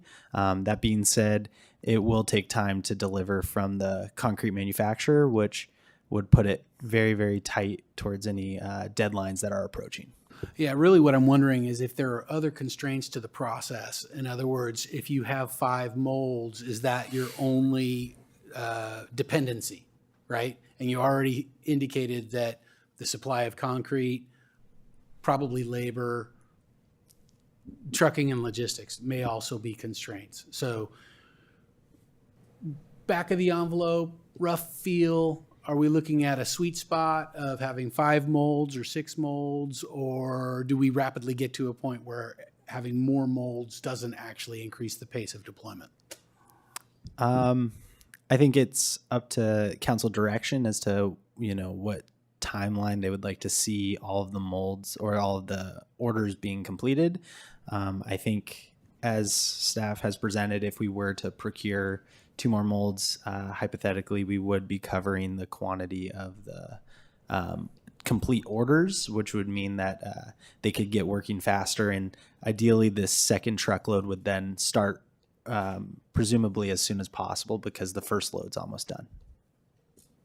Thank you, Mr. Carnesecca. Okay, I'll open it up for public comment. I have 3 cards. Okay, 3 minutes each, please. Kim Mosley.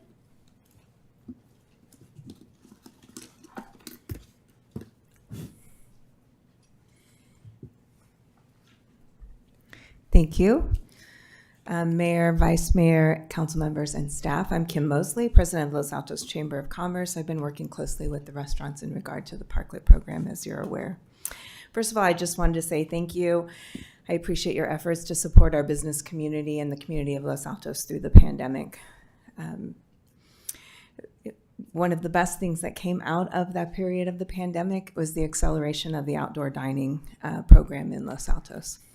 I firmly believe that the investment in our businesses in the city was the single greatest investment in downtown vibrancy of the past decade, and perhaps longer.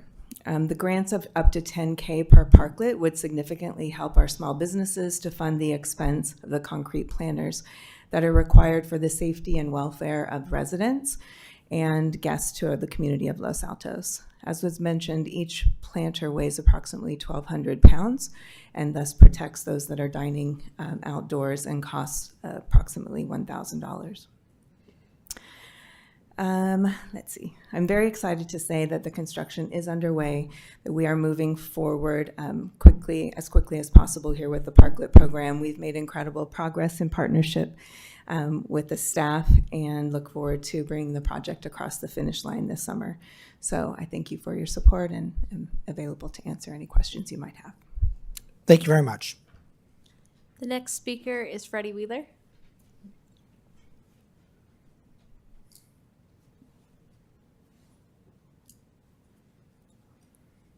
Thank you. At the beginning of this program, back when it was first introduced, one of the criteria that you put in place was that members of the public could sit in the parklet without having to buy anything. Do you remember? Mm-hmm. I wondered, is that policy still in effect? Thank you. Thank you. And the last speaker is Janine Valadez.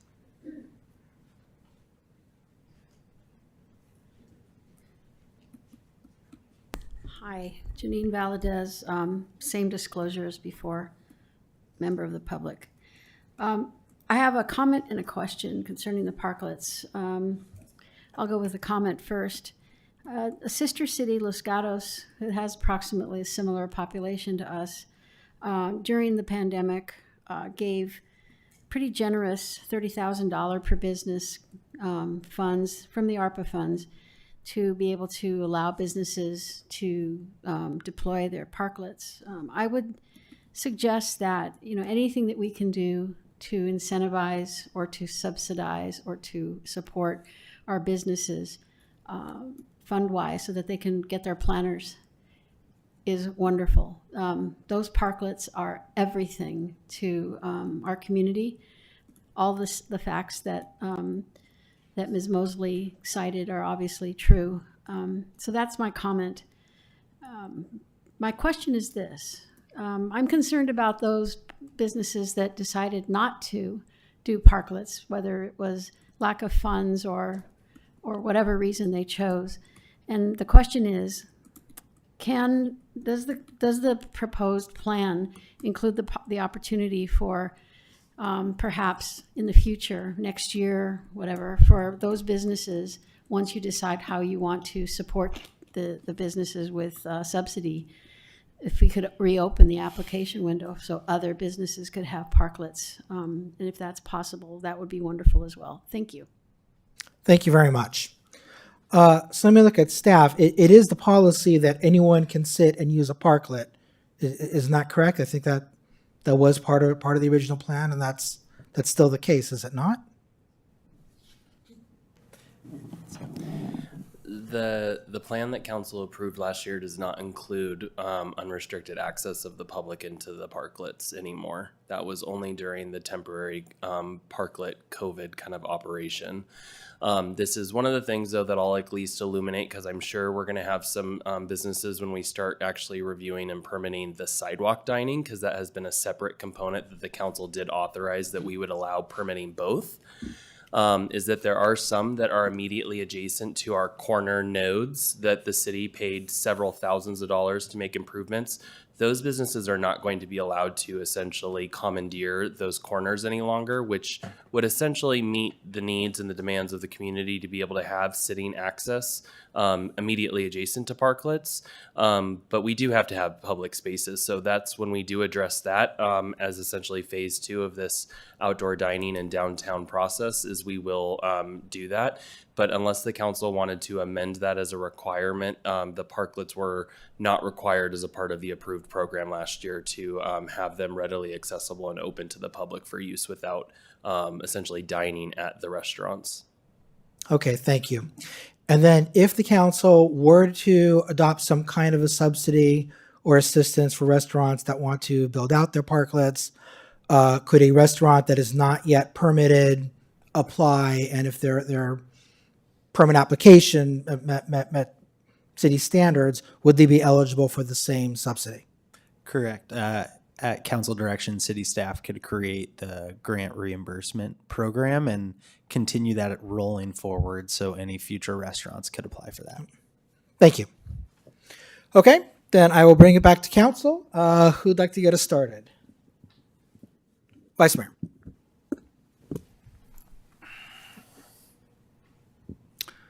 I definitely support purchasing 2 more molds at this time and potentially more soon thereafter. We'll see if they last for 25 castings. There's probably going to be one mold that breaks after 3 and one mold that lasts for 47. And, you know, in the end, you come out with 25 average.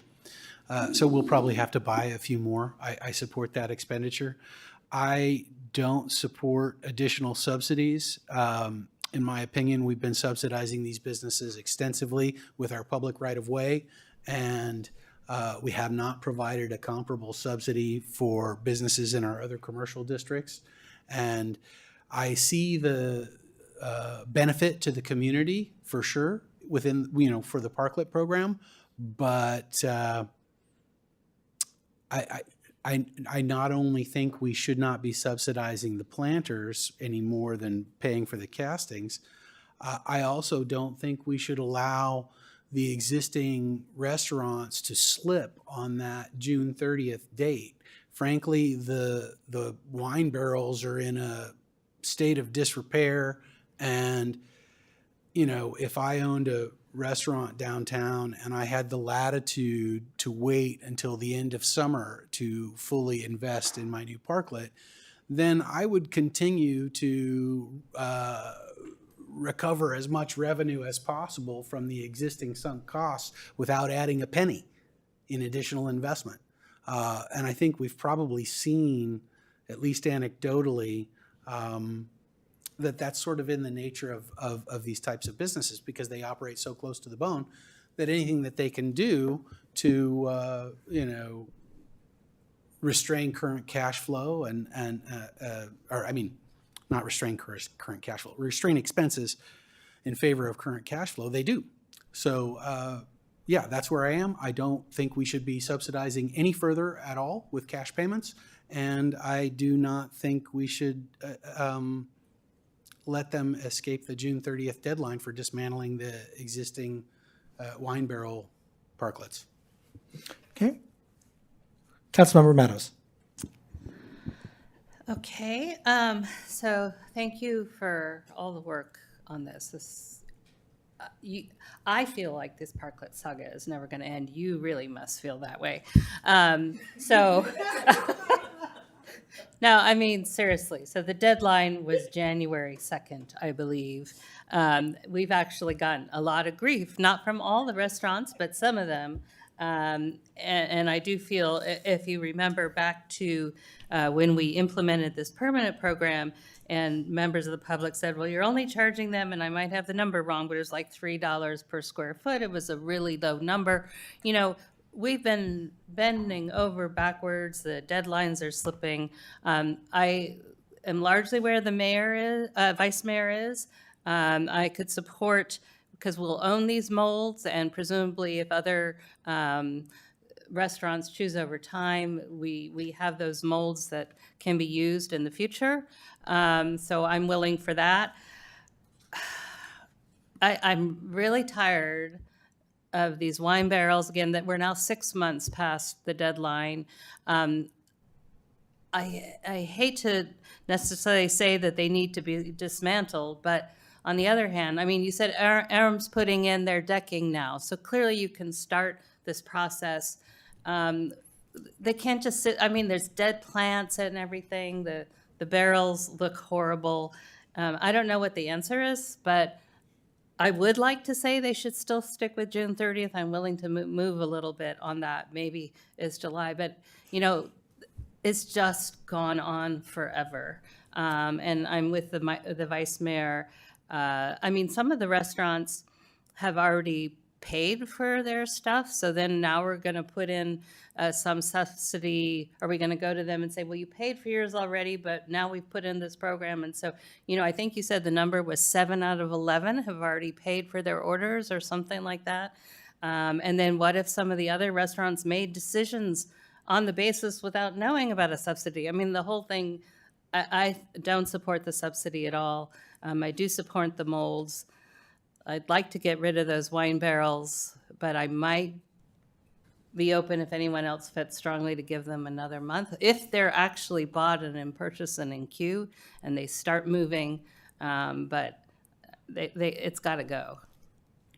Done. Councilmember Flagger. I just want to make a clarification just for yourself, council member, since you did mention something, just so the council is aware, is the businesses will not actually pay the $3 per square foot until it's their annual renewal. They paid a one-time initial $500 application fee, which is essentially for 2024. They're not paying both at any point. The $3 per square foot is a renewal fee next year. So just so that that's just clear for the council. Thank you. That's yet another important clarification. Thank you. Councilmember Flagger. Thank you, Mayor. So I'll just start and say I support the mold purchases as well. So I think we got 3 for that one. On extending the date, I do have a question for Mr. Carnesecca. If these businesses were to remove the wine barrels, would they be able to operate their business before they're able to put up the new barriers? Or would they need to have the barriers in place, the platforms, everything before they can start operating the parklets? City staff would prefer to have the decking and the barriers, all new barriers, all in Carnesecca, place. you're not answering the question. Councilmember Flagger, no. If the deadline is June 30th, they could not operate without the new planners in place. Okay. So based on that, and so far we have, I think, 1.5. I'm not sure where Councilmember Meadows will end up after this answer. But for me, I definitely support giving them the extension because my understanding is it's not by choice. The supply chain process is taking longer. Materials are costing a lot. We now have 2 more molds to come in. There's a process that needs to be followed in order for them to be fully in compliance in order to have their parklets. So I am 100% supportive of extending the timeline through August 30th to ensure that they're able to smoothly transition from the wine barrels to the new construction of the parklet program. And I do believe that they need this additional time. I don't think they're dragging their feet. I don't think it's a situation where, they're just trying to maximize what they can right now before having to move to this new parklet program. So for me, Mayor, I think, I'm 100% supportive of purchasing the 2 extra molds. I agree. I don't support at this time creating a new grant program because I just want to put on the record that the prior council actually had a grant program for downtown. So I want to make sure Los Gatos did it and we did it as well. It may not have been 30,000, but we did create a grant program for businesses. So where I am mayor, I don't support the grant program, but I do support the mold. And I also support extending it to August 30th.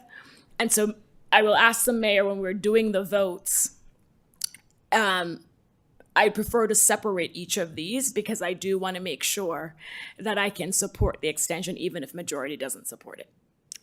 Okay. Thank you. Councilmember Liang.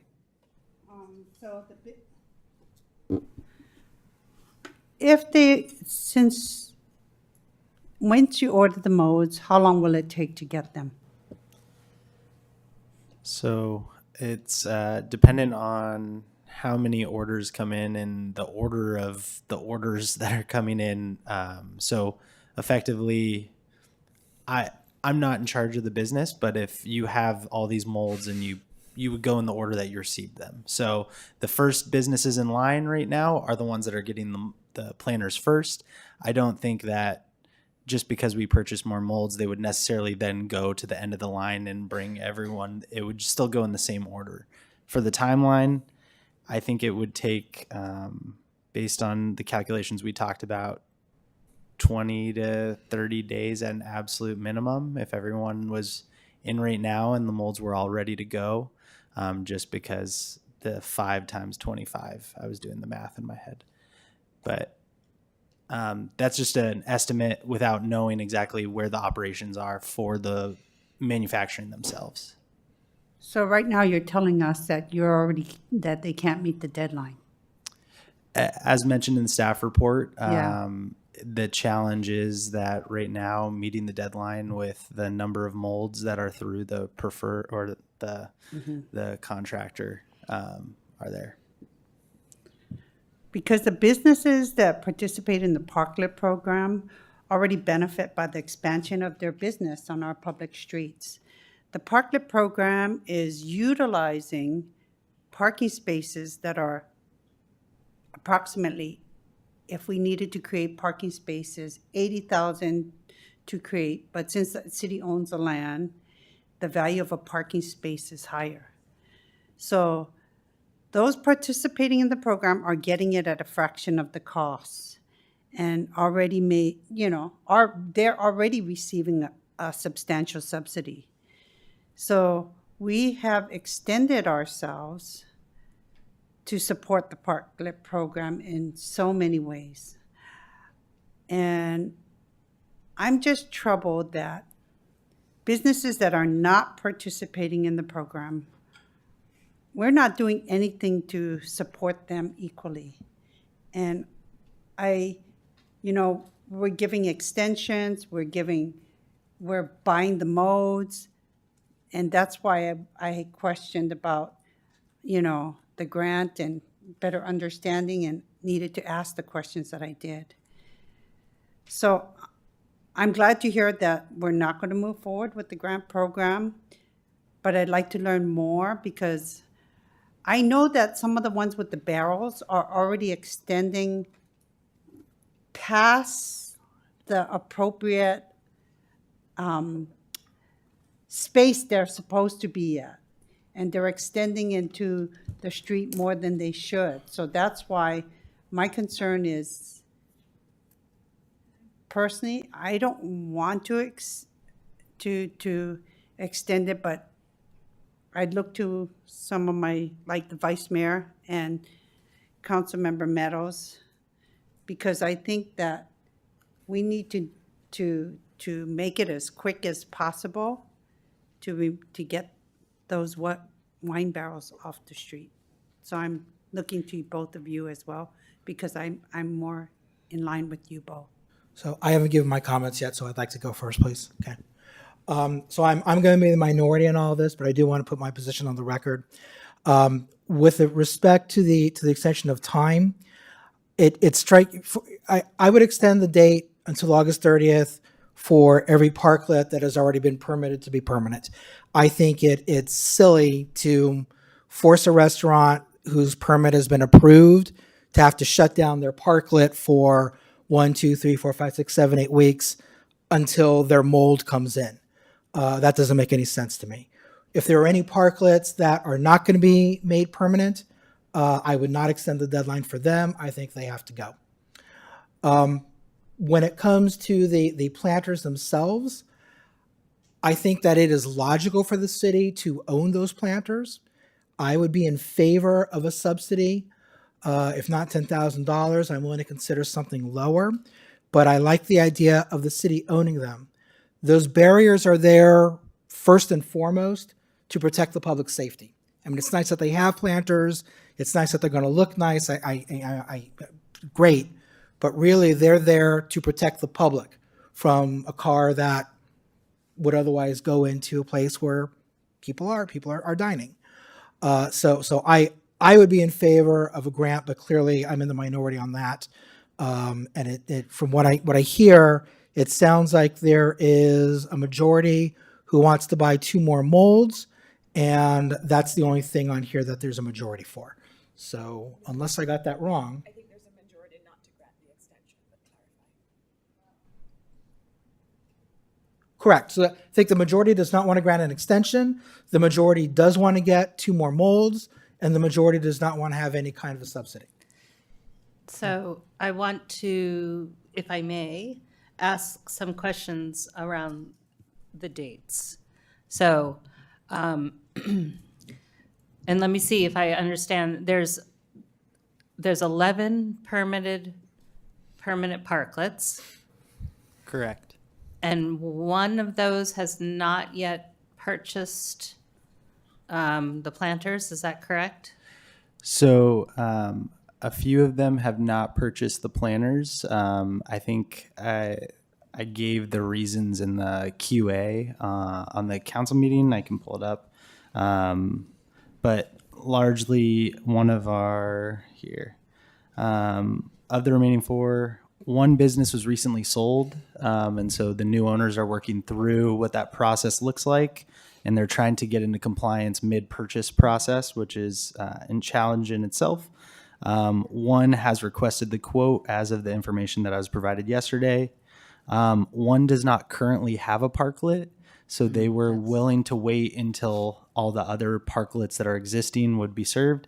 And then the last one is the largest one that requires about 30 plus barriers. And so they wanted to wait until everybody else who had smaller parklets could get theirs squared away first. Right. So they stood down essentially and let other people go first. So, Correct. So I don't see an issue with the one that doesn't have a parklet. There's nothing there right now. There's no horrible old wine barrels. So are any, not that I have a strong opinion about them or anything, but so are any businesses going to have their planters by the end of June? We are hoping, as of we are meeting tomorrow to confirm delivery deadlines and certain things with the manufacturer. Our understanding is that the 3 in the first truckload should be coming next week. That is the goal. Okay, so there will potentially be a handful that have them by end of June. By the end of July. If we were to purchase the molds and we were able to get working with the manufacturer and ensure that everybody else was staying on this timeline, ignoring the one, we would target that we could hopefully have all of them delivered by the end of July, all of the planters. All of the planters. That I think. Even the 30. Well, the 30, that one may.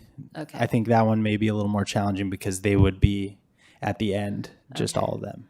So then, if we made the deadline to the end of July, we'd get everyone except the one who stood back to give priority to the smaller orders. I mean, so we'd really only be, if we said the deadline for everybody in queue now is the end of July, and give a 1-month extension only to the one business that stood down to let the other orders come in first, I would support that. End of July, 1 exemption to the end of August.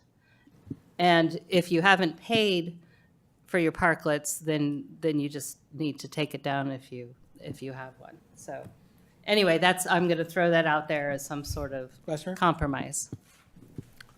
The Los Altos Art and Wine Festival is July 13th, and I would really be interested in having a conversation with the manufacturer and saying, how many molds do we need to get these parklets done by our Art and Wine Festival?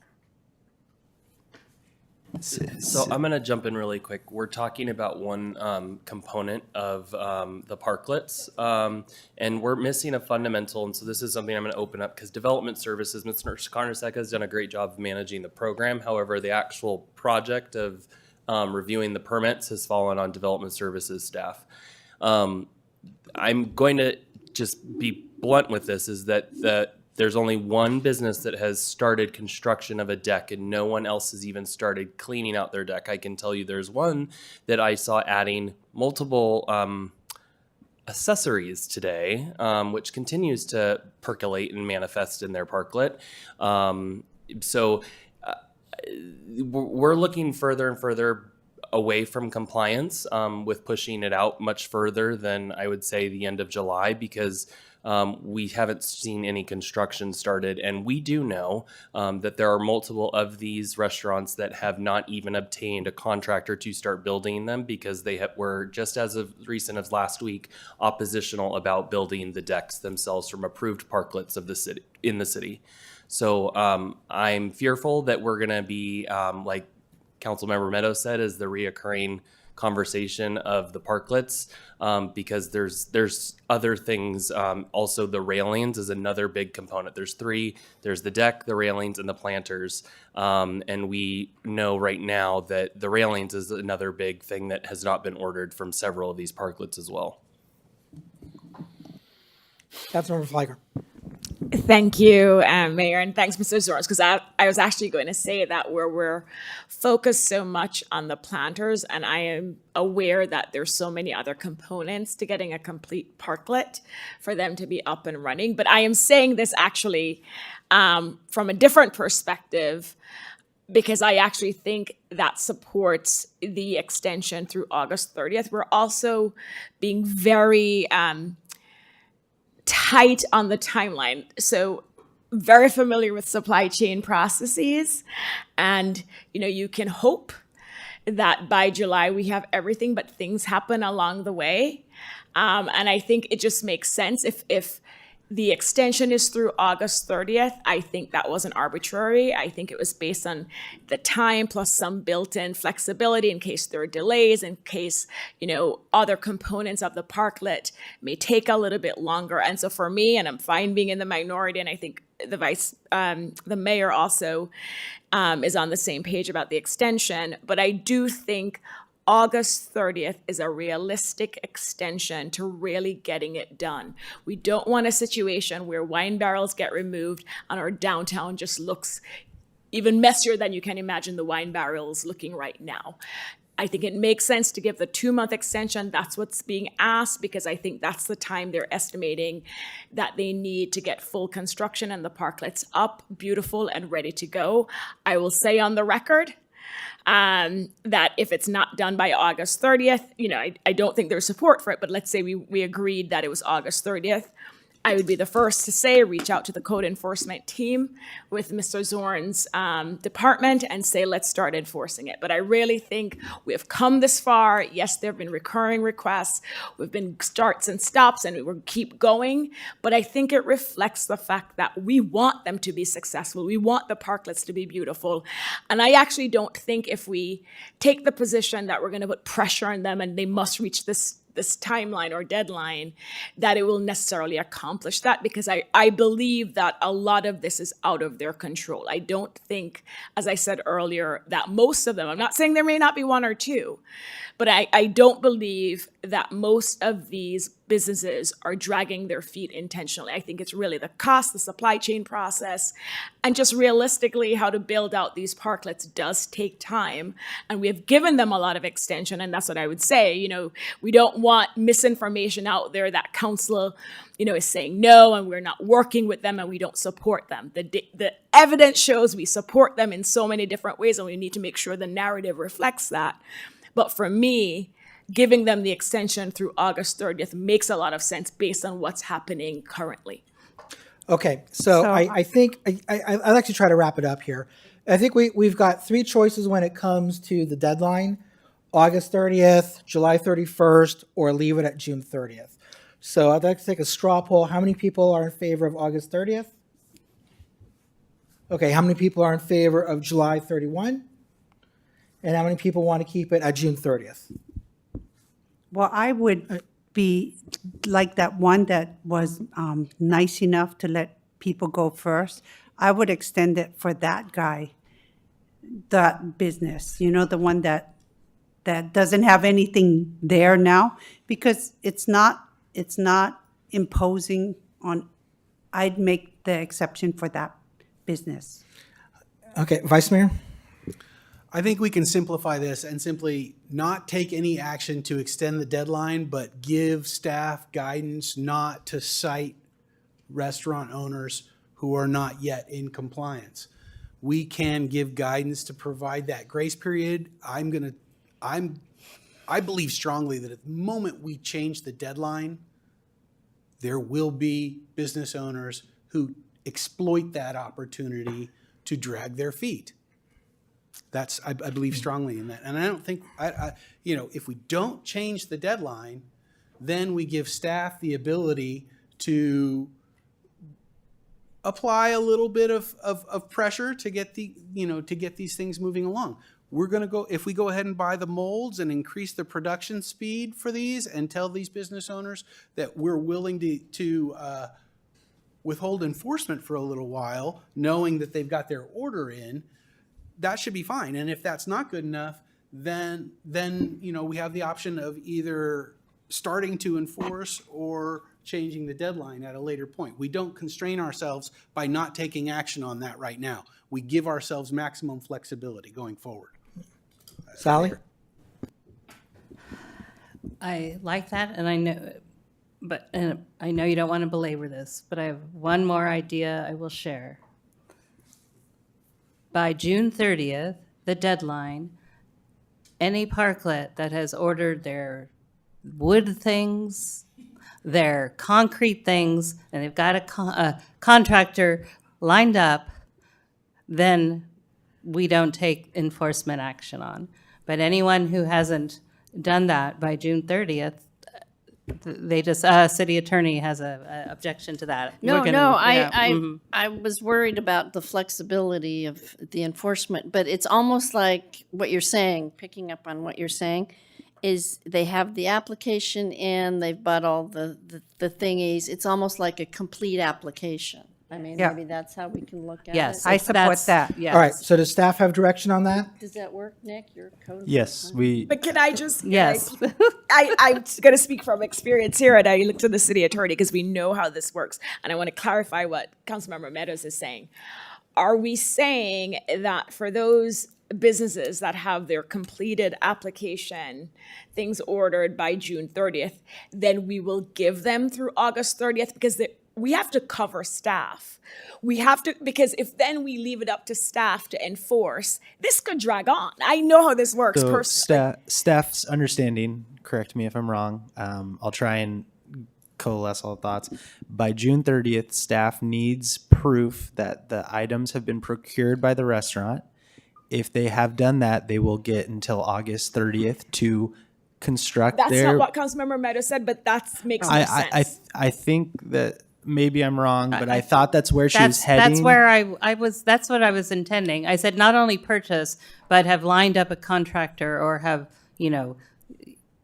But we And have so to have the a clear August- deadline, Yeah. like July 31st. Their application is final, and they're just waiting for arrival, and then And if after June 30th they have not procured their items, then staff will remedy the situation. That's what I'm understanding. But as the I direction. think we should have a deadline of July 31st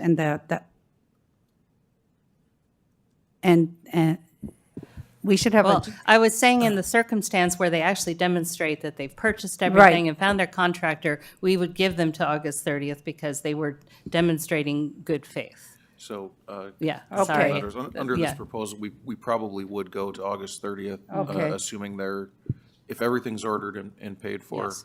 we would probably go that far to ensure Yes. that each parklet has adequate time to get the order that they've paid for. Right, and permitting and whatever else. But if they have not completed that whole thing by June 30th, action is taken, We would enforcement is abate, taken. we would continue Okay. to abate at that point. And I think Okay. that I heard that there is a majority who supports getting 2 more molds. Is that correct? Okay, and I think there is a majority that opposes any type of a subsidy for the purchase of the planters. Correct. Correct? Okay, then I think we are done with this Do item. we need a motion? No, it's just direction. Okay. Very Okay. long direction. All right, so that brings us to item number 5, the second reading of our SB 9 implementation ordinance. Councilmember Liang, I'll give the floor to you. You wanted to argue against it. It's just that I think it's missing something, and I think that what happens is, and I think it's unclear, and it should have been part of the objective design standards that they follow the fire code, but the sprinklers is not required in. There's misunderstanding regarding having sprinklers in ADUs for those units 750 square feet and larger. I have a neighbor, they have a 1,200 square foot ADU, they don't have sprinklers. So I'm just concerned that our codes is inconsistent, and we now allow ADUs up to 2,400 square feet, bigger than some of the residential units on some of the properties now, and they don't have fire sprinklers. So I think it's important that this is captured on record, and I wanted the public to be aware of that as well. And if we can somehow correct it, that would be great. So if I may, I've put up on the screen for the council and the public. This is in the adopted municipal code in chapter 12.24, which is the fire code. This is amended locally based on county fire regulations and then what we have locally implemented. The introduction of subsection 2, when it refers to group R means residential. So what it does go to further say is that exception of a detached accessory dwelling unit provided that the following are met. That it is determined to be an accessory dwelling unit, which obviously we would make it qualify under the state density or under the state definition. Is that the existing primary residence does not have automatic fire sprinklers, and that is an exception that CAL FIRE allows from the state level. They allow for a maximum size unit of a 1,200 square foot unit to not be sprinklered. So if someone were to capitalize on our essentially graciousness of allowing a 1,200 square foot basement, they would trigger it. They are not protected under the CAL FIRE's provisions. CAL FIRE only honors it up to the 1,200 square foot maximum that the state housing law reflects as an ADU. So if the primary unit that is existing today in a neighborhood was constructed prior to the code requiring sprinklers, and they build a 1,000 square foot unit, they would not have to provide fire sprinklers. If they were to build a 2,000 square foot ADU in the backyard, regardless of what the front unit has and regardless of what these provisions cover, it also covers is that it's over 1,200 square feet, so it would have to have fire sprinklers. What I mentioned when we first talked about the ADU ordinance, beyond just the SB 9 ordinance, we do not put fire provisions or anything related to building code in zoning. Zoning has vested rights and other associated things that limit the enforcement, so we do not put those types of provisions, and those provisions are also, again, amended every 3 years in the building code cycle. So we do not put it in zoning for that very reason. So it is covered, it's just we do not reflect it in the zoning code. So just to clarify, those ADUs that are larger than 1,200 square feet will have to have sprinklers, right? That's correct. I just want that on record because I'm not going to talk about the house or the property about it, but it exceeded 1,200 and it does not have sprinklers. So that's why I want it on record that anything past 1,200 will have sprinklers. Yes. Thank you.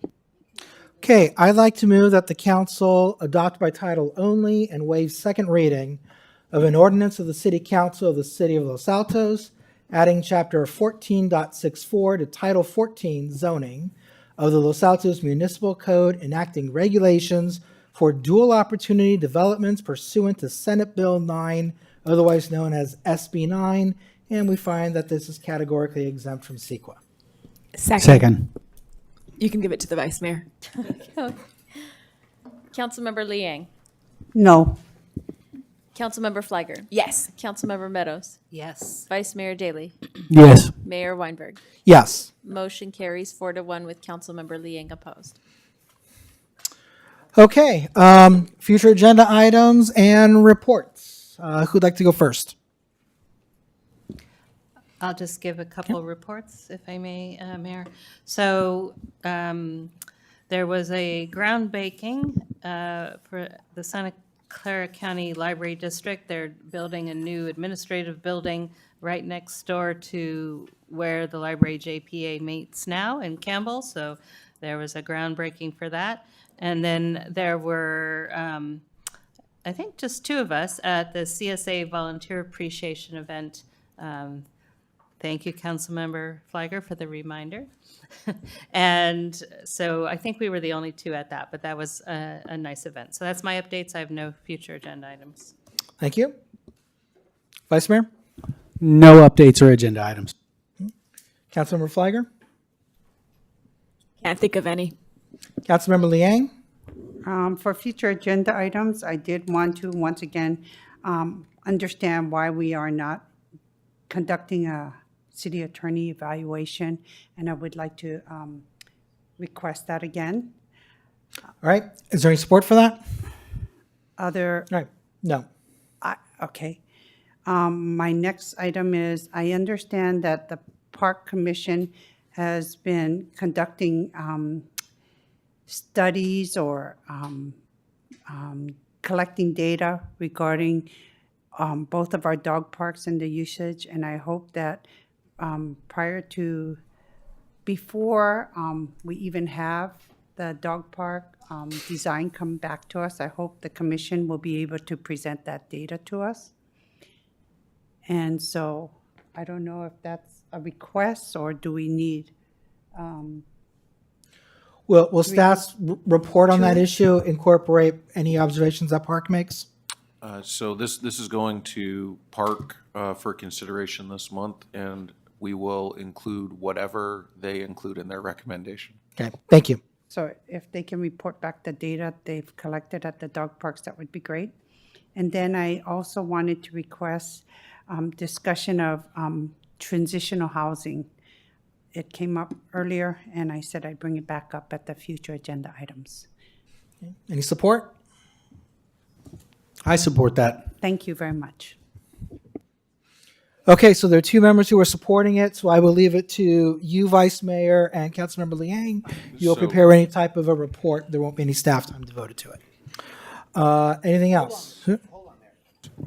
So I'm sorry.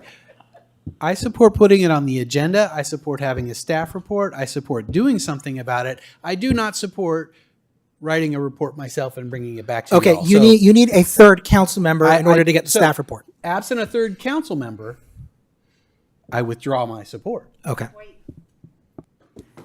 You don't have to write the report. We can have it for discussion.